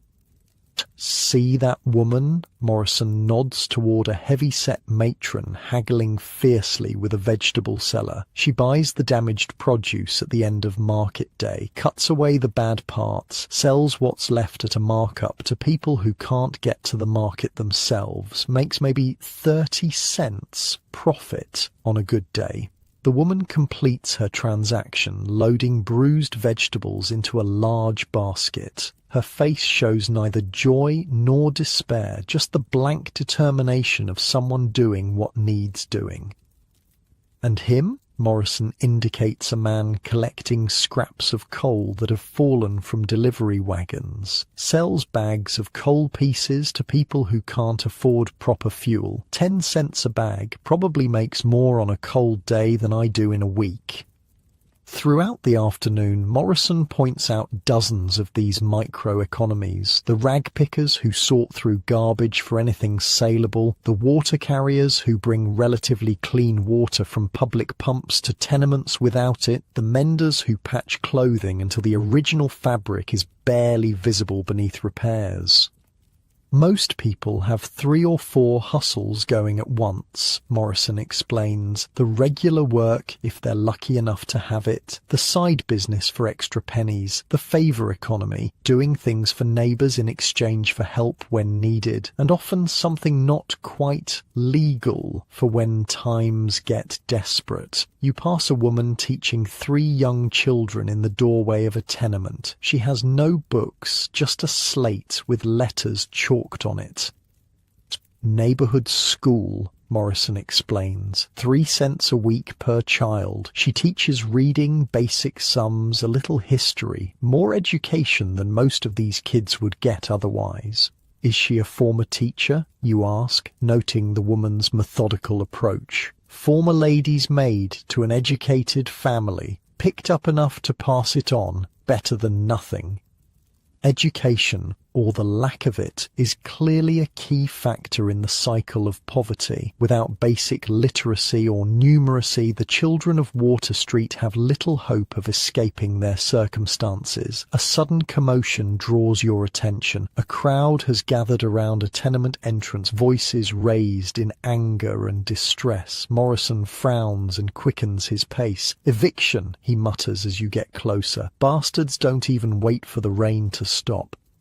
Indeed, it has begun to drizzle, a cold, insistent mist that somehow penetrates clothing more thoroughly than a proper downpour. On the street in front of the tenement sits a pitiful collection of furniture, a mattress already darkening with moisture, a 3-legged table, a few cooking pots, and some bundles of clothing. Beside them stands a family, mother, father, 3 small children, all watching their meagre possessions succumb to the weather. 2 weeks behind on rent, a bystander tells Morrison. Landlord's nephew wants the room for his new wife. The father, a thin man with hollow cheeks and defeat in his eyes, clutches a battered suitcase as if it contains treasures rather than likely just more ragged clothes. The mother holds an infant to her chest, trying to shield it from the rain with her shawl. The older children, perhaps 5 and 7, stand silent and solemn-faced, already learning that tears serve no purpose in Water Street. I interviewed a housing historian about evictions in this period. She explained there were virtually no protections for tenants. Evictions could happen without notice, often violently and frequently in bad weather when the landlord knew the family would be most desperate and least able to resist. What will happen to them? You ask Morrison quietly. If they're lucky, a relative or friend takes them in until they find another place. If not, he doesn't finish the thought, but the implications are clear. The streets of New York are no place for children, especially not in the colder months. Almost without conscious thought, you step forward, addressing the father. I have a room, you say. It's small, but you're welcome to it for tonight, until you find something else. The man stares at you with suspicion. Charity is rare enough in Water Street to be treated with distrust. Morrison puts a hand on your arm. A noble gesture, he says quietly, but not a practical one. Your landlady won't allow a family of 5 in a single room. The noise alone would get them thrown out by midnight. Before you can respond, another woman pushes through the crowd. Sarah, she calls to the evicted mother, you'll come to us. Jacob can take the boys to his brother's, just until you find a new place. Relief washes over the family's faces. They have been saved, at least temporarily, by the community's fragile safety net. That's Widow Jenkins, Morrison explains as the crowd begins to disperse. The drama concluded. She takes in women and children when there's trouble. Been doing it for years. No one knows how she affords it. Simple charity, you suggest? Morrison gives you a look that suggests your naivety is showing. Nothing simple in Water Street. Everything has a price, maybe not in money, but in obligation, in future favours, in loyalty. The widow builds her own safety net, one rescued family at a time. The rain intensifies as afternoon slides toward evening. You and Morrison take shelter in a small tavern, not one of the rowdy saloons you visited with Mike, but a quieter establishment catering to the working poor rather than sailors or criminals. Men and a few women sit at scarred tables, nursing beers that they make last for hours. No one is drunk, no one is fighting. They talk in low voices about work, about family troubles, about the constant grinding struggle to stay one step ahead of disaster. These are the invisible ones, Morrison says, his voice pitched just for your ears. The ones who work 16-hour days at the factories or docks. The ones who send their children to work as soon as they can walk steadily. The ones who go hungry so their kids can eat something. Nobody writes about them because there's nothing sensational in quiet desperation. A middle-aged woman approaches your table. Despite her worn clothes, she carries herself with dignity. Mr. Morrison, she greets your companion. The usual. Thank you, Mrs. Callahan, and one for my friend here. She returns with 2 mugs of beer that's more foam than alcohol. But no one complains. This is a place where stretching resources is an art form. Mrs. Callahan was a nurse before her husband died, Morrison tells you after she moves away. Now she runs this place, provides basic medical care when she can, safer than the charity hospitals, people say. How do they afford medical care, you ask? Mostly they don't. They work until they drop, then hope someone takes care of their children when they're gone. You think of your comfortable life in England, your education, the safety nets of family and society that protected you from such desperate circumstances. The contrast makes you ashamed, though you know that shame without action is just another form of self-indulgence. Tell me about the women, you say. Not the ones in dance houses, but the regular women. How do they survive here? Morrison takes a long sip of his beer, considering. Hardest life of all, maybe. Working women here are either servants, factory girls, or they take in washing, sewing, anything they can do while minding children. Pay's always less than for men, hours just as long, and they're always one man away from ruin, a husband who drinks the wages, or runs off, or dies. And the children? Work as soon as they're able. Boys sell newspapers, shine shoes, run messages, girls help with washing or sewing, or mind younger ones while mother works. Childhood doesn't last long in Water Street. The tavern grows more crowded as evening deepens. Men coming off shifts, women finishing domestic work. You notice they cluster in small groups, often by nationality. Irish here, Germans there, Italians in the corner, Chinese by the door. Another truth about Water Street, Morrison comments, following your gaze. Everyone needs someone to look down on. The Irish despise the Italians, who look down on the Chinese. The Germans think they're better than all of them. Misery loves company, but it loves feeling superior even more. A sudden silence falls as the door opens, admitting a well-dressed man whose clothes and bearing immediately mark him as an outsider. He carries a small black book and wears the earnest expression of a missionary entering heathen territory. Right on schedule, Morrison mutters. Sunday evening sermon and soup. The Reverend Mr. Phillips come to save our souls. The newcomer looks around the room, visibly gathering his courage. Friends, he begins in a voice clearly trained for pulpits. I bring good news and an invitation. The mission on Pearl Street offers warm soup and the word of God this evening to all who wish to attend. The response is tepid at best. A few nods, mostly blank stares. The Reverend soldiers on, undeterred by the lack of enthusiasm. The Lord loves you all, he continues, even in your circumstances. Salvation is available to everyone who seeks it. Is the soup available to everyone too? Calls a voice from the back, prompting scattered laughter. The Reverend flushes slightly, but maintains his composure. Yes, brother. Food for body and soul. I'll take mine without the sermon, the heckler replies, generating more laughter.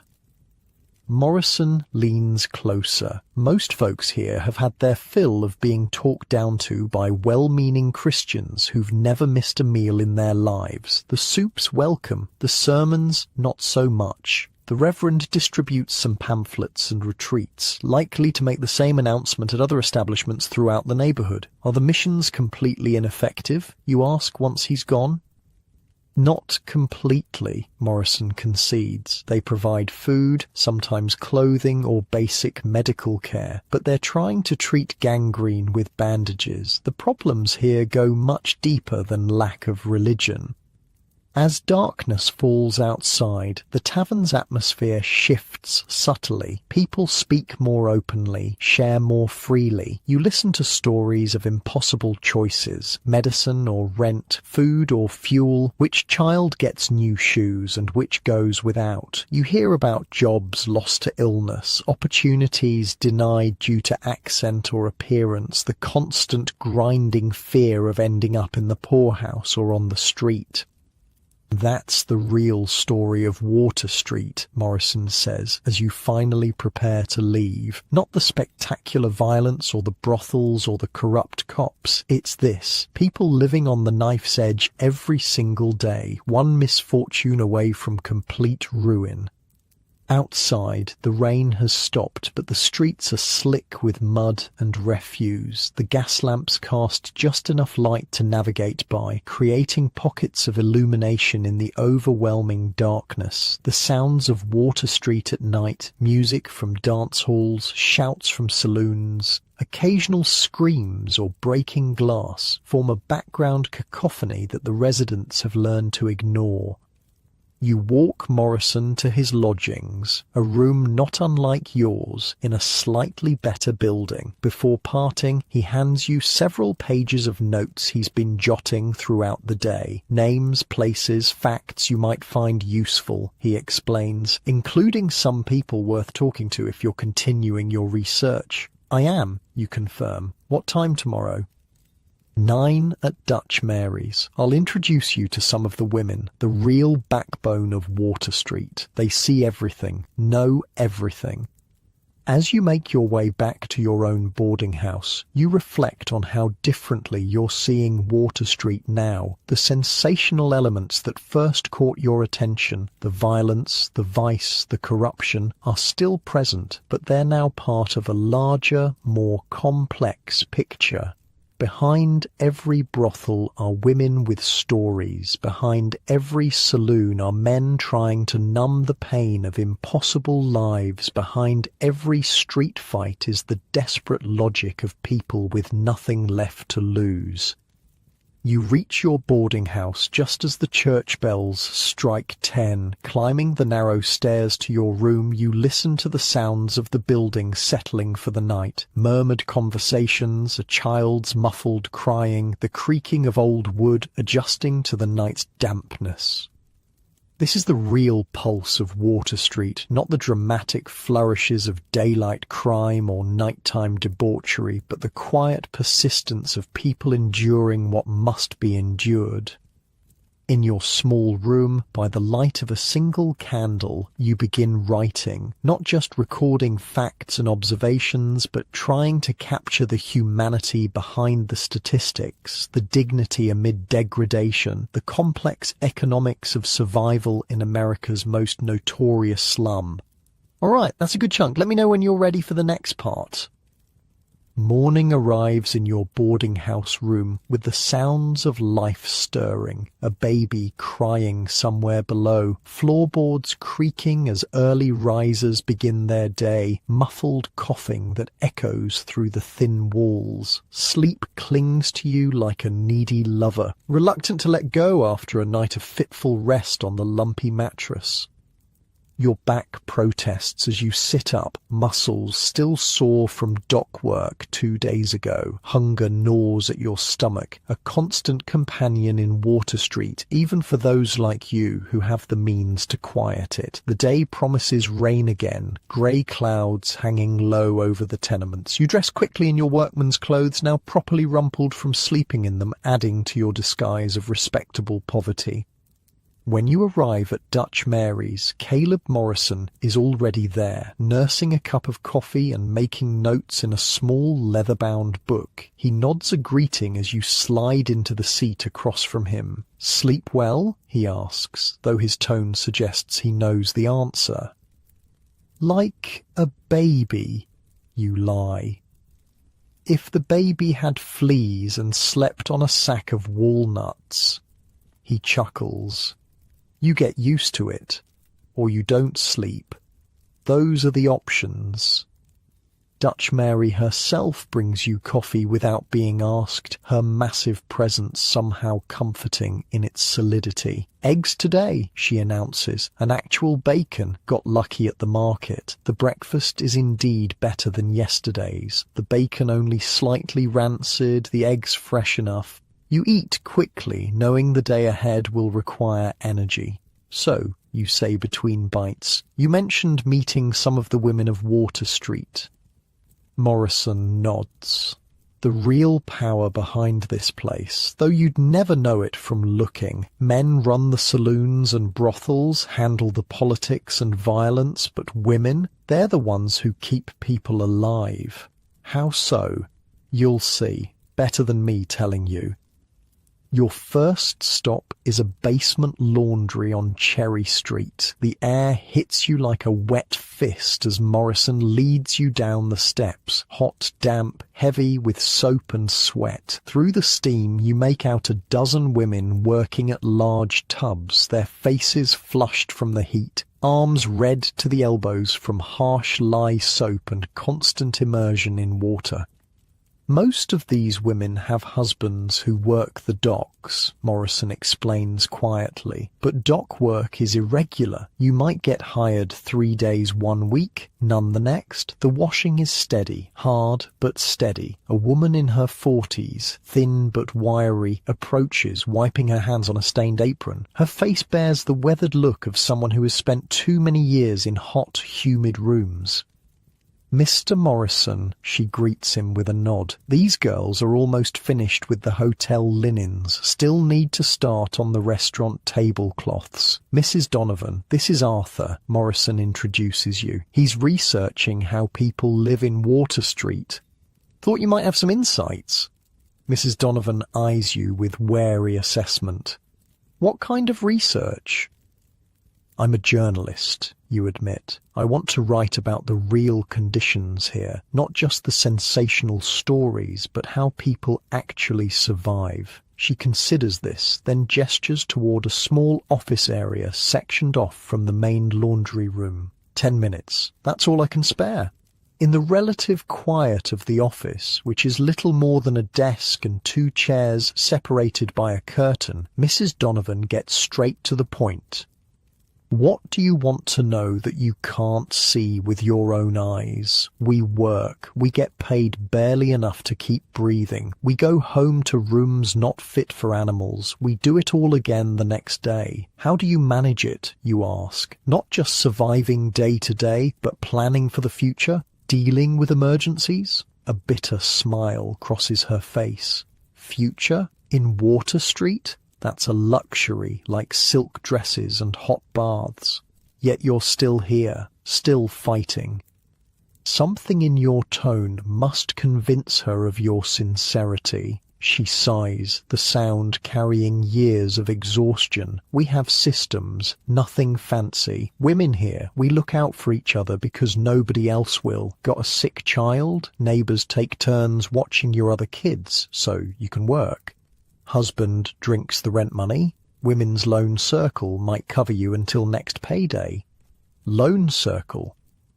10 or 15 women each put in a few pennies every week. When someone needs it, really needs it, not for drink or foolishness, they can borrow from the pot, pay it back when they can. It's a simple banking system created by those excluded from official financial institutions.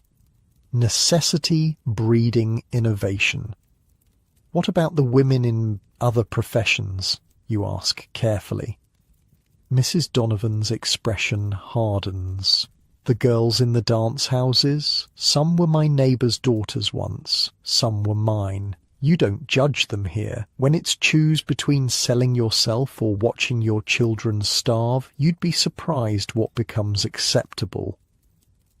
Her candour strikes you silent for a moment.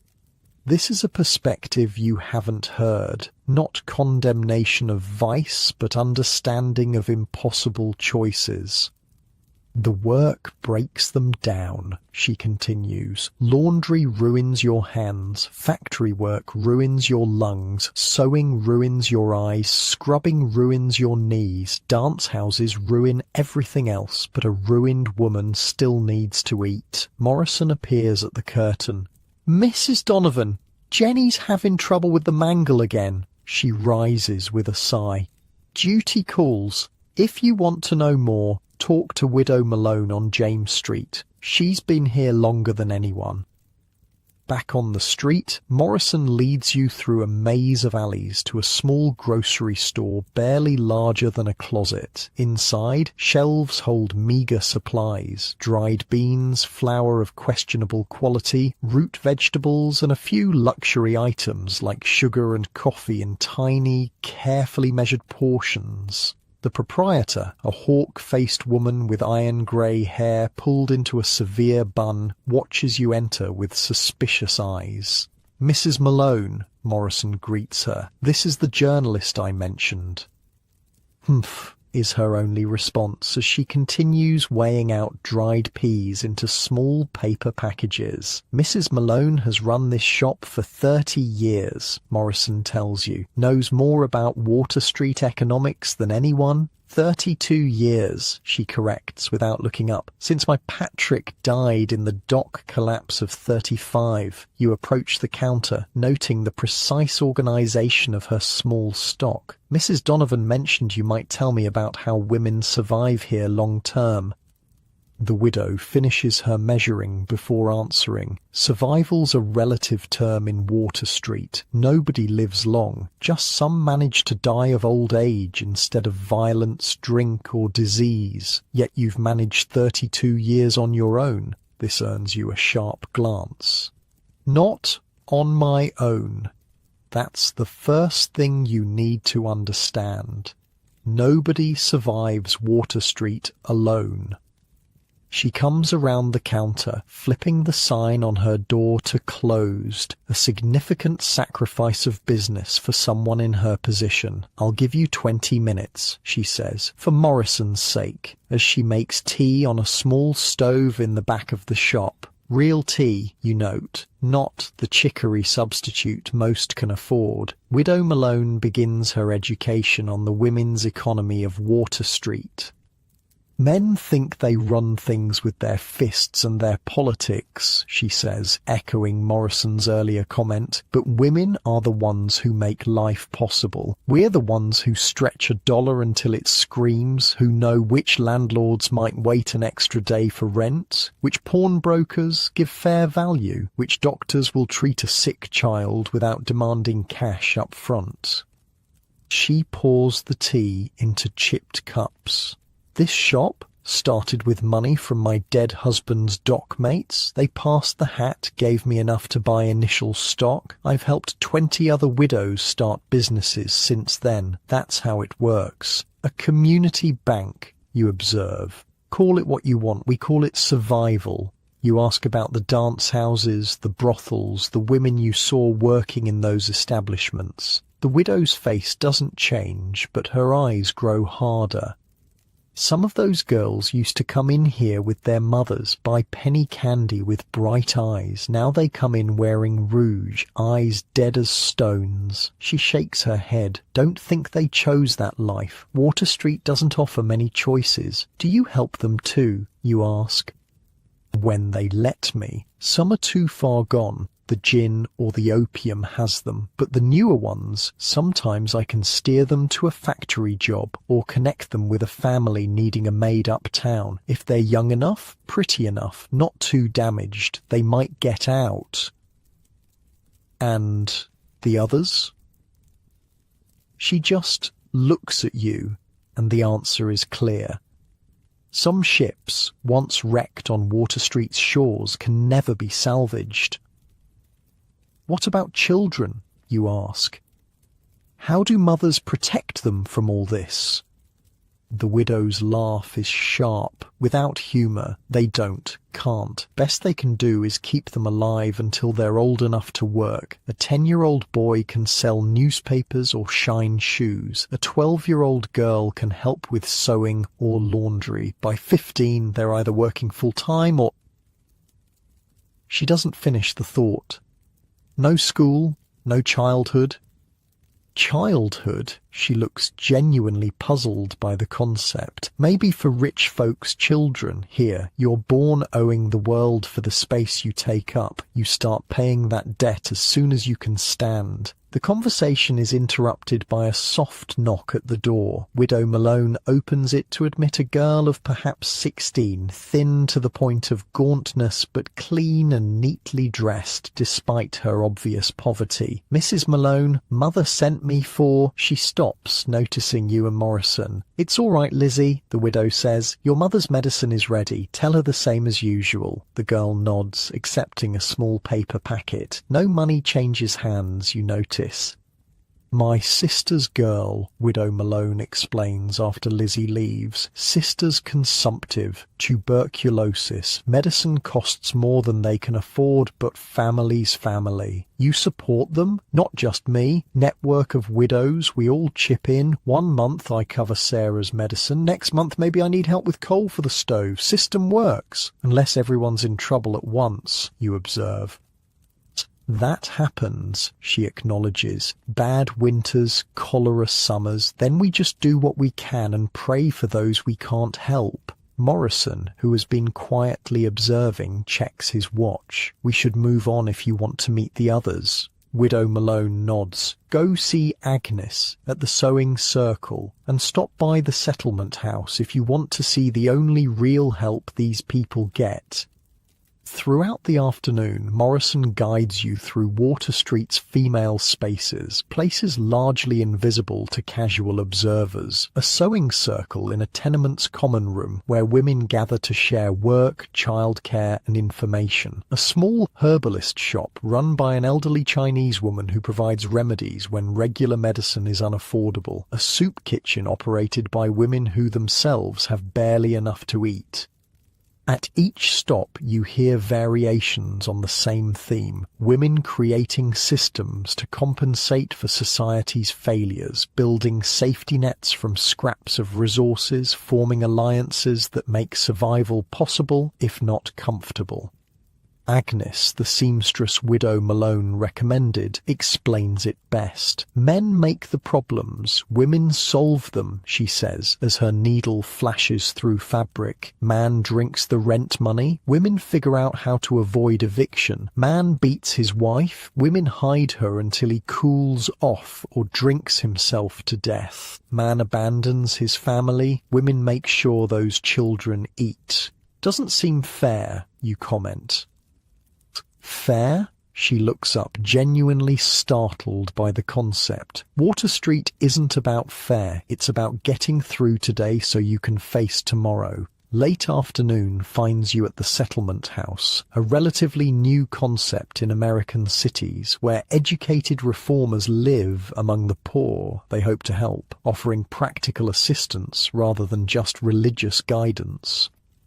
The settlement house is clean and orderly compared to the chaos outside. Young women from good families, the kind who could easily be living comfortable lives uptown, move purposefully through rooms designated for specific services. A small classroom where children receive basic education, a medical station where minor ailments are treated, a kitchen serving nutritious if plain meals.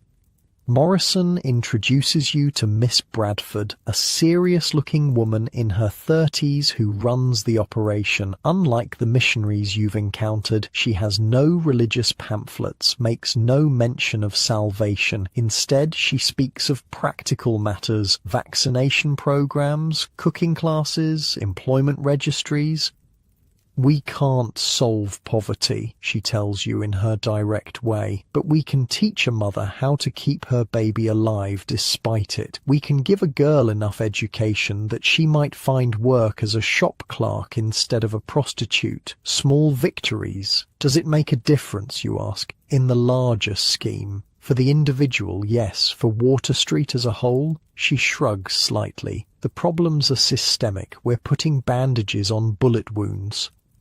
It's nearly the same metaphor Morrison used about the missions, but coming from Miss Bradford, it carries the weight of someone who recognizes the limitations of her work, yet continues regardless. The city could clean this up if they wanted to, she adds, a rare flash of anger breaking through her practical demeanor. Proper sanitation, housing regulations, fair wages, these aren't mysteries, they're political choices. Then why aren't those choices made?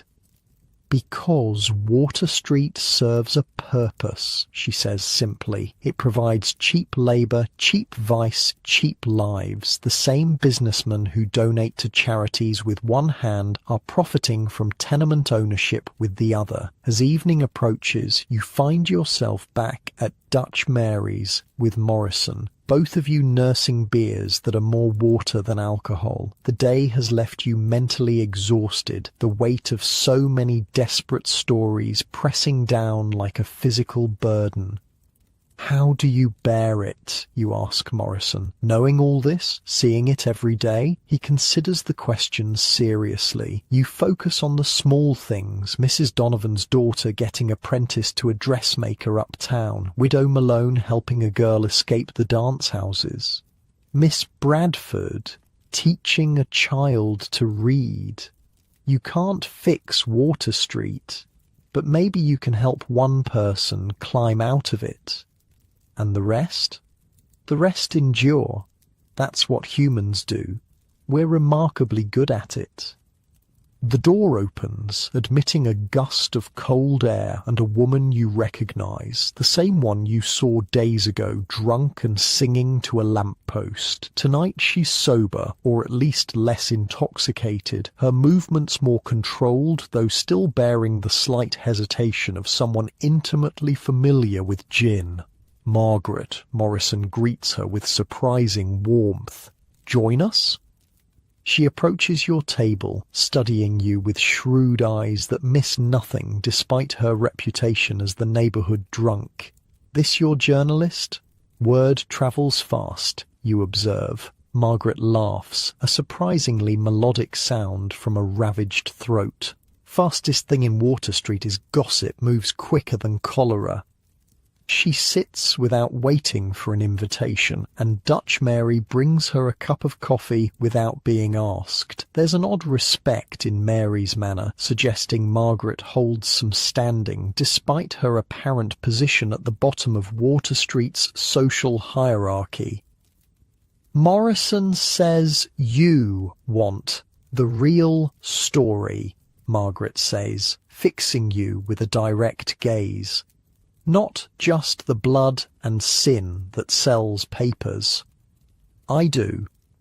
Then ask me anything. 30 years in Water Street, I've done it all. Worked the factories till my lungs gave out, cleaned houses till my hands bled, sold myself till no one was buying. Now I just observe and occasionally talk to lampposts. She grins, showing surprising flashes of white teeth in her weathered face. Why do you stay? You ask, if it's so terrible. Where would I go? Water Street's home. I know every brick, every shadow. Out there, she gestures vaguely toward the unseen uptown. I'm just another dirty old woman. Here, I'm Margaret. Everyone knows me. Some even listen to me. She's being modest, Morrison interjects. Margaret used to be a teacher before life intervened. She still teaches anyone willing to learn. Reading, writing, and how to avoid the worst of Water Street's traps, Margaret confirms. Can't save them all, but some listen. There's something compelling about Margaret, a dignity that transcends her ragged clothes and alcohol-roughened voice. She's a survivor in the truest sense, someone who has seen the worst of Water Street and somehow retained her humanity. What should people know about this place, you ask her, if you could tell them one thing? She doesn't answer immediately, sipping her coffee with the air of someone savouring a rare luxury. Finally, she says that we're people, not exhibits, not statistics, not moral lessons, just people trying to get through each day with whatever tools we have. It's perhaps the simplest yet most profound insight you've gathered in your time here, not the corrupt police or the violent criminals or the elaborate network of vice, just people trapped in circumstances largely beyond their control, using whatever means available to survive. As darkness falls, Margaret takes her leave, declining Morrison's offer to walk her home. Night's my time, she says cryptically. Got rounds to make. Rounds? You ask Morrison after she's gone. She checks on people, the most vulnerable ones, old folks alone, sick children, new girls at the dance houses, brings soup sometimes or just company, does it every night, drunk or sober. Another piece of Water Street's complex social ecosystem falls into place. Even those who seem most defeated may serve functions invisible to outsiders. I should head back, you tell Morrison. Need to organise my notes, start drafting some of this. He nods. Tomorrow? One more day, I think. I'd like to understand the politics better, how the system perpetuates itself, who benefits. Then I can start writing the full series. 9 o'clock here. Morrison agrees. I'll introduce you to some people who understand the power structure. Not the obvious criminals, but the ones who really control Water Street. As you walk back to your boarding house through streets now fully dark, you reflect on how much your understanding has evolved in just a few days. The sensational elements that initially caught your attention now seem almost superficial compared to the complex social structures you've discovered. The women of Water Street, with their improvised financial systems and mutual aid networks, have created a parallel society within the official one that has failed them. Their resilience in the face of systematic oppression is both inspiring and heartbreaking, a testament to human adaptability and a damning indictment of a society that makes such adaptation necessary.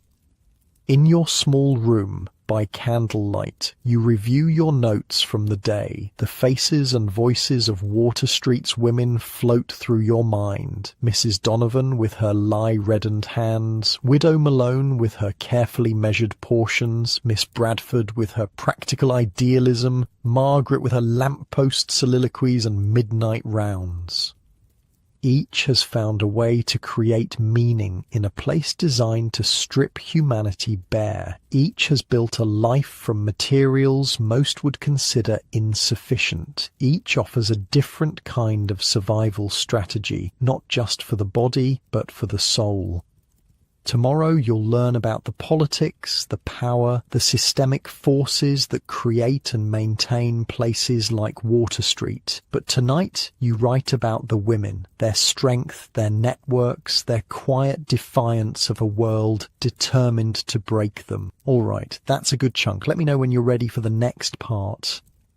The next morning dawns grey and cold, with a persistent drizzle that somehow feels appropriate for your final day of investigation. Your small room in the boarding house has begun to feel familiar, not comfortable exactly, but known. The creaking floorboard by the door, the water stain on the ceiling shaped vaguely like a ship, the thin mattress with its particular arrangement of lumps, all have become part of your temporary existence.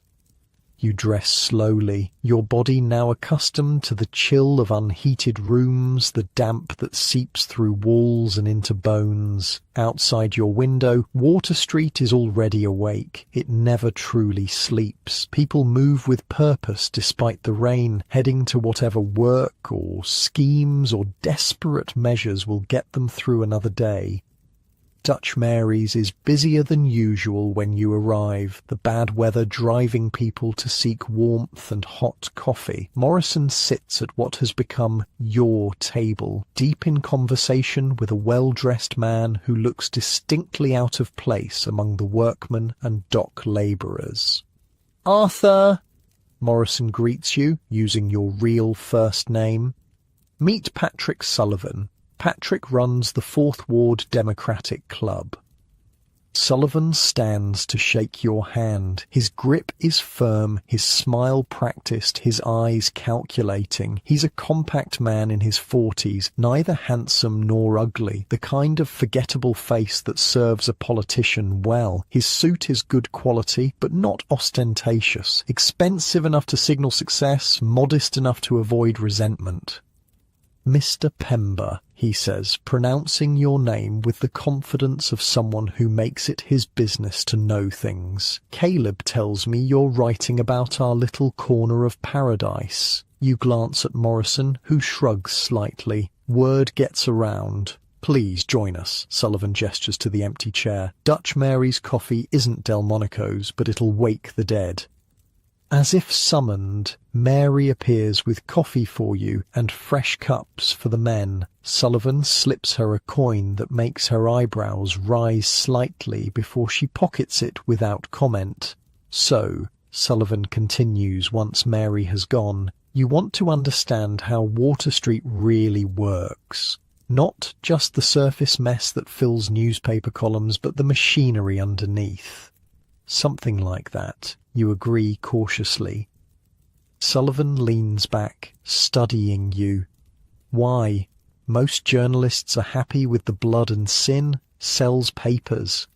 I want the truth, the whole picture." A smile flickers across his face. "Truth's a slippery thing in Water Street. Depends who's telling it, who's buying it, who's enforcing it.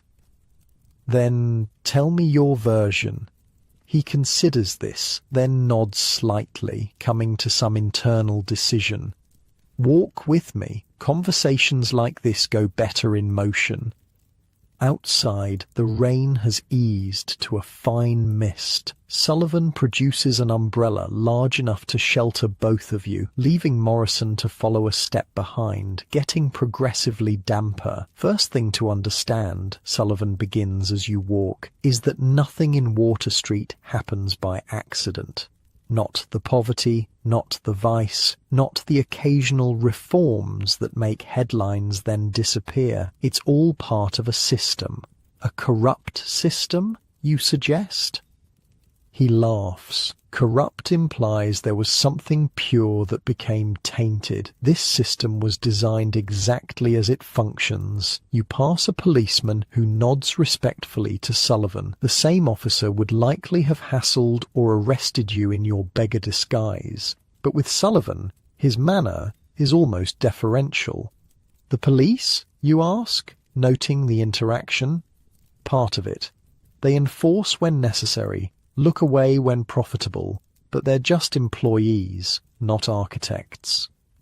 Oh, who are the architects? Sullivan gestures broadly, encompassing not just Water Street but the city beyond, men who never set foot here, bankers, industrialists, politicians at levels far above my humble station, men who need cheap labour, reliable votes, profitable vice, convenient scapegoats. And where do you fit in this system?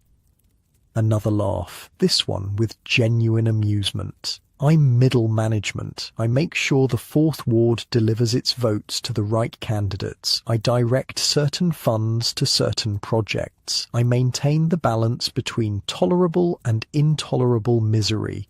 For profit?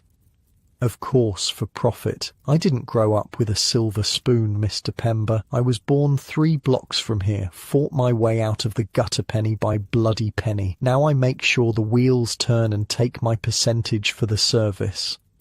Sullivan leads you down a side street to a nondescript building with a small sign identifying it as the Fourth Ward Democratic Association. Inside, it looks more like a social club than a political office. Men playing cards, reading newspapers, talking in small groups. They fall silent as Sullivan enters, offering nods of respect.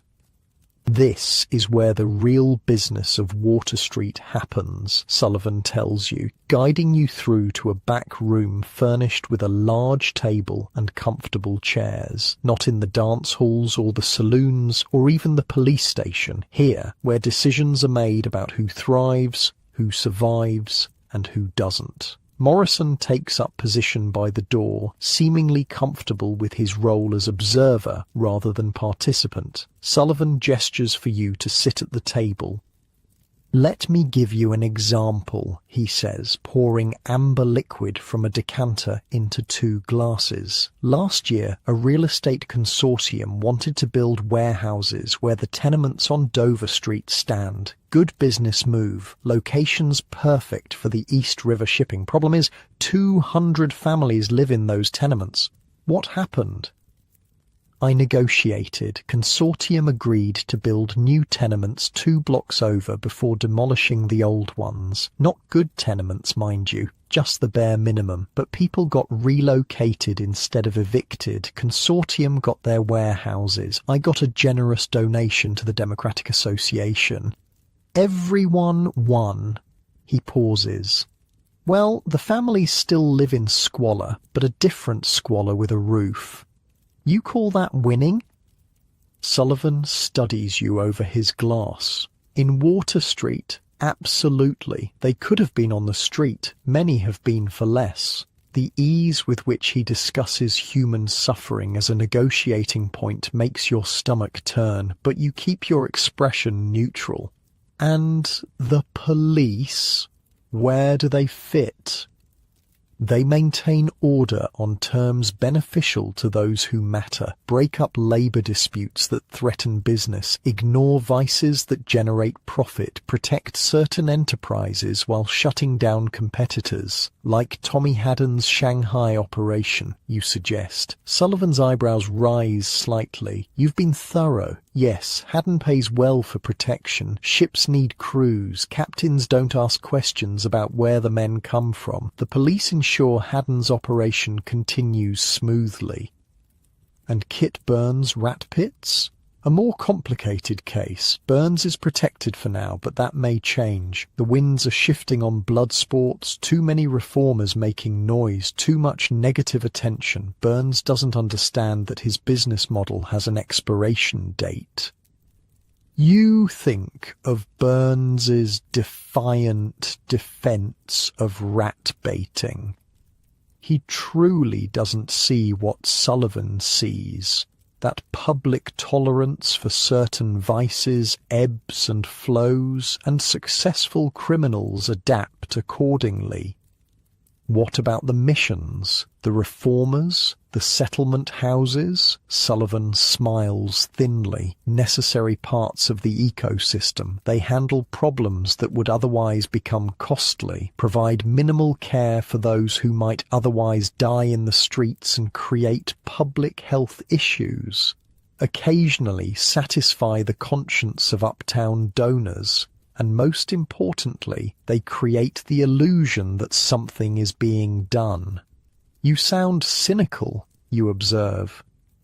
Realistic, he corrects. I've watched a dozen reform movements come and go. Newspaper exposés, charity campaigns, political promises. Water Street remains essentially unchanged. What would create real change? Sullivan considers this seriously. Higher wages, housing regulations, public sanitation infrastructure, consistent law enforcement rather than selective targeting. But those things cost money and reduce profits for the men who matter. So instead we get missions and moral crusades against specific vices. A knock at the door interrupts your conversation. A young man enters, whispers something to Sullivan, then leaves. Duty calls, Sullivan sighs. The boring machinery of ward politics requires my attention. But before I go, what exactly do you plan to write about Water Street, Mr. Pember? The truth, you say simply, as best I can understand it. A noble goal. His tone suggests he finds it naive. Just remember that your truth will be read primarily by people who benefit from Water Street remaining exactly as it is. They'll cluck their tongues, donate $1 to a mission, and sleep soundly believing they've done their part. He stands, straightening his cuffs. Morrison will introduce you to Eddie Flanagan next. Eddie sees a different side of Water Street politics, the ground level. Between us, you might get close to something resembling truth. With that, Sullivan is gone, leaving a vacuum of energy in the room. You realize he's one of those men whose presence fills a space completely, making it seem emptier than before once they depart. Impressed? Morrison asks, taking Sullivan's vacated seat. He's candid. Sullivan sees Water Street as a business operation, unpleasant but necessary. He's not wrong, just incomplete. And this Eddie Flanagan will provide the missing pieces? Morrison smiles. Different perspective, at least. Sullivan manages Water Street from above. Eddie survives it from within. Eddie Flanagan turns out to be a broad-shouldered man in his 30s, with a scar bisecting his left eyebrow and hands that speak of hard labour. You meet him at a small coffee shop near the docks, not Dutch Mary's, but a similar establishment catering to working men rather than criminals or sailors. Eddie's what you might call a community organiser, Morrison explains after introductions, though he'd never use such a fancy term. I handle problems, Eddie says simply. His voice is quiet but carries a weight that suggests he rarely needs to raise it to be heard. When official channels aren't available or reliable, what kind of problems? Landlord refuses to fix a collapsed ceiling. Employer withholds wages. Loan shark gets too aggressive with collections. Gang of kids targeting old folks for robbery. He shrugs. Water Street has plenty of problems. And you solve them? How? Eddie's smile doesn't reach his eyes. Persuasively. You can easily imagine this solid man being very persuasive indeed, particularly with those who prey on the vulnerable, but there seems to be more to him than simple muscle. Eddie organizes mutual protection networks, Morrison explains. People in a building or on a block looking out for each other, taking turns watching children, guarding against thieves, sharing resources in emergencies. The police don't do those things, you ask, though you already know the answer. Eddie snorts. Police come when a rich man calls or when they want something. Rest of the time, we're on our own. Tell him about the fire on Pearl Street, Morrison suggests. Eddie nods, warming to his role as storyteller. 2 winters ago, tenement caught fire in the middle of the night. 6 families. Police showed up, but just kept people back. Didn't actually help. Fire brigade was slow. They always are in poor neighborhoods. He takes a sip of coffee before continuing. So we formed a bucket line ourselves. Got everyone out. Saved most of the building. Then took in the families who lost their rooms, distributed them among neighbours until repairs were made. Without official assistance, Water Street takes care of its own, Eddie says simply. Has to. Nobody else will. Throughout the afternoon, Eddie shows you his Water Street, not the vice districts that draw thrill-seekers from uptown, not the political machinery that Sullivan manages, but the interconnected networks of ordinary people creating safety where none is provided. You meet Mrs. Chen, who came to America as a young bride and now organizes the Chinese laundry workers for mutual protection against harassment. You visit Mr. Abramowitz, whose tailor shop serves as an informal courthouse where neighborhood disputes are settled without involving police. You speak with Father Donnelly, whose church doubles as a shelter and soup kitchen without asking about religious affiliation. These are the invisible structures that make survival possible, community-created institutions that fill the gaps left by official neglect. None appear in newspaper accounts of Water Street, yet all are essential to its functioning. People see Water Street as just crime and misery, Eddie tells you as afternoon fades toward evening. They don't see the strength, the ways we've learned to survive despite everything stacked against us. The mutual aid networks, you observe. They're sophisticated. Had to be. When the cholera came through in 49, we lost hundreds because we weren't organized. When it came back in 54, we were ready, had systems for isolating the sick, caring for children whose parents fell ill, distributing clean water. Still lost people, but not nearly as many. Why doesn't the city provide these services, you ask, though again you suspect you know the answer. Eddie's expression darkens. Ask your friend Sullivan. City services go where money and votes dictate. Water Street has votes but uses them wrong, according to men like Sullivan. We're bargaining chips, not citizens. As you walk back toward your boarding house in the gathering dusk, Morrison is unusually quiet. Finally, he speaks. So now you've seen it all. The vice, the corruption, the poverty, the survival networks. What will you tell your readers? It's the question that's been growing in your mind throughout this final day. How to convey the complex reality of Water Street, not just its sensational horrors, but its surprising strengths, its invisible resilience, its human dignity amid degradation. The truth, you say, echoing your answer to Sullivan. That Water Street isn't just a collection of statistics or sensational anecdotes. It's people making impossible choices in an unjust system. Some become Tommy Haddon or Kit Burns, profiting from others' misery. Some become Margaret or Eddie, creating systems of mutual support. Most just endure day after day, because what choice do they have? Morrison nods, seemingly satisfied. The story doesn't usually get told that way. It should. At your boarding house, Morrison pauses. Last night in Water Street? Yes, I have what I need now. I'll start writing tomorrow, back at my hotel. Been interesting, he says simply, offering his hand. You saw more than most outsiders bother to. You shake his hand, suddenly aware of how much your perspective has changed in just a few days. You came seeking sensation, dramatic scenes of vice and crime for your newspaper series. You found those, certainly, but also something far more complex. A community with its own rules, hierarchies, systems of mutual support, all existing in the shadows of society's neglect. Thank you, you tell Morrison with genuine gratitude. I couldn't have understood any of this without your guidance. A rare smile crosses his usually stoic face. Write it true, Arthur. That's all I ask.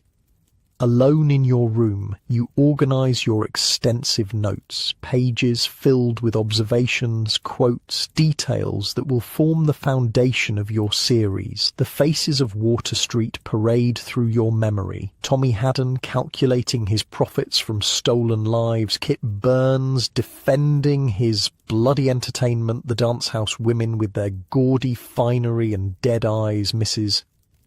Donovan's lie-reddened hands, Widow Malone measuring dried peas with military precision, Margaret singing to her lamppost, Sullivan orchestrating the machinery of managed misery, Eddie building protection from the ground up.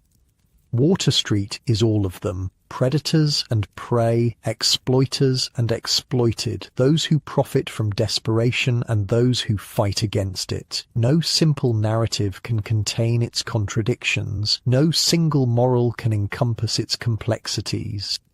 As you fall asleep on your lumpy mattress for the last time, you're already composing the opening paragraphs of your series in your mind, not sensationalized accounts of vice and crime, though those elements will feature, not sentimental portraits of noble poverty, though you've seen true nobility amid the squalor, but something truer. A community of human beings making their way through an inhospitable world with whatever tools they possess, creating meaning and structure where society has provided none.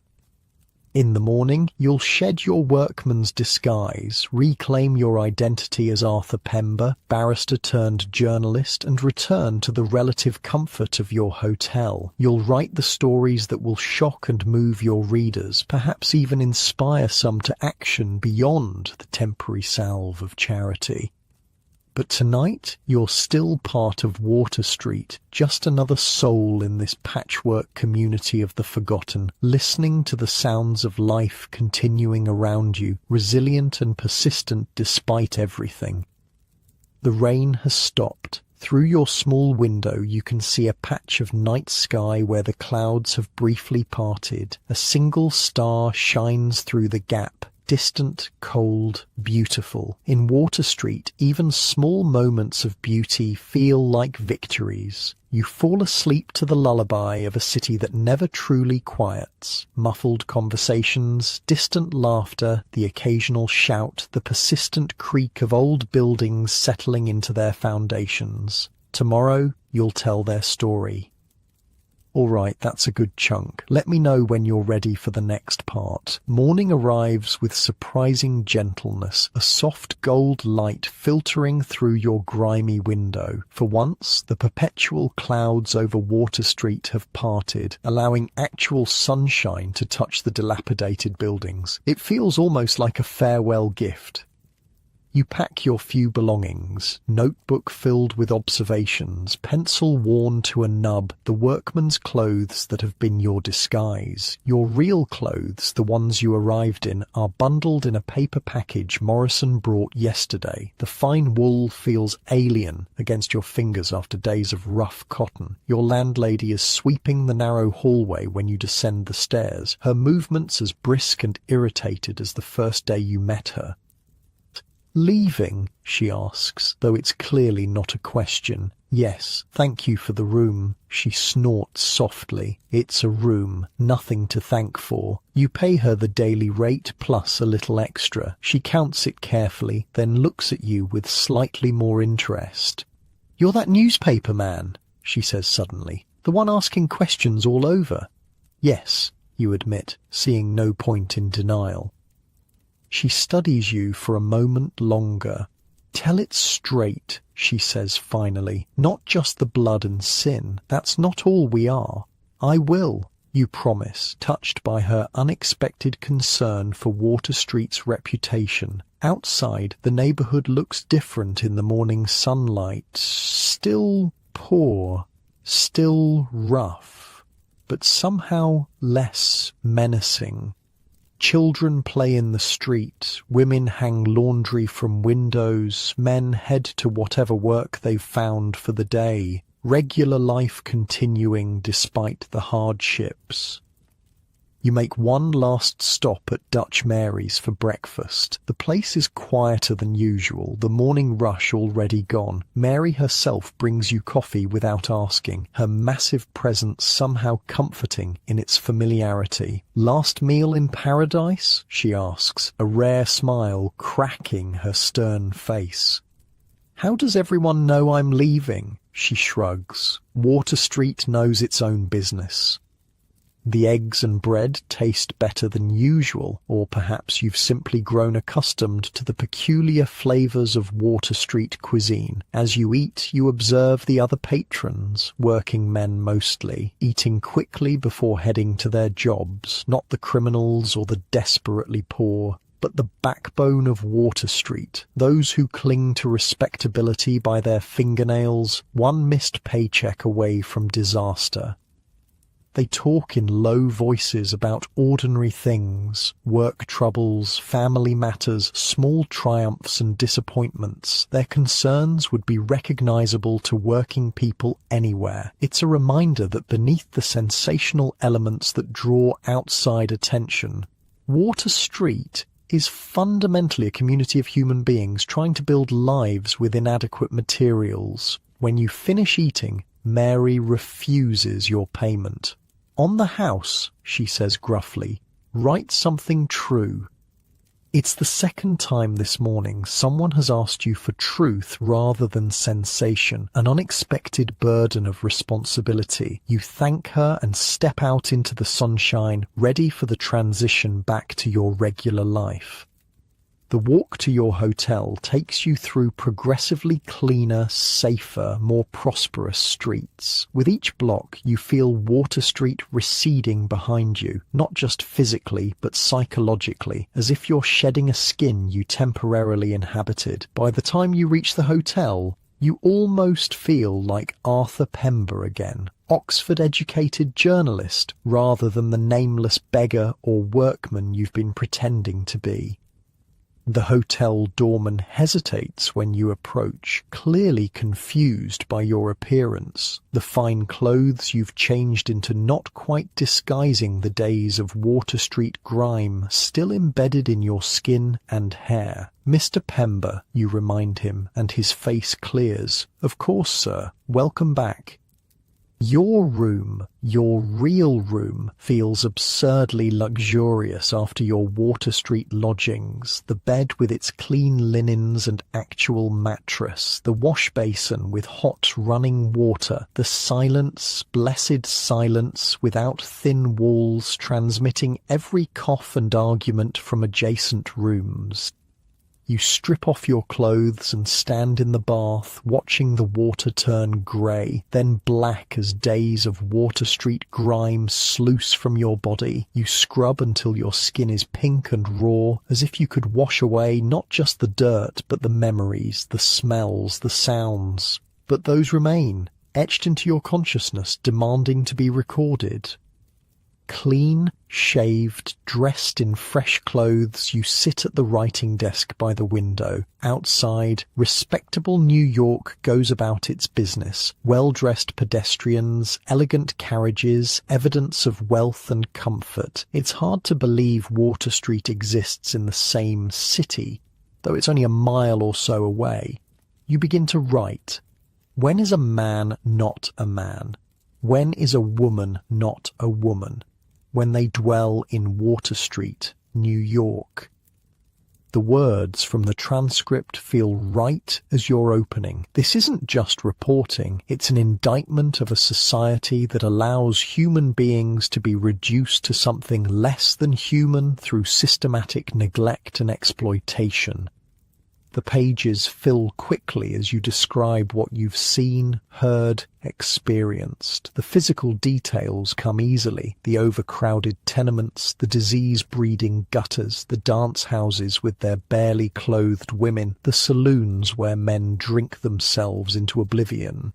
But you take special care with the human elements that might otherwise be overlooked. The dignity amid degradation, the systems of mutual aid, the surprising resilience of those who have every reason to surrender to despair. You write about Tommy Haddon with his Shanghai operation, Kit Burns with his rat-baiting pits, the corrupt police who maintain the system rather than enforcing the law. But you also write about Margaret checking on the vulnerable despite her own alcoholism, Widow Malone stretching resources to help others, Eddie Flanagan organising protection networks where official protection fails. Afternoon stretches into evening as you write, pausing only to light lamps as darkness falls. The words pour out of you, demanding release. This isn't just another newspaper series. It feels like testimony, bearing witness to a reality most of your readers will never experience directly.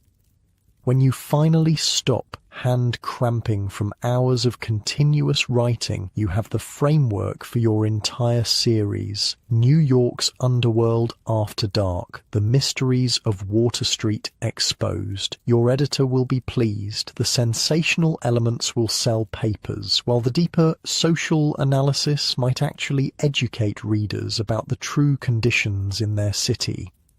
A knock at your door interrupts your thoughts. A bellboy delivers a note from your editor at the Tribune requesting a meeting tomorrow morning to discuss your findings. You dash off a quick reply confirming the appointment, then return to your desk reviewing what you've written. Will it make a difference? Will readers care about Water Street beyond the vicarious thrill of reading about vice and crime from the safety of their comfortable homes? Will politicians be moved to address the systemic issues that create and maintain such neighborhoods? You think of Sullivan with his cynical view of reform movements that come and go while leaving fundamental conditions unchanged. Perhaps he's right. Perhaps exposés like yours are just another part of the machinery, creating the illusion of concern without prompting real action. But then you remember Morrison's parting words. "Write it true, Arthur, that's all I ask." And the landlady's unexpected plea, "Tell it straight, not just the blood and sin, that's not all we are." And Dutch Mary's gruff command, "Write something true." Truth may not be sufficient to create change, but it's necessary. Without accurate accounts of Water Street's reality, there's no hope for meaningful reform. Your articles won't save Water Street, but they might be one small step toward awakening public conscience. As midnight approaches, you finally prepare for bed, a real bed with clean sheets and a soft pillow. Your body aches for rest after days of tension and discomfort, but as you lie in the darkness, sleep proves elusive. Your mind continues to race with images and voices from Water Street. Margaret singing to her lamppost, the dead-eyed dance-house girls, the children playing in gutters flowing with filth, the casual violence of everyday interactions. The contrast between your current comfort and the conditions you just left feels almost obscene. Here you lie in clean sheets while thousands suffer less than a mile away. You can leave Water Street behind, its residents cannot. I spoke with a historian who studied investigative journalism of this period. She told me Pember's articles caused quite a stir when published, with many readers expressing shock at conditions they hadn't known existed in their city. Some reform efforts followed, though as Sullivan predicted, most addressed specific symptoms rather than underlying causes. Still, Pember's work helped set a template for investigative journalism that exposed social ills. Sleep finally comes, but your dreams are filled with Water Street, not its horrors, but its people going about their business with the strange dignity you observed even in the worst circumstances. They don't need your pity, these dream figures seem to say. They need justice, opportunity, the same chance at decent lives that more fortunate citizens take for granted. You wake early, refreshed despite your troubled dreams. Today, you'll meet with your editor, begin the process of transforming raw observations into a polished series that will introduce Water Street to Tribune readers. The real work is just beginning. Over breakfast in the hotel dining room, fresh eggs, crisp bacon, coffee that actually tastes of coffee, you organize your thoughts. The series will need to balance sensational elements that attract readers with substantive analysis that educates them. It must shock without exploiting, expose without dehumanizing, critique without condescending. As you're finishing your meal, a newspaper boy enters the dining room, hawking the morning edition. Extra raid on Water Street dance houses, police arrest dozens. You purchase a paper and scan the front page article. Last night, it seems, police conducted a massive raid on several Water Street establishments, including Tommy Haddon's place and 2 dance houses you visited. The article portrays this as a triumph of law enforcement against vice, with quotes from officials promising to clean up the Fourth Ward once and for all. You know better. This is just another performance in the ongoing theatre of Water Street governance, periodic shows of enforcement that change nothing fundamental, that likely were arranged in advance with bribes determining which establishments were targeted and which were warned. By next week, business will continue as usual, perhaps with slightly different players or in slightly different locations. At the Tribune offices, your editor greets you enthusiastically. George Sanders is a burly man in his 50s, a veteran newsman who recognizes a good story when he sees one. Pember, you look like you've been through the wars. He gestures to a chair across from his desk. Tell me you got something worth the risk. You outline what you've discovered, showing him your draft of the first article. As he reads, his eyebrows rise progressively higher.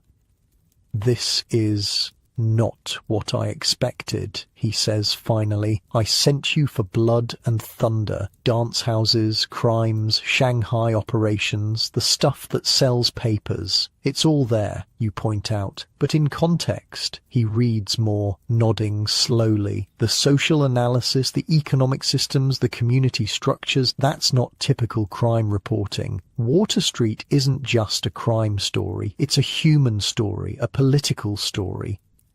Sanders leans back in his chair, considering. It's good work, Pember. Different, but good. We'll run it as a 12-part series, starting Sunday. Lead with the most sensational elements to hook readers, then layer in the deeper analysis. By the time they realize they're reading sociology instead of crime reporting, they'll be too invested to stop. You leave the Tribune offices with a sense of accomplishment. The series is approved, the first installment will appear this weekend, and Sanders has granted you unusual freedom to tell the story your way. Walking back to your hotel, you pass a newsboy shouting about the Water Street raids. A well-dressed woman purchases a paper, scans the headline, and comments to her companion, "Something should be done about those dreadful places. Such sin and degradation." You're tempted to stop to tell her what you've learned, that Water Street isn't just sin and degradation, but a complex community of people struggling within an unjust system. But what would be the point? Your articles will make that argument more effectively than a strange man accosting her on the street. In the following weeks, as your series runs in the Tribune, you receive various responses, letters from outraged citizens demanding reform, invitations to address charitable organizations, angry denunciations from officials who claim you've exaggerated conditions. A terse note from Sullivan, accurate but naive, nothing will change. Yet small changes do occur. A committee is formed to investigate tenement conditions. A mission opens that focuses on practical aid rather than just religious conversion. A particularly corrupt police captain is transferred out of the Fourth Ward. Not revolution, not wholesale reform, but incremental improvements that might make life marginally better for some Water Street residents. It's less than they deserve, but more than they had before your articles appeared. One afternoon, about a month after your return from Water Street, you receive a visitor at the Tribune offices, Caleb Morrison, looking slightly uncomfortable in the respectable surroundings. "Read your articles," he says without preamble. "You kept your promise, told it straight. Has there been any real impact?" you ask. "Some. The worst dance houses got shut down, though the girls just moved to other establishments. Tommy Haddon's been more careful, working through more middlemen. Kit Burns is feeling the heat, might have to find a new line of work. And the people? The regular residents?" Morrison's expression softens slightly. "Margaret asked me to thank you, said you saw Water Street clearly, not just its sins, but its humanity. The widow, too, she's getting more customers from uptown, people who read your articles and want to see Water Street for themselves." "Tourists," you say, slightly disgusted. "Money's money," Morrison shrugs. "She's using it to expand her loan circle." You talk a while longer about specific people you met. Eddie Flanagan organising tenants to demand repairs, Mrs. Donovan teaching her daughter to read between laundry shifts, the settlement house expanding its services, small victories amid continuing hardship. When Morrison leaves, you feel a complex mixture of emotions. Satisfaction that your work has had some positive effect. Frustration that the fundamental conditions remain largely unchanged. Nostalgia for the strange intensity of your Water Street days. You were only there a week, yet the experience has altered something essential in your understanding of humanity, its capacity for both cruelty and kindness, exploitation and solidarity, despair and resilience. Water Street showed you both the worst and the best of what people can be when pushed to extremes. In the years that follow, you write many more articles, cover many more stories, but none affects you quite like Water Street. It becomes your touchstone, your reference point for evaluating other situations, other communities, other human struggles. When you eventually return to England, you carry Water Street with you, not just in your notebooks, but in your consciousness, a permanent alteration in how you see the world. Long after your series has been forgotten by most readers, long after Water Street itself has been transformed by development and demographic changes, something of its spirit lives on in you. The unexpected dignity you discovered there, the systems of mutual aid created by those with nothing to spare, the stubborn persistence of humanity in the most inhospitable conditions. And sometimes, in your dreams, you still walk those narrow streets, still hear Margaret's drunken singing, still feel the pulse of that complex, troubled, resilient community that existed in the shadow of America's prosperity. Water Street, a place where humans could become something less than human, or sometimes, against all odds, something more. As you drift towards sleep in your comfortable bed, so different from the lumpy mattresses of Water Street, you might reflect on how fortunate you are. Clean sheets, soft pillows, the security of knowing tomorrow holds no immediate threats. These simple comforts were unimaginable luxuries to the people you met in those dangerous slums. Let your body sink deeper into your mattress as you appreciate its support. Allow your muscles to relax, releasing the tension of the day. Your eyelids grow heavy as you remember Arthur Pember's courage in exposing those harsh conditions, his determination to tell the truth about a world most people never saw. Perhaps, like Pember, you've faced challenges today that tested your strength. Now it's time to rest, to let go of the day's struggle. Hey there.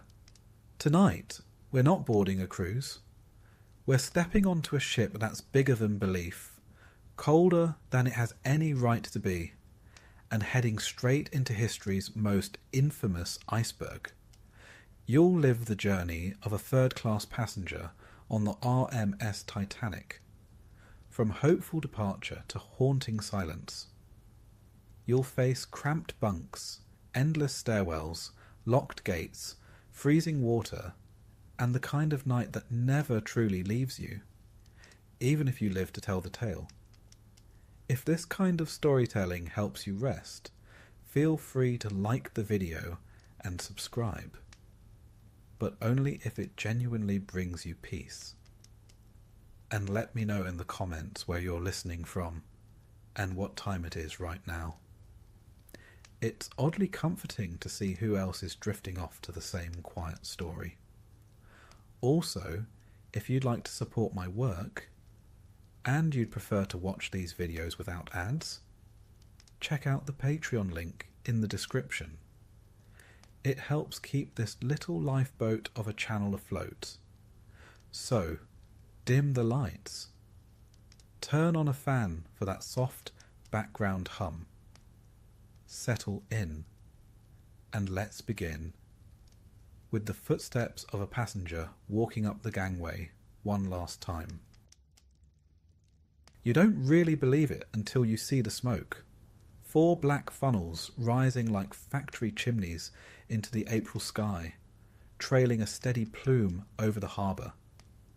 The RMS Titanic, they say, is the largest ship in the world, bigger than imagination, taller than most buildings.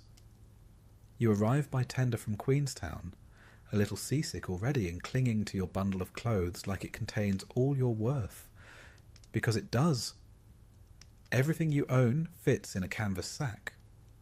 A scarf from your sister, a wooden spoon, 2 apples already bruised, and the ticket, of course. A third-class berth, one way to New York. You check your pocket again just to make sure it hasn't fluttered away. The crowd is thick with people like you, hopeful, harried, and slightly confused by the scale of things. Steerage passengers aren't given grand welcomes. There are no brass bands or champagne flutes, just an officious fellow with a clipboard barking names. You shuffle forward in the queue, elbow to elbow with mothers carrying babies, Irish farm boys whispering to each other, and a few stiff-looking Scandinavians with suspiciously large suitcases. You suspect they're smuggling bread. Smart, really. The Titanic looms so high above the quay that you have to tip your head back until your cap nearly falls off. There's a gangway, but not for you. That's for second class, or maybe even first. The wealthy folks with hats that cost more than your father's farm. You're directed around to a smaller entryway near the cargo loading zone, and you file in like livestock. It's hard not to feel like part of the cargo. Inside, the smell hits you first. Fresh paint, new wood, a hint of coal smoke and salt air. It's not unpleasant, just sharp, like the ship is still curing. A steward, young and already tired, waves you along a metal corridor without making eye contact. You descend a set of narrow stairs into the bowels of the vessel. It gets warmer as you go down, and louder. Somewhere, deep in the belly of the ship, you can feel the thrum of engines being prepared for departure. Your berth is humble. A 4-berth cabin with whitewashed metal walls, a single porthole the size of a dinner plate, and 2 sets of bunks, each barely wide enough to turn over in. The mattress is horsehair. The pillow has seen better days. You share it with 3 others, a Welsh miner, a girl from Donegal who refuses to speak, and an elderly Italian man who immediately removes his boots and sighs like he's home. You'll be sleeping beside his socks for the next 5 days, give or take. Still, it's cleaner than you expected. A miracle, really. You were warned about steerage, lice, foul food, damp sheets. But the White Star Line has made a point of advertising this voyage as unusually civilized for 3rd class. The room even has an electric light, which you turn on and off several times just because you can. When the ship finally pulls away from the dock, you feel it not as motion but vibration. A long, slow tremor through the bones of the ship. People rush to the narrow passageways, craning for a look at the receding harbour. Some wave, some cry. A baby howls, unimpressed by history. Above deck, far, far above you, the first-class passengers are sipping tea and watching the departure like it's an orchestral performance.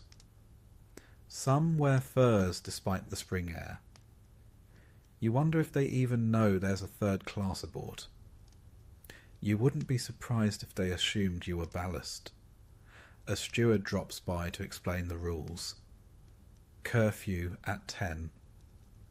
Men and women sleep separately unless they're married, and you'll be needing a marriage certificate to prove it. Meals are taken in the dining saloon, 2 decks up, through the steel corridor, and past the washing station. Clean hands are apparently expected. You wonder if clean boots are too. Yours have never been accused of such a thing. Dinner is more than tolerable.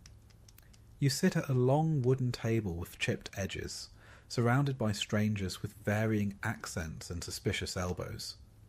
The fare: soup, boiled beef, potatoes, bread with proper butter, and plum pudding. It's hearty and hot, and there's plenty of it.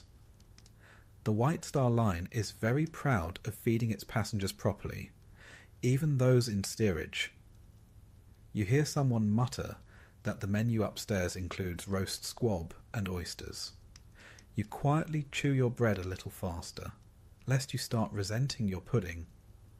Afterward, you walk the lower corridors. The ship is a labyrinth. Metal walls, doors marked in confusing codes, stairways that lead to nowhere. You pass a small band practicing in a side room.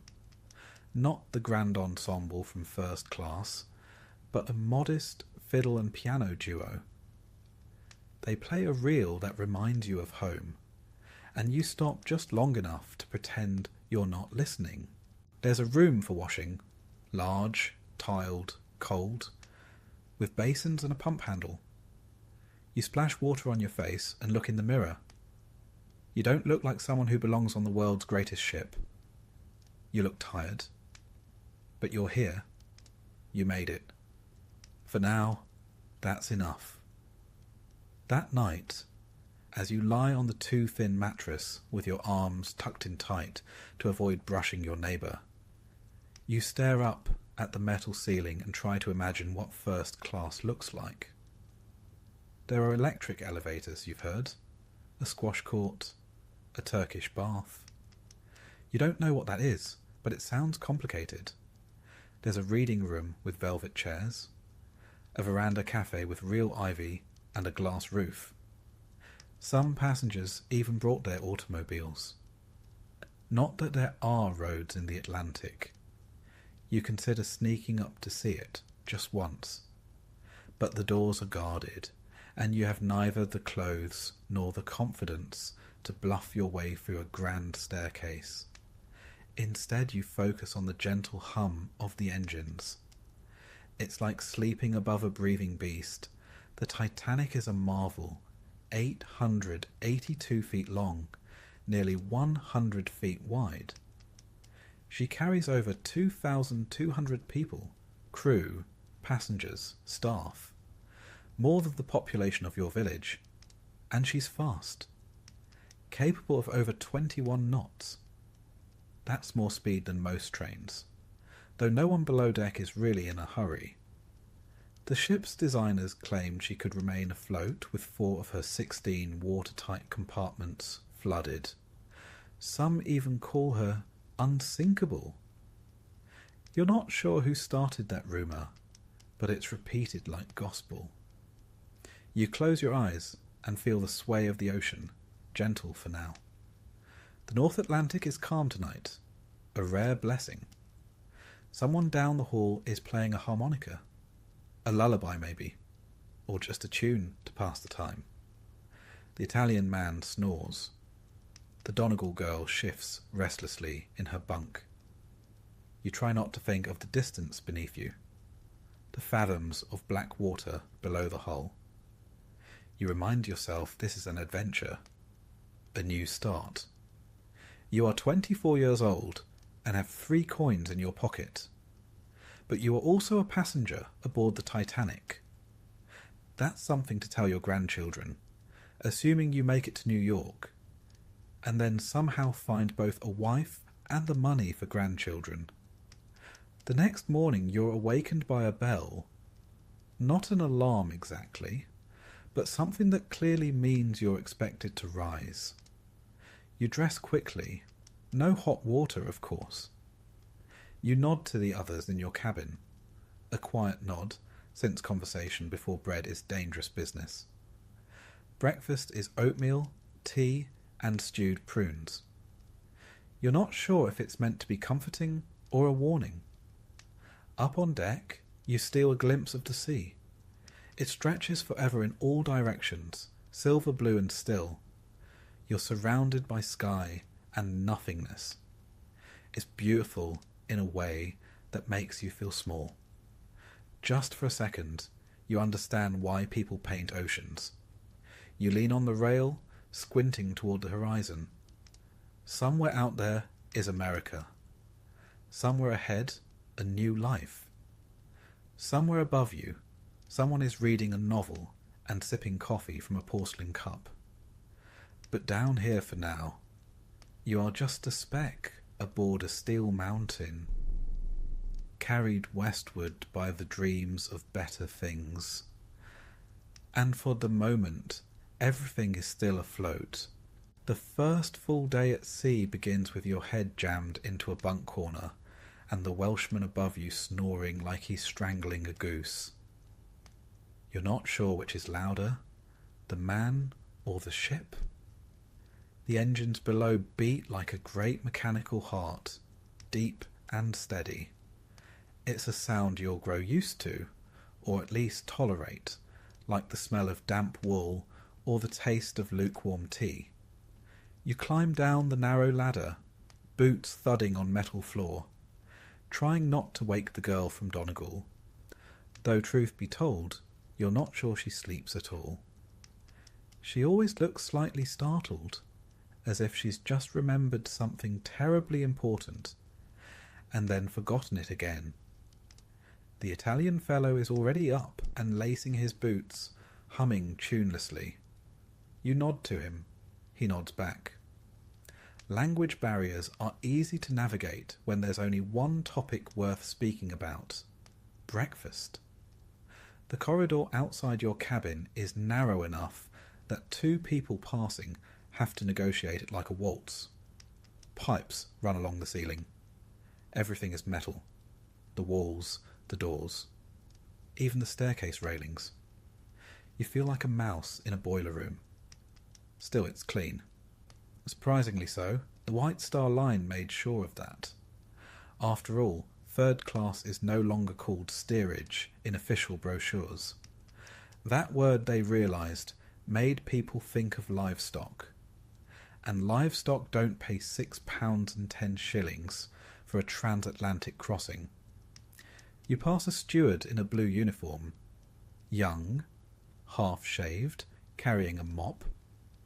He doesn't smile, but he doesn't bark either. That's something. Compared to most steamers, Titanic treats its third-class passengers with almost shocking decency. You've even got a proper dining saloon, not just a bench and a bowl, and you're allowed outside at certain hours. So long as you don't wander too far up the decks and startle the people in tuxedos. You follow the smell of bread to the third-class dining room, located midship on F-deck. It's bigger than you expected.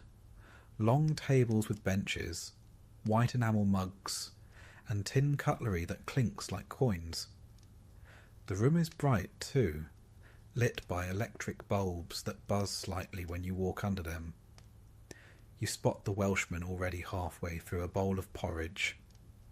You join him and are soon joined by the others. A family of Swedes with matching coats, an Englishwoman with 4 children and no husband, and a very round man who orders 2 servings without shame or explanation. The food is plain but plentiful. Breakfast is porridge, bread, marmalade, and tea, hot and dark. No fancy teas here, just the kind strong enough to make your ancestors sit up in their graves. Someone mentions that first-class passengers have kippers and smoked salmon. Someone else mentions that they are welcome to it, since it smells like feet. After breakfast, you explore the steerage section. It's not large, but it is its own little world. There's a general room where people gather, play cards, mend clothes, argue, flirt.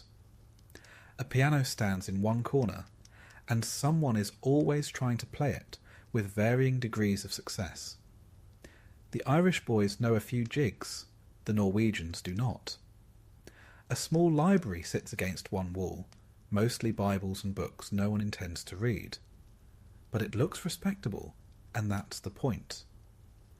The White Star Line wanted third class to feel clean, moral, and well supervised. Not because they cared, particularly, but because the immigration authorities in New York did. Ships that arrived with lice, fever, or rowdiness risked losing their landing permits. So the company, wise to the economics, kept steerage tidy. They hired matrons to monitor women and children. They fed you 3 times a day. They even installed electric fans to keep the air from turning fetid. Of course, you're not supposed to know that. You're supposed to be grateful for the generosity. And you are. It's better than any crossing your cousin ever described. His ship had rats the size of chickens, and smelled of cabbage from Dublin to Halifax. Titanic, by comparison, smells faintly of varnish. You make your way up to the open-air deck, one of the few parts of the ship where third-class passengers are allowed fresh air. It's not large, but it's something. Children chase each other between wooden benches. A man tunes a violin.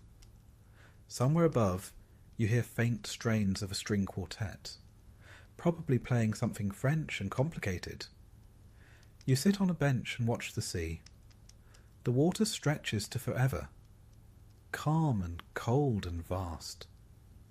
You're halfway to nowhere. You're allowed on deck only during certain hours. First class has their own promenades, sheltered and adorned with ivy. Second class has deck chairs and newspapers. You have a wooden bench and the sky. Honestly, you'll take it. The sky doesn't care how much you paid for your ticket. Back below, a steward announces lunch. The dining saloon fills quickly. You sit with the same group as before. The miner, the Donegal girl, the Swedish family. Everyone's a little warmer now, a little looser with their stories. You learn the Welshman's name is Evan. He's going to Pittsburgh to work in the mills. The Swedish father speaks some English. He says simply, "America better." No one argues. Lunch is soup, corned beef, and boiled potatoes. There's rice pudding for dessert. You scrape your plate clean. It's not gourmet, but it's hot, and it's yours. You imagine your mother's face if she saw you being served at a real table, with a cloth napkin and everything. Granted, the napkin is more whole than cloth, but still. That afternoon, you wander. The ship is a maze, and it's easy to get lost. You pass doors labelled "No Admittance."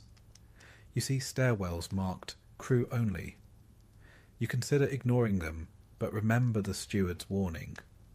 Steerage passengers caught trespassing will be confined to quarters.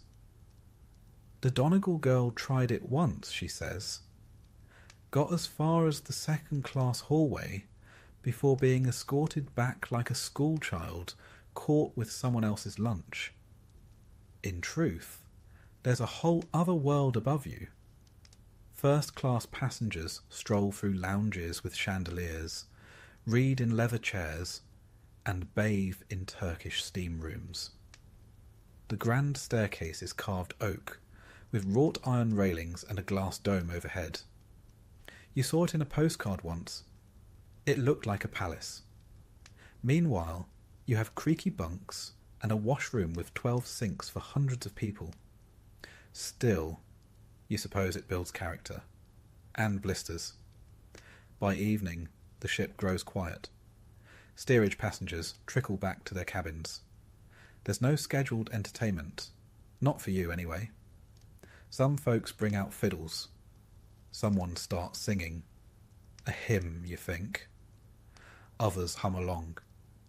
You sit near the doorway, sipping lukewarm tea and watching the flame flicker behind the electric light bulb. There's something about ships that makes everyone feel philosophical. Perhaps it's the water. Perhaps it's the silence. Or perhaps it's the realization that you are floating in a giant iron box, miles from anything solid, relying on the stubbornness of steel and the calculations of men you've never met. You lie down for the night and listen. The Welshman is snoring again. The Italian man coughs softly in his sleep. The girl from Donegal whispers a prayer. You think about your brother, left behind, and your uncle waiting in New Jersey with a job at the docks. Maybe. If the letter was true, if the job still exists, for now, you are here. Aboard Titanic, below decks, yes, but afloat, safe, federal, and carried westward at 21 knots on what they call the Ship of Dreams. Dreams, you suppose, look different depending on where your bunk is. Still, the sea is quiet, the hull is strong, and the night, for now, is kind. You wake slowly, disoriented by the quiet. It's not true silence. Nothing aboard the Titanic is ever silent, but something's different. The usual early clatter of boots in the hallway hasn't started. No coughs echoing off steel. No one shouting for a missing sock.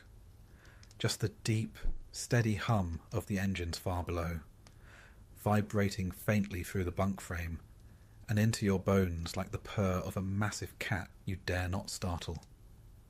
The light through the tiny porthole is grey-blue, filtered through Atlantic mist. It's early, but you're wide awake. You've decided that today you're going to climb. You swing your legs down carefully. The Welshman above you is still asleep, mouth open, emitting low noises like someone trying to remember the words to a hymn in their sleep. The Donegal girl has left already. Her bunk is empty, her blanket neatly folded, her presence already a ghost. The Italian man snores softly, boots by his bedside in perfect placement. You dress quickly, quietly, and slip out into the corridor before the daily shuffle begins. The air down here in third class, officially called steerage by everyone except White Star's pamphlets, is thick with engine heat and the scent of wet wool. The corridor is narrow enough that passing someone requires sideways negotiation and a muttered apology. Pipes line the ceiling, rivets pattern the walls. There's a sense that everything here is very sturdy and very uninterested in your comfort.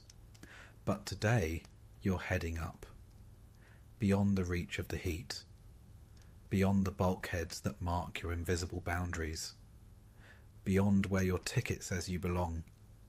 You've heard whispers of the higher decks, not just the first class rooms, the ones with fireplaces, private promenades, real bathtubs, but of the corridors that feel like museums, of the grand staircase carved from wood finer than any church you've seen.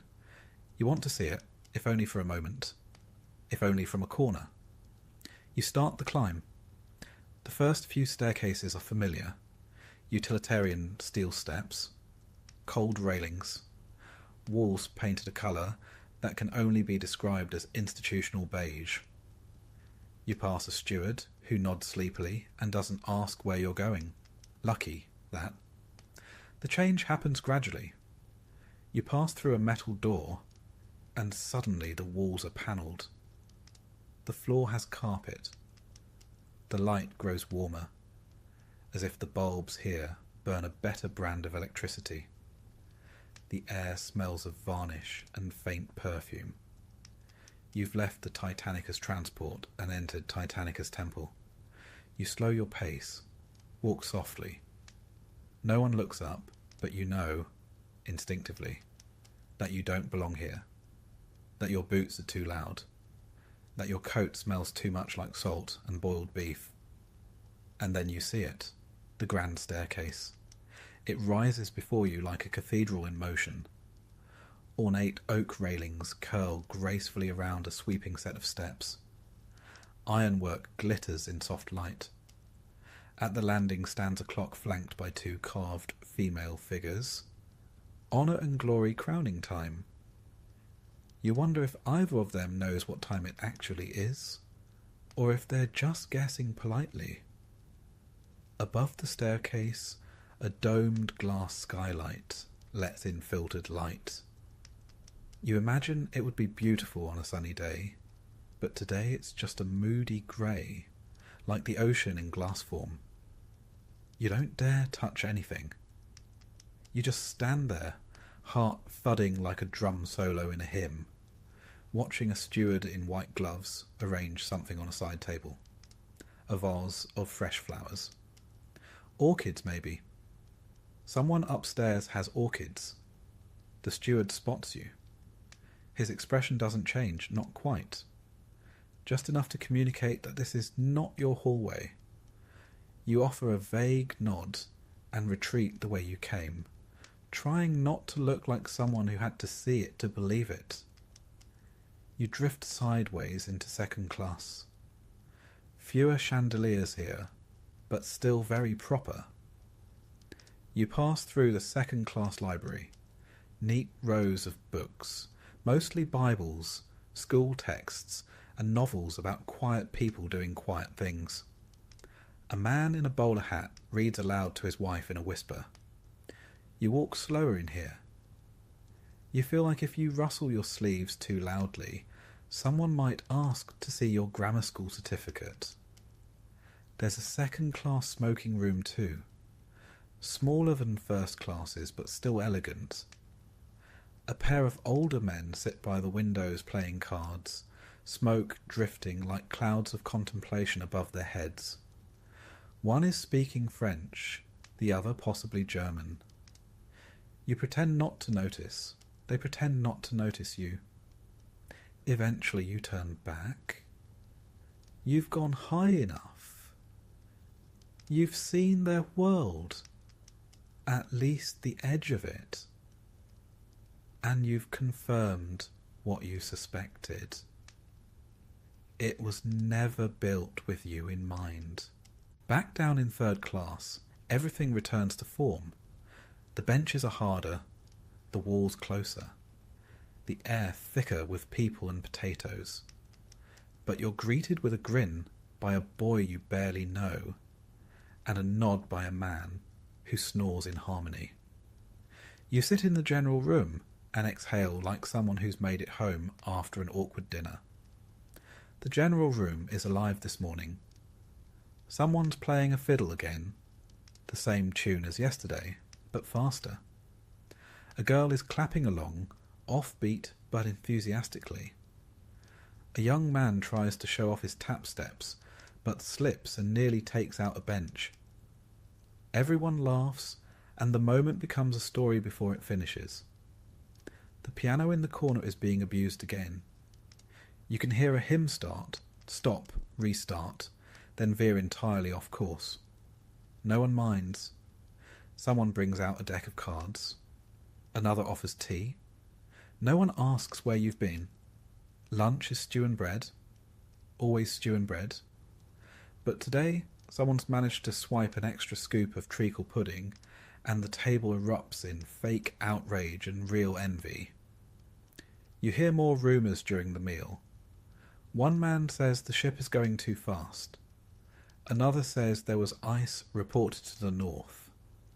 A third man, who has read one book and now considers himself a naval engineer, claims the ship can't sink because the hull is divided into 16 watertight compartments.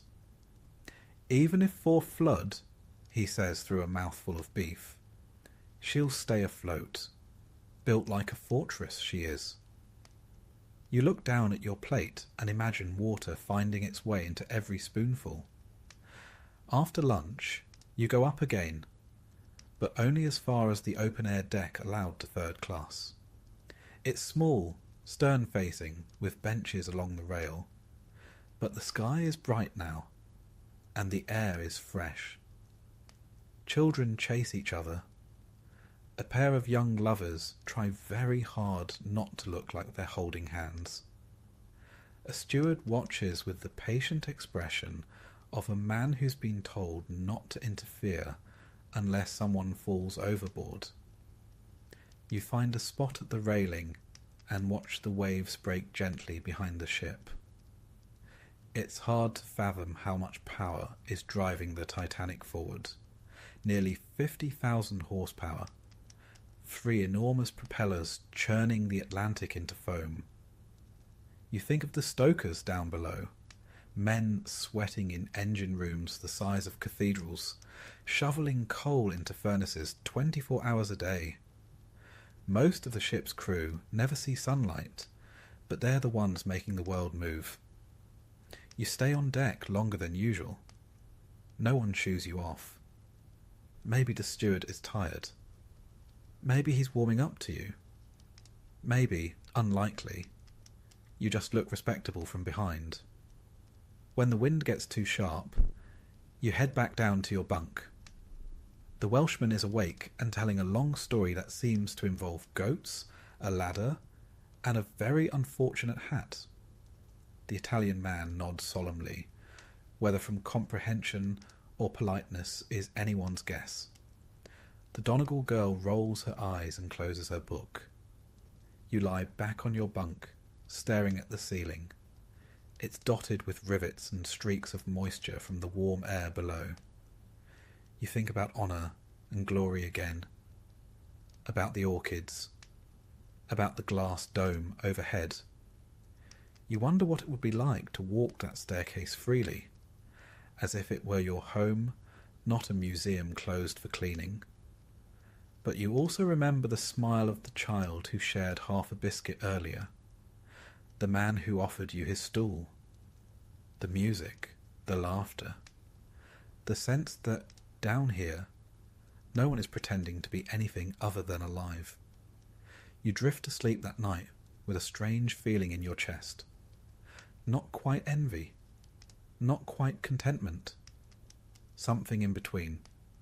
Something shaped like a staircase that you'll never climb, and a bench that always has room for one more. The strange thing is how hard it is to sleep, even when you're tired. And you are tired, your boots are tired, your spine is tired, even your eyelids, which have spent all day squinting against salt-bright skies or smoky lamps, have become heavy with the weight of everything you've seen. And yet, sleep doesn't come easy. It's your third full night aboard the Titanic. And though the ship moves smoothly, as smooth as a hotel, people keep saying, your thoughts do not. You lie in your bunk, staring at the ceiling, and wonder how much water sits above your head. You're 7 decks down, give or take. That's hundreds of tons of ocean, all held back by steel plates, rivets, and the confidence of shipbuilders who promised everything would be just fine. The lights in your berth dim automatically at curfew, electric bulbs on a timer, controlled from somewhere else. A small modern miracle, though when they flicker, you can't help but wonder if it's the system or the sea. The cabin is quiet. Evan, the Welshman, has already fallen asleep and is breathing heavily, like he's training to be a tuba. The Italian man, whose name you think might be Carlo, snores so gently it's almost musical. The Donegal girl hasn't spoken in a day and a half, but she's here, arms folded, staring at the ceiling as if it might crack open and reveal answers.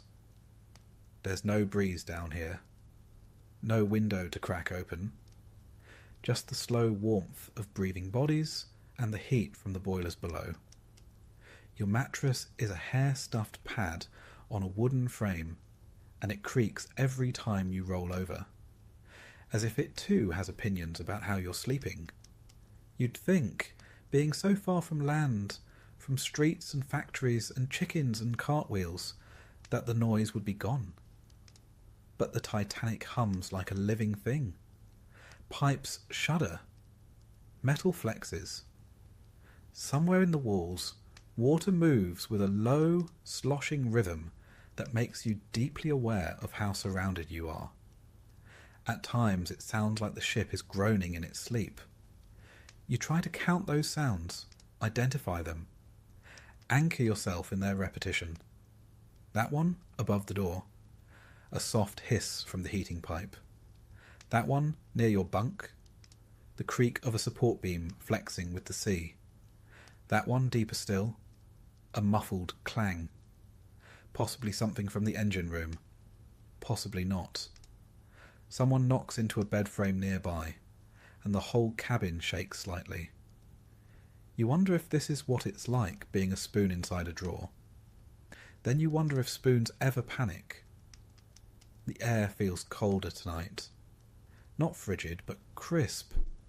like someone left a window open 3 decks up, and the wind remembered how to find you. That's unusual. Third class is typically stifling. The heat from the boilers keeps it warm even when the Atlantic is icy above. But tonight, your nose is cold. You pull the blanket up and curl inward. No one else seems to notice. Or if they do, they've decided not to mention it. That's how things work down here. If it's not fire or famine, it's probably not worth complaining about. Still, something feels off. Earlier that evening during dinner, you'd overheard 2 men whispering about ice. Saw it on the chart, one said. Bergs spotted further south than usual. The other scoffed. Ship this size could punch through a barn wall. You didn't say anything at the time, but now, in the quiet of your bunk, you start to wonder what that barn might be made of, and whether the wall might punch back. The Titanic is 882 feet long, nearly 100 feet wide. Her double-bottom hull is divided into 16 watertight compartments. The theory, often repeated, rarely questioned, is that she can stay afloat with any 2 flooded. Maybe 4, depending on who you ask. Possibly even 5. Of course, no one down here has seen those compartments. You assume they exist. Like unicorns or kindly landlords. You roll over. The mattress groans again. Somewhere far above, a door slams, then silence. Outside your room, the hallway is quiet. A few low voices pass by. Someone stifles a cough. You imagine the ship overhead. 5 more decks of people, mostly asleep. Or pretending. First-class passengers in private staterooms with real pillows and electric heaters. Their windows are shut against the night air. Their beds don't creak. They probably don't wonder what 400 miles of ocean feels like above their heads. You breathe in and out, trying to focus on the rhythm, the movement of the ship, the faint sway. If you didn't know better, you'd think you were on solid ground. The Titanic glides through the North Atlantic with the grace of a floating hotel, its engines spinning nearly silent from down here. The vibration is constant, but smooth. So far, the seas have been unusually calm. Barely a chop. Even the gulls looked bored when they flew overhead yesterday. But tonight feels different. Still calm. Unnervingly so. The ship doesn't sway, doesn't dip. The sea is glass. And the sky, when you saw it earlier from the aft deck, was unusually clear. Stars sharp as pins. No moon, just silence. You remember thinking how eerie it was, the way the wind had died. No crests on the waves. Just blackness reflecting starlight. The kind of night where sound carries too far. Where even your thoughts echo. It's the sort of night that makes sailors nervous. And you now too. You sit up quietly. The bunk creaks, again betraying you. No one stirs. You swing your legs down and walk barefoot into the corridor. The passage is dark, save for a few low-burning lamps. The electric lights here are dulled at night to save power. A steward once joked it also discouraged passengers from panicking at the sight of each other in nightclothes. You walk down the hall, past a row of identical doors, each with 4 bunks, each with the same white paint flaking at the edges. You pass the communal lavatory. The sound of dripping water is louder than usual. Or maybe it's just quieter elsewhere. At the stairwell, you pause. You're not supposed to go above at night, especially not unaccompanied. But you step up anyway, guided more by restlessness than reason. 2 decks up, near a third-class common area, you find a small porthole. Not a grand view, barely a slice of sea, but enough to glimpse the water. still dark and flat as slate. Stars gleam above like they've been nailed in place. You press your forehead to the glass. Cold? And then, the strangest thing, a flicker. Not light exactly. A movement. Something distant. A shape? Or just a shadow of a thought? You blink. It's gone. Back to bed. The walk down feels longer. The corridor seems narrower. When you return to your cabin, everyone is still asleep. You climb into your bunk and pull the blanket to your chin. You try to sleep, but the ship feels not still exactly, just wrong, like a song that skipped a beat, a silence you weren't expecting. And in that silence, you realise something deeply absurd and quietly horrifying. You don't know what it would sound like if the Titanic were in trouble. Would there be a noise, a grinding, a snap, a bell? Or would it be like this? Nothing at all. You think of the watertight doors, those great metal slabs that can seal off entire compartments in seconds. You've never seen them, but you heard someone say they're automatic. Triggered by flooding, they just drop, like guillotines. Efficient, really. You picture one slamming down without warning, then another, and suddenly the sound you imagined, the scream of steel buckling, becomes too loud in your thoughts, and you roll over again, pressing your hands to your ears. It's just nerves, you tell yourself. Just stories. You're thousands of miles from home, surrounded by strangers, being carried across an ocean you've never seen from shore. Of course your mind is playing tricks. You've climbed too high, snuck too far, seen the edges of other people's worlds. It's made you suspicious of your own. You squeeze your eyes shut and listen again for the heartbeat of the ship. The engines hum, the pipes moan. Evan breathes. Carlo snores. The girl from Donegal turns in her bunk and sighs, not loud, but long, like someone remembering they still exist. You focus on that sigh, human and simple, something solid in the machinery, and finally, with no ceremony at all, you slip into uneasy sleep. Above, the Atlantic stretches black and endless, and somewhere, invisible for now, something cold waits patiently in the dark. The next day starts like any other. Too early, too loud, and somehow too warm and too cold at the same time. You wake up unsure whether you slept for 5 minutes or 5 hours. In truth, it's probably somewhere in between, stolen in snatches between creaking pipes and the haunting knowledge that the ocean is still out there, waiting. Your boots are colder than they were yesterday. You wiggle your toes before stepping in, hoping the heat from your feet will make peace with the leather. It's April 14th now. Sunday. Easter Sunday, in fact. At home, there'd be a sermon, then boiled eggs, then the sort of quiet family tension that passes for celebration. Here there's porridge. The dining saloon smells of tea, bread, and too many people with nowhere else to be. You sit with your usual group, Evan the Welshman, Carlo the Italian, and the Donegal girl, who still hasn't offered a name but has stopped flinching when people speak near her. A quiet improvement.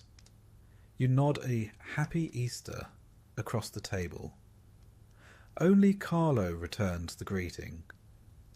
Evan just mutters something about missing his boots and keeps eating. You hear someone at the far end of the table say something that catches your attention. "Ice ahead," the man says, voice low, like he's sharing state secrets instead of breakfast gossip. "Bergs," says another. "More than usual. They're drifting south." You look up. The men are older, one with a sailor's beard, the other with a face like baked leather. They sound like the sort who say, "I told you so," before anything actually happens. Still you listen. They say the wireless room's been getting warnings, the first man continues, buttering his bread with unnecessary force, from other ships. Wireless? Someone asks. The Marconi, the second man explains. They've got one aboard, big set, sparks flying and everything, sends messages to shore and other liners, not just for passengers. They use it for navigation too. Captain'll know then, someone says, if there's danger. The two older men nod, slowly but not confidently. That's the worst kind of nod.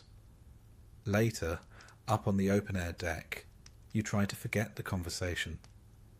The sea is as flat as a dinner plate, barely a ripple. The wind has stilled almost completely. The cold, though, that remains. It's the kind of cold that sneaks in under your clothes and lingers behind your ears. You pull your collar up and lean on the railing, squinting at the horizon. Nothing. Just water and sky. Two blues with no border between them. Occasionally a sparkle where the sun hits the surface. No land, no ships, no birds, just quiet. You can feel it in the air. Not fear, not yet, but a sense of waiting, like the ship itself is listening. A steward nearby paces slowly, arms behind his back. He doesn't speak to anyone, but he watches everything.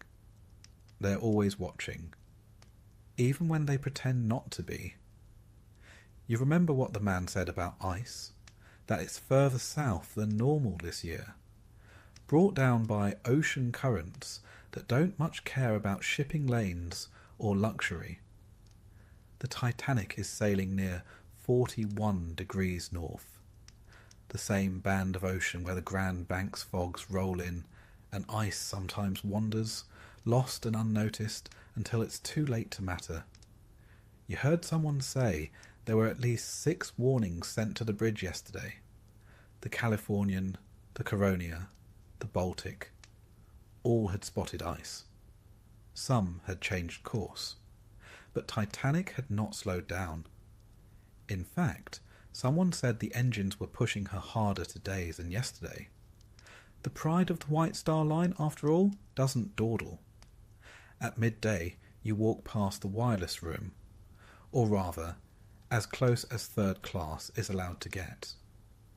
The room itself is tucked behind second class, on the boat deck, off limits, and guarded by closed doors. But you hear the spark through the wall, the steady, sharp rhythm of Morse code being tapped out. The two operators, Phillips and Bride, someone said, have been sending passenger messages all day. Telegrams to New York, to London. Mostly first-class passengers dictating congratulations to friends or instructions to brokers. You wonder if they resent it. The operators, not the passengers. You wonder if, in between, arriving Wednesday, best regards, and buy shares immediately, they ever think to forward the ice reports to the captain. Or maybe they already have. Maybe he's read them, frowned, and poured another tea. You won't know. You're not allowed to know. That's not how class works aboard the Titanic. Information trickles down slowly, like melted ice through a brass funnel. By late afternoon, the rumours are more frequent. A second-class passenger says he overheard an officer mention unusual flows. A steward in third class mutters that they've changed watch rotations. One woman claims her porthole was frozen shut. Another says she saw a chunk of ice floating by the stern, though on inspection it turned out to be a towel from second class. Still, the talk continues. You wander again, heading up as far as the stewards will let you. On one deck, near the rear, you pause behind a group of well-dressed gentlemen discussing ship speeds. She's doing 22 knots, one says confidently, though you suspect he's guessing. Trying to make headlines, another says. Bruce Ismay's idea. He's aboard, you know.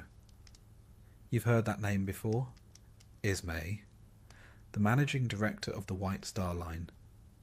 You imagine he walks around the ship like a man who's already written his own newspaper article. One of the gentlemen leans on his cane and says, I say let her go fast. Get it over with. These crossings are terribly dull. You note that he has not spent time in steerage. Supper passes uneventfully. Stew again, though slightly more seasoned, as if the cook is repenting. You eat beside Carlo and Evan, who argues quietly with a Scottish boy about whether the ship is headed too far west. The Donegal girl doesn't speak, but her foot taps beneath the table. Maybe nerves, maybe boredom. You ask her if she's heard the ice rumours. She shrugs. There's always something, she says, and takes another bite of bread. Evening descends. The sky sharpens again, stars winking into place one by one until the night is full of them. No clouds, no moon, just that same eerie stillness. The ocean is too calm. It doesn't move like water. It just waits. You go out on deck one last time. The wind cuts deeper now, and you wrap your arms tight. The cold isn't sharp. It's quiet. Heavy. The sort of cold that soaks into your sleeves and settles in your lungs. There's a hum from the funnels. Faint, rhythmic. Below deck, you know the stokers are still at work. Dozens of them, pale and sweating, shoveling coal into roaring furnaces. The Titanic burns over 600 tons of coal per day. That's 100 firemen on shifts, 24 hours a day, keeping her alive. You've seen none of them. You don't know their names, but you feel their work beneath your boots. Someone nearby mentions the iceberg warnings again. They've got lookouts posted in the crow's nest, of course, he says. Best view on the ship. You don't say anything. You just watch the sea. It reflects the stars so perfectly that for a moment you're not sure which way is up. The steward eventually calls for the deck to be cleared. It's nearly 10. Time to return below. Time to sleep. Time to pretend the whispers haven't followed you all day. Back in your cabin, the blankets feel colder than usual. You lie down slowly, as if your bones want to test the bed before trusting it. The engines hum, pipes hiss, a distant thump, probably nothing. You close your eyes and listen to the ship breathe. Outside, the night sharpens, and somewhere out there, a lookout climbs a ladder with no binoculars. It happens just before midnight. You're not asleep yet, though you've been lying still in your bunk for what feels like hours. The darkness in the cabin is almost complete. The low-watt electric bulb above your head has been off for some time, and the only light now is the faintest spill from the corridor beyond the half-shut door. Carlo is breathing evenly, for once, not snoring. Evan has turned to face the wall, one hand beneath his head. The Donegal girl hasn't moved for the better part of an hour. The ship is quiet, not silent, of course. Titanic never truly rests. The vibration of the engines is always there, low and steady. The sound of water rushing past the hull. A metal creak every now and then. The occasional thump of something falling somewhere. A bucket. A mop. A steward's patience. But this is different. The jolt isn't sharp. It's not the screeching, cinematic sort of collision you'd expect. No fireworks, no explosion, just a shiver. A long, low, grinding sensation that hums through the bones of the ship and into yours. Like someone has run a giant finger along the hull from bow to stern. Your mattress shifts slightly. The pipes above your head rattle. Carlo stirs. Evan grunts and mutters something about potatoes. Then everything stops. For a few seconds, the engines go quiet. Not off. Not quite. But they pause. You notice it like you'd notice a missing tooth, or a heartbeat that skips. The vibration in the walls, your bed, the very floor, gone. And in its place an awful stillness. Then the engines resume, not with a roar, but with a hesitant hum, like a man coughing politely after realizing he said something awkward. You sit up, no alarm sounds, no bells, no shouting. Just the renewed rhythm of the ship beneath you, and the sudden, sharp awareness that something has changed. You climb out of your bunk and pull on your boots. Evan is sitting up now, rubbing his eyes. "What was that?" he asks, not quite to you. Carlo shrugs. "Maybe anchor shift, or a wave." You glance at the Donegal girl. She's watching the ceiling, arms still crossed. No one moves to leave the cabin. It's late, the kind of late where nothing important is ever expected to happen. But still, you walk into the corridor. Others are doing the same. Doors creak open, heads peek out. Faces half awake and confused.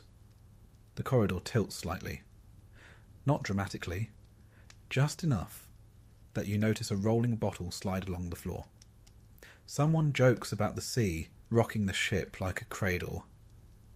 Someone else doesn't laugh. You head toward the stairwell. There's no steward in sight, which in itself feels wrong. They're usually everywhere, appearing like shadows when you linger too long in the wrong area or try to pocket a second piece of bread. You climb 2 decks, boots echoing louder than you'd like. The air grows colder. Not subtly. Genuinely cold now. Your fingers tingle, and you draw your coat tighter. You make it to the general third-class space. It's fuller than expected. People are talking in low voices, some pacing. A man you recognise from meals, red hair, missing a tooth, is saying he felt the whole wall shake. Someone else claims the ship hit a whale. Another says he saw ice on the starboard side. A woman swears her porthole is leaking. Then the stewards arrive. At first they're calm, firm but polite. Nothing to worry about, they say. A precaution. Stay here. Don't go up top. No need to panic. The officers are inspecting the ship. There's been a minor incident. Everything's under control. You've never heard so many words that explain so little. You try to ask a question, but you're waved off. "Just stay calm, sir," one says. "Captain Smith will have it sorted presently." You glance toward the stairwell. It's now guarded. So you wait. The thing about being below deck is that information trickles slowly. Up in first class, passengers have already seen crew gathering near the lifeboats. They've felt the cold air sweep in as the forward hatch was opened. Some of them are asking questions directly to officers. Down here, you get hallway whispers and stewards with fixed smiles. But still, more people arrive. Children wrapped in shawls. Old men buttoning their coats. Young couples gripping each other's arms like handles. No one is shouting yet, but no one is laughing either. The floor tilts again. You notice it this time. A glass left on the table slides half an inch, then stops. Someone mentions lifeboats. Someone else says there aren't enough. You know that's true. You heard it days ago, a second-class man muttering about it. Only 16 boats and 4 collapsibles. Room for about 1,200 people. There are over 2,200 on board. You start to sweat, despite the cold. Then a steward reappears and speaks a few quiet words to another. That one's face changes, just slightly. His eyebrows rise. His jaw tightens. You see it. Then they both disappear. The room grows louder. Someone tries to climb the stairs. A steward blocks him. You can't go up yet, sir. Please remain here. Why? The man asks. Just orders. Is the ship sinking? I can't say, sir. Which is as close to yes as a steward is likely to get. You turn toward the stern, the third-class open-air deck. If the forward gangway is blocked, maybe the aft deck is clear. Maybe you can get higher.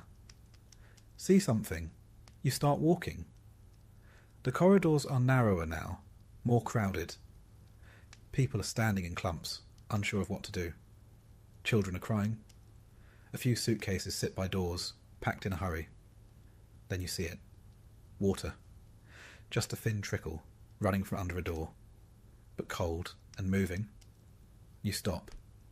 Someone else sees it too and backs away. A steward rounds the corner, eyes widening slightly. Please return to your cabin, sir, he says. You don't. You turn and walk faster. Up another stairwell. This one leads to a door marked Crew Access.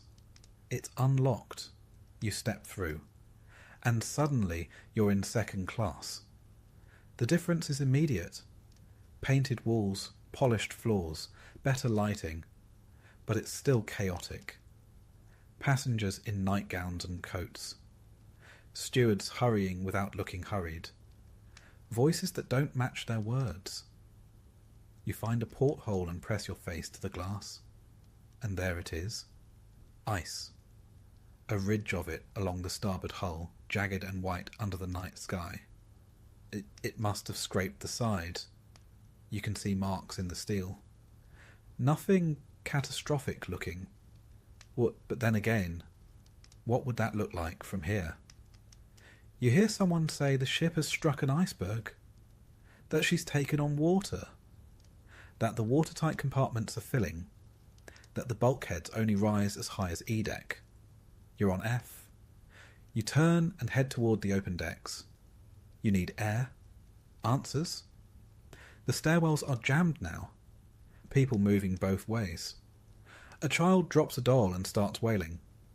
A man curses as he's jostled against the railing. You squeeze through. At last you reach the outer deck. The cold is immediate, real, brutal. Your breath becomes smoke. The sky is too clear. The sea too flat. The iceberg itself is drifting away, monstrous and silent, taller than the decks, pale as a tombstone. Crew members move quickly now. Officers shout, lifeboats are uncovered, ropes are tested. Women and children are ushered toward them. You stand to one side, watching. You are not called, you are not expected. The unsinkable ship has struck ice. And only now, standing in the cold, do you understand that things break. Even the things they swear cannot. Even this. You're not supposed to be here. Not on this deck. Not in this part of the ship. Not watching lifeboats being lowered in the dark. Ropes groaning under the weight of too few people and too much delay. But no one stops you now? Not really. Not anymore. Whatever invisible boundary once kept third-class passengers out of sight has dissolved into cold fog and confusion. The officers have stopped noticing who came from where. Or if they do, they're too busy with ropes and winches and quiet, practiced shouts. You pull your coat tighter. The cold bites harder up here. Not the shivering sort, but the heavy kind that slides into your sleeves and behind your ears. The sort of cold that can slow your thoughts if you're not careful. The deck is crowded but not chaotic. Not yet. You can see the panic blooming in small pockets. A sharp voice here, a trembling hand there, but it hasn't spread fully. Most people still believe this is temporary. They've been told to stay calm, and so they are. But you're starting to see the cracks. A steward stands by the railing, eyes fixed on nothing. He's not giving instructions anymore. He just waits, shoulders stiff. A woman clutches a child too old to carry and refuses to meet anyone's gaze. The child, oddly, looks bored. You make your way toward the lifeboats. Carefully, slowly, not running. You've learned that running draws attention. Walking with purpose, though, that gets you where you need to go. You pass a lifeboat that's half full, maybe 25 people in it, mostly women, a few children, one man who looks too stunned to explain how he got there. An officer barks, "Lower away," and the ropes creak. The boat dips, swings once, steadies, and begins to descend into blackness. That boat was meant to hold 65. You want to ask why they didn't fill it. You want to ask if that man will be forced to give up his seat in the water. You want to ask a lot of things, but no one is answering questions now. The officer closest to you turns and calls out, "Next boat! Women and children only!" People start to move, but no one moves quickly. There's something surreal about it. The ship is tilting, you can feel it, but the instructions still come like boarding announcements. Courteous, measured, as if panic has been ruled out by regulation. You hear someone say the time. It's just past midnight. 15 minutes since the iceberg. Or maybe 30. It's hard to tell anymore. Up here, under the stars, time feels dislocated. A young woman steps forward to the next lifeboat. She's in a thin dressing gown, her hair hastily tied in a ribbon. She carries a suitcase that can't possibly hold anything useful. A steward takes it gently from her and sets it aside. "You won't need that, miss," he says. She doesn't argue. More women follow. One sobs quietly. Another jokes.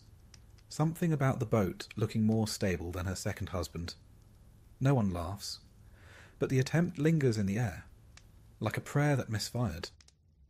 A boy, maybe 10 years old, tries to follow his mother into the boat. The officer hesitates. "How old?" he asks.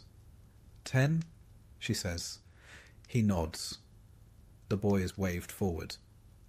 The mother squeezes his hand like it's the last hand she'll ever hold.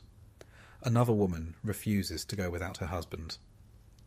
"If he stays, I stay," she says, planting her feet. The officer doesn't argue, just moves on to the next name. You edge closer, trying to look useful. Maybe if you offer to row. Maybe if you lie and say you're crew. Maybe if... "Back, sir," the steward says firmly. "Women and children only." "I can row," you say. "We've got oarsmen already." "I'm crew," you lie. "Then get below and help," he says, without blinking. You step back. You scan the crowd for someone. Anyone, you know. You spot Evan. He's across the deck, standing like a post, watching the lifeboats without blinking. The Donegal girl is with him, now wearing a scarf you don't remember her owning. She's staring down at the wooden planks beneath her feet. You catch their eyes. No one waves. Another lifeboat is filled. Slowly, methodically, lowered into the dark. The water swallows the sound. From somewhere behind, a flare goes up. It's brilliant. A burst of white that turns the night into a false morning. For a moment, everything is too bright. The fear on people's faces is visible, sharp and undeniable. Then the flare fades and the stars take over again. You hear someone ask if help is coming. No one answers. The flares are meant to be seen. Distress signals, fired skyward at regular intervals. But they look beautiful, almost theatrical, like a show, as if this whole thing might be a trick, a diversion, a test. But it isn't. You hear someone mention the Californian.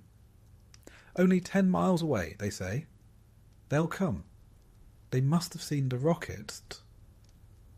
You want to believe them, but something deep in your stomach says otherwise. You inch along the deck. A different lifeboat is being uncovered. This one has collapsible canvas sides. One of the emergency boats, stored near the forward bridge. A crewman curses as he fights with a rope. His fingers are bare and red. You see a group of men arguing nearby. One gestures to a list, another waves him off. Orders are changing now. The ship is changing. Logic is thinning. A few passengers begin to push forward. Not violently. Not enough to call it a panic. But the urgency is visible now. People have waited patiently for over an hour. But the ship is tilting more. Water is coming in. And the boats are leaving. Half full, mostly empty. And no one is calling your name. You pass another gate. One that had been locked earlier in the voyage. It's open now. Hanging crooked. Someone forced it, maybe. Or maybe a crewman finally realised that gates don't float. A family rushes past you. Father, mother, 2 small children.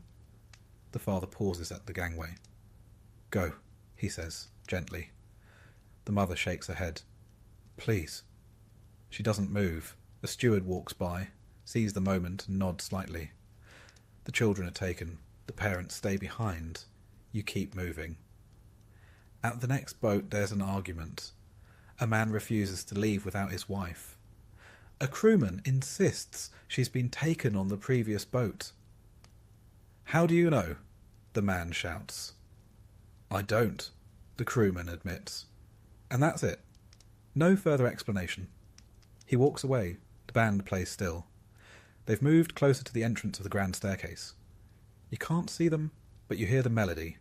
Steady, slow, not cheerful, not mournful, just steady, like a heartbeat, or a clock, or something pretending to be both. Someone says they played Autumn. Others say it was Nearer, My God to Thee. You can't tell. It sounds like the kind of music people hum while folding shirts. Another boat goes down. This one is fuller. Word has spread. The crew are more urgent. Fewer hesitations. Still no call for men. Still no place for you. So you wait. You are told, again, to stay calm. The sea does not calm. The ship continues to tilt. And the stars continue to shine, indifferent and precise, as more lifeboats leave behind the lights. And you aren't entirely sure when the lifeboat stopped lowering. For a while there had been a steady rhythm to it all. Officers calling out, stewards ushering women forward, the thump of wooden hulls being dragged into place and swung out over the sea, followed by the groaning pulse of ropes slowly lowering tiny bolts into the dark Atlantic. There was order of a kind. Not perfect, not fair, and certainly not equally applied, but it resembled something like procedure. And you had believed, in the quiet way people believe when they are trying not to panic, that eventually someone would point to you, maybe not immediately, maybe not warmly, and say, "You, now this way," and that you would climb in, shivering, stunned, but alive. That was the hope, silent and absurd, that kept you moving. But now the boats are gone. You realise it slowly, like someone waking up and forgetting what day it is. You look down the line of davits and see only rope ends, wooden brackets swinging empty in the night wind. The crewmen who once moved quickly now stand still. Some look dazed, some have vanished. The stewards who had guarded stairwells like watchmen are simply gone. The crowd around you murmurs but doesn't cry out. No one wants to say it out loud, not yet. As if naming it, saying, "There are no more boats," would trigger something final. But the knowledge spreads anyway, unspoken and unstoppable. Every second, the ship sinks deeper, and you begin to understand you have missed your chance. A collapsible boat is being worked on near the forward section, but even you can tell it's not going well. "Collapsible A," someone whispers. They're trying to unfasten it from the roof, but it wasn't designed to be launched like this, and the angle of the deck isn't helping. The bow is noticeably lower now. Water has reached the deckhouses forward. Everything that was straight is now slanted. People adjust their footing without comment, leaning slightly, instinctively bracing against the change, as if pretending they aren't on a sinking ship, but simply walking a steeper hill than usual. A kind of still, horrified dignity has settled in, at least for now. You see officers shouting at one another as they wrestle with ropes, canvas, and spars, trying to make the ungainly craft seaworthy in real time. They call for hands, for axes, for more men, but it's chaos. There are too many volunteers now, not enough space, and far too little structure. What could once have been managed, with order, with drills, with warning, has crumbled into instinct and noise. You step forward, trying to help, or maybe just trying to be near something useful. A man grabs one side of the boat and pulls. You take another corner, straining. Your fingers slip, cold and useless, and the canvas buckles in the middle. Someone yells to steady it.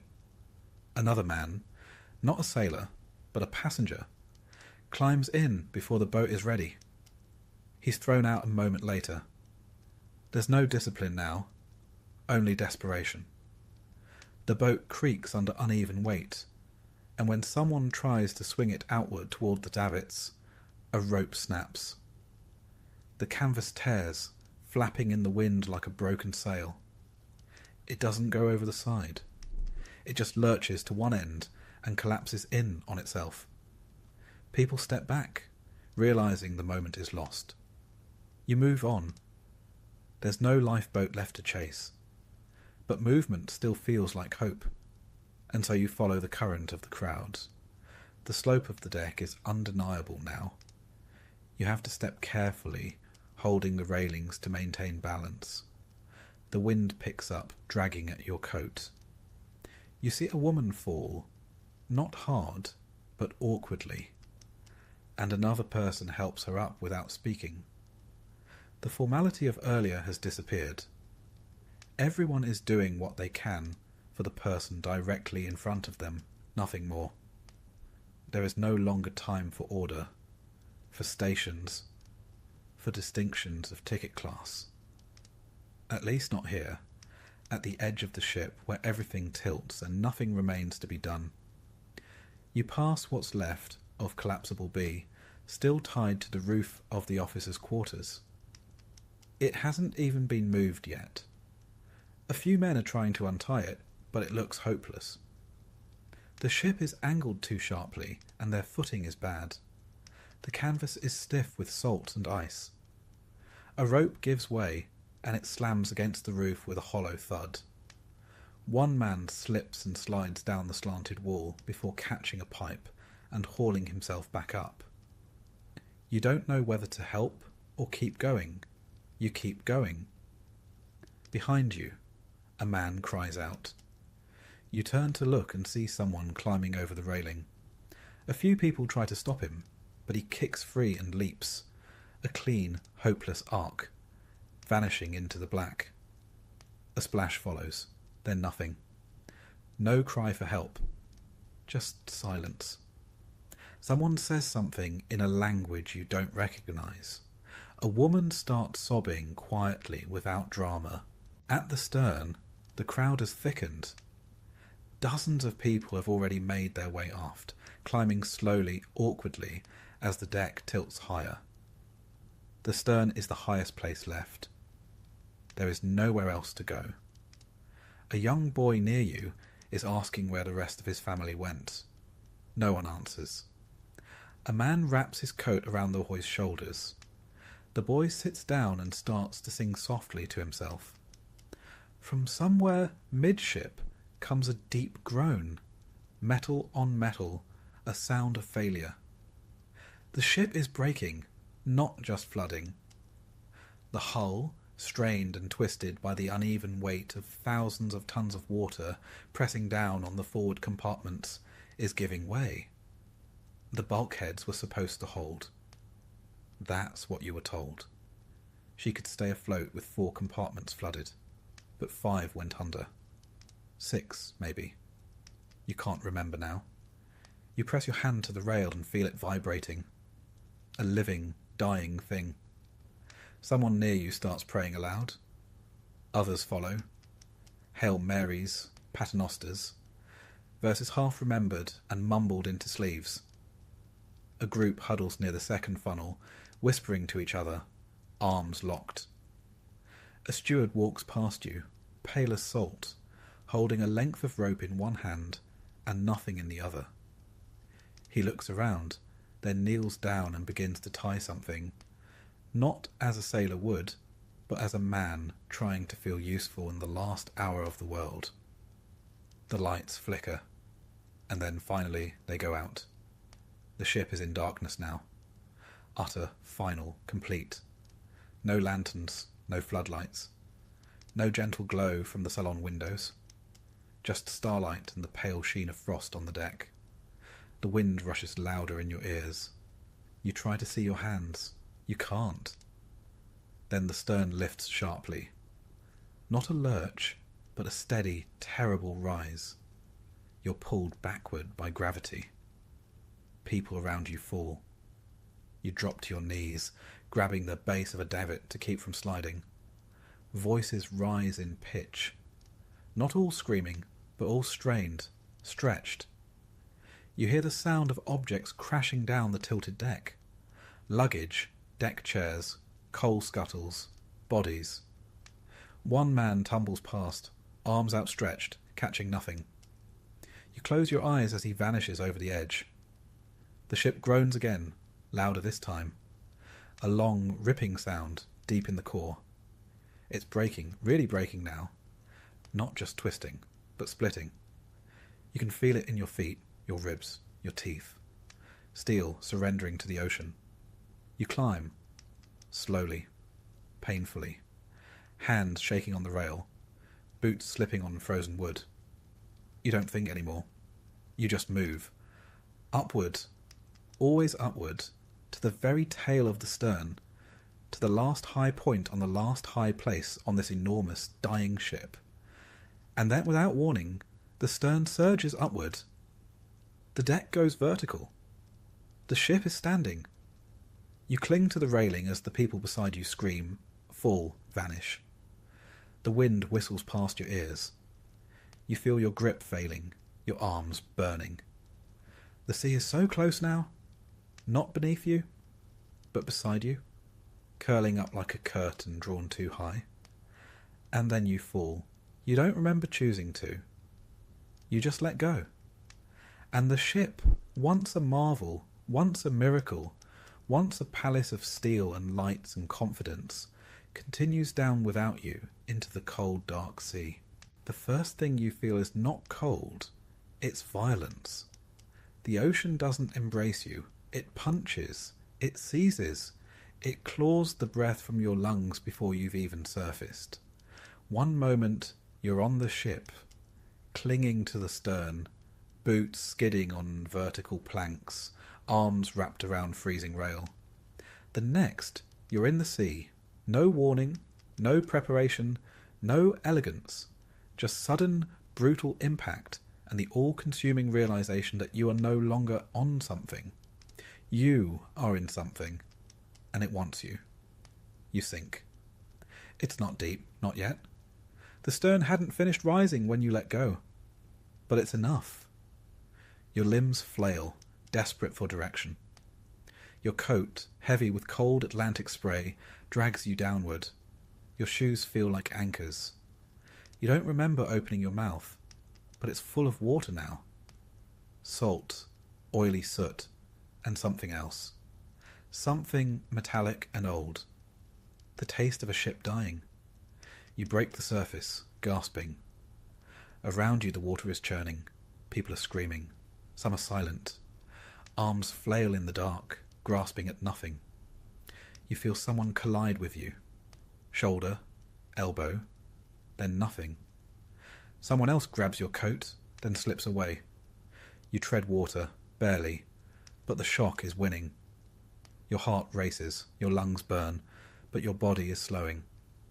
The cold, 28 degrees Fahrenheit, just below freezing, begins its quiet work. You don't shiver. Not yet. That comes later.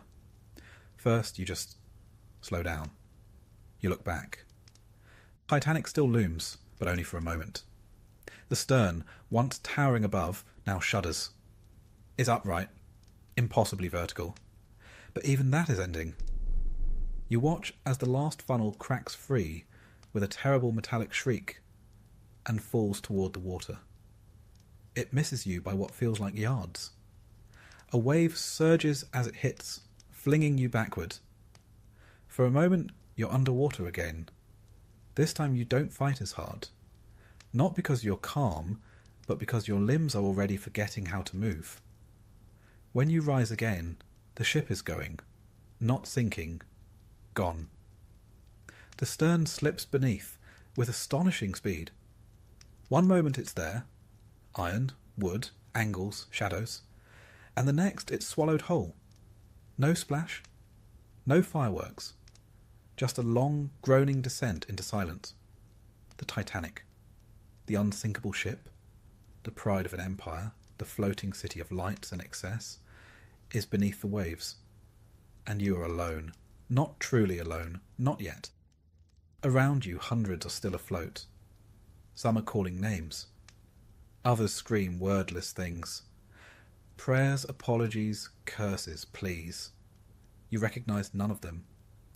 Their voices blend into one rising chorus, carried on the frozen wind. Some are already silent. They float like wreckage, their heads barely above water, limbs slack. Most aren't moving. A few paddle weakly toward anything that floats. Chairs, boards, a waterlogged canvas boat flipped upside down. You start to swim. You don't remember deciding to, but you do. Your arms are numb, but they still obey. You kick, though you can't feel your feet. Somewhere to your left, you spot a dark shape. Flat, uneven, occupied. A collapsible boat, overturned, with men perched on its sides like birds on a log. You aim for it. Not because it looks inviting. It doesn't. It looks awful. Overcrowded, wet, nearly sinking. But it's not water. And that's enough. The swim is short, maybe 15 yards. It feels like a mile. Every stroke burns. You can't tell if your muscles are working, or if the sea is simply pushing you along. At one point, you slip under again. When you come up, the stars seem brighter, harsher, like they're watching. You make a noise. Not a word, just a sound. And finally a hand grabs your coat. You're hauled onto the side of the raft. Not fully, there's no room, but enough to get your head out of the water. Your legs dangle in the sea, dragging like kelp. You heave, cough, retch. The man who pulled you up doesn't speak. None of them do. At least 20 are perched here, sitting ankle to ankle along the curved hull of the overturned collapsible. Officer Lightoller is among them. You recognise his cap. He gives quiet instructions, pointing toward a tighter configuration. Keep balance, he says once. Keep breathing, he says again. That's all. The boat sinks lower with every new arrival. At one point, a man tries to climb all the way on, and the whole thing nearly flips. Screams rise again. Lightoller shouts, "Stay off the top!" The man is pushed back into the water. No one helps him up again. You cling to a rope line, chest heaving. The cold is unbearable now. Not sharp, but hollow. Inside your bones. You feel your thoughts slowing, memories coming unbidden. Your sister in Queenstown waving from the talk. The man in the bunk beside you snoring like a sawmill. The deck chair that creaked when you leaned too far back. The warmth of a cup of tea somewhere on some earlier day. You realise you may never feel warm again. Time passes strangely. Somewhere behind you, a man cries out, "We must go back." Others echo him, "Back to the people, they're drowning." But the voice that answers is flat, "We'll swamp the boats." Another voice, "We wait, then we return."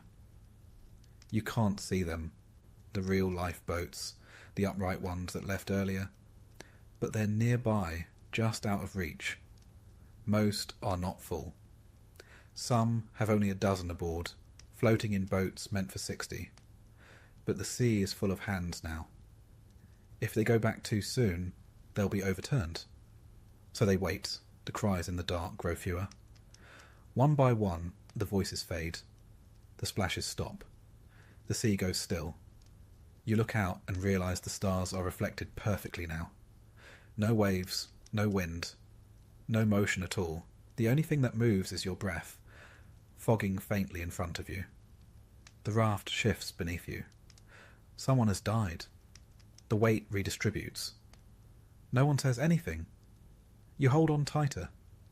Your arms burn, but you don't let go. Not because you're strong, but because you've forgotten how to do anything else.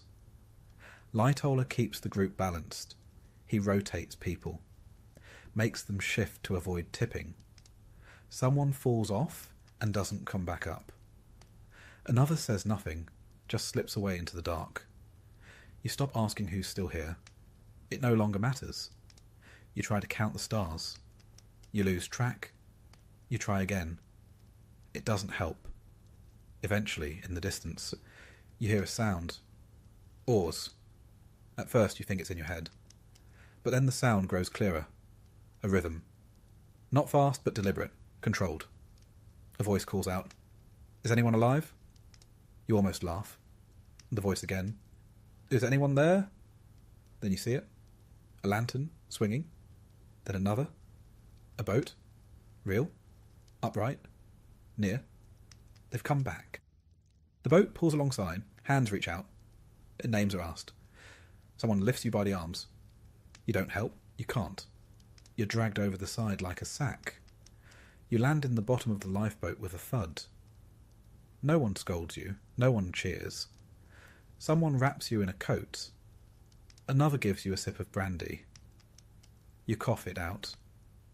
You're among the lucky ones. And yet, as the boat turns and rows toward the horizon, you look back one last time. The sea is flat, utterly still. And where the Titanic once stood, where 46,000 tons of steel met the Atlantic, there is only night. You awaken not in the sea, not on the lifeboat, but in a place that feels unreal. A wooden deck beneath your body, hard but unmoving. A low voice speaking beside you in an accent you don't recognise. You feel warmth, not true heat, but the absence of freezing. Then light. Too much of it. Not the sharp brilliance of a starry sky over open water, but the muted grey of a misty morning. You try to sit up and find that you can't. Not because something holds you, but because your body has not yet remembered how. You're wrapped in wool, in hands, in steam, in soft fabric. A cup is pressed to your lips. You drink something thin and warm that tastes like nothing at all. You do not speak. You could not if you tried. The ship is the RMS Carpathia. You learn this not from memory, but from the whispers around you. She is smaller than the Titanic, slower, not half so grand, and yet she is the most beautiful thing you've ever touched. She had turned from her course when the distress came through. Her captain had ordered full steam ahead, dodging ice fields in the dark, racing to a position she would never reach in time. The Titanic had gone down 2 hours before she arrived, but she'd pulled survivors from lifeboats in the grey half-light of dawn. 705 of you, each one stiff and pale, each one blinking as if waking from the same nightmare. Now she turns back toward New York. The last message is sent, the world already stirring with horror and confusion. You lie among strangers, all of whom share the same 1,000-yard stare. There is no cheering, no songs of rescue, no sense of triumph. You are not saved. You are merely not lost.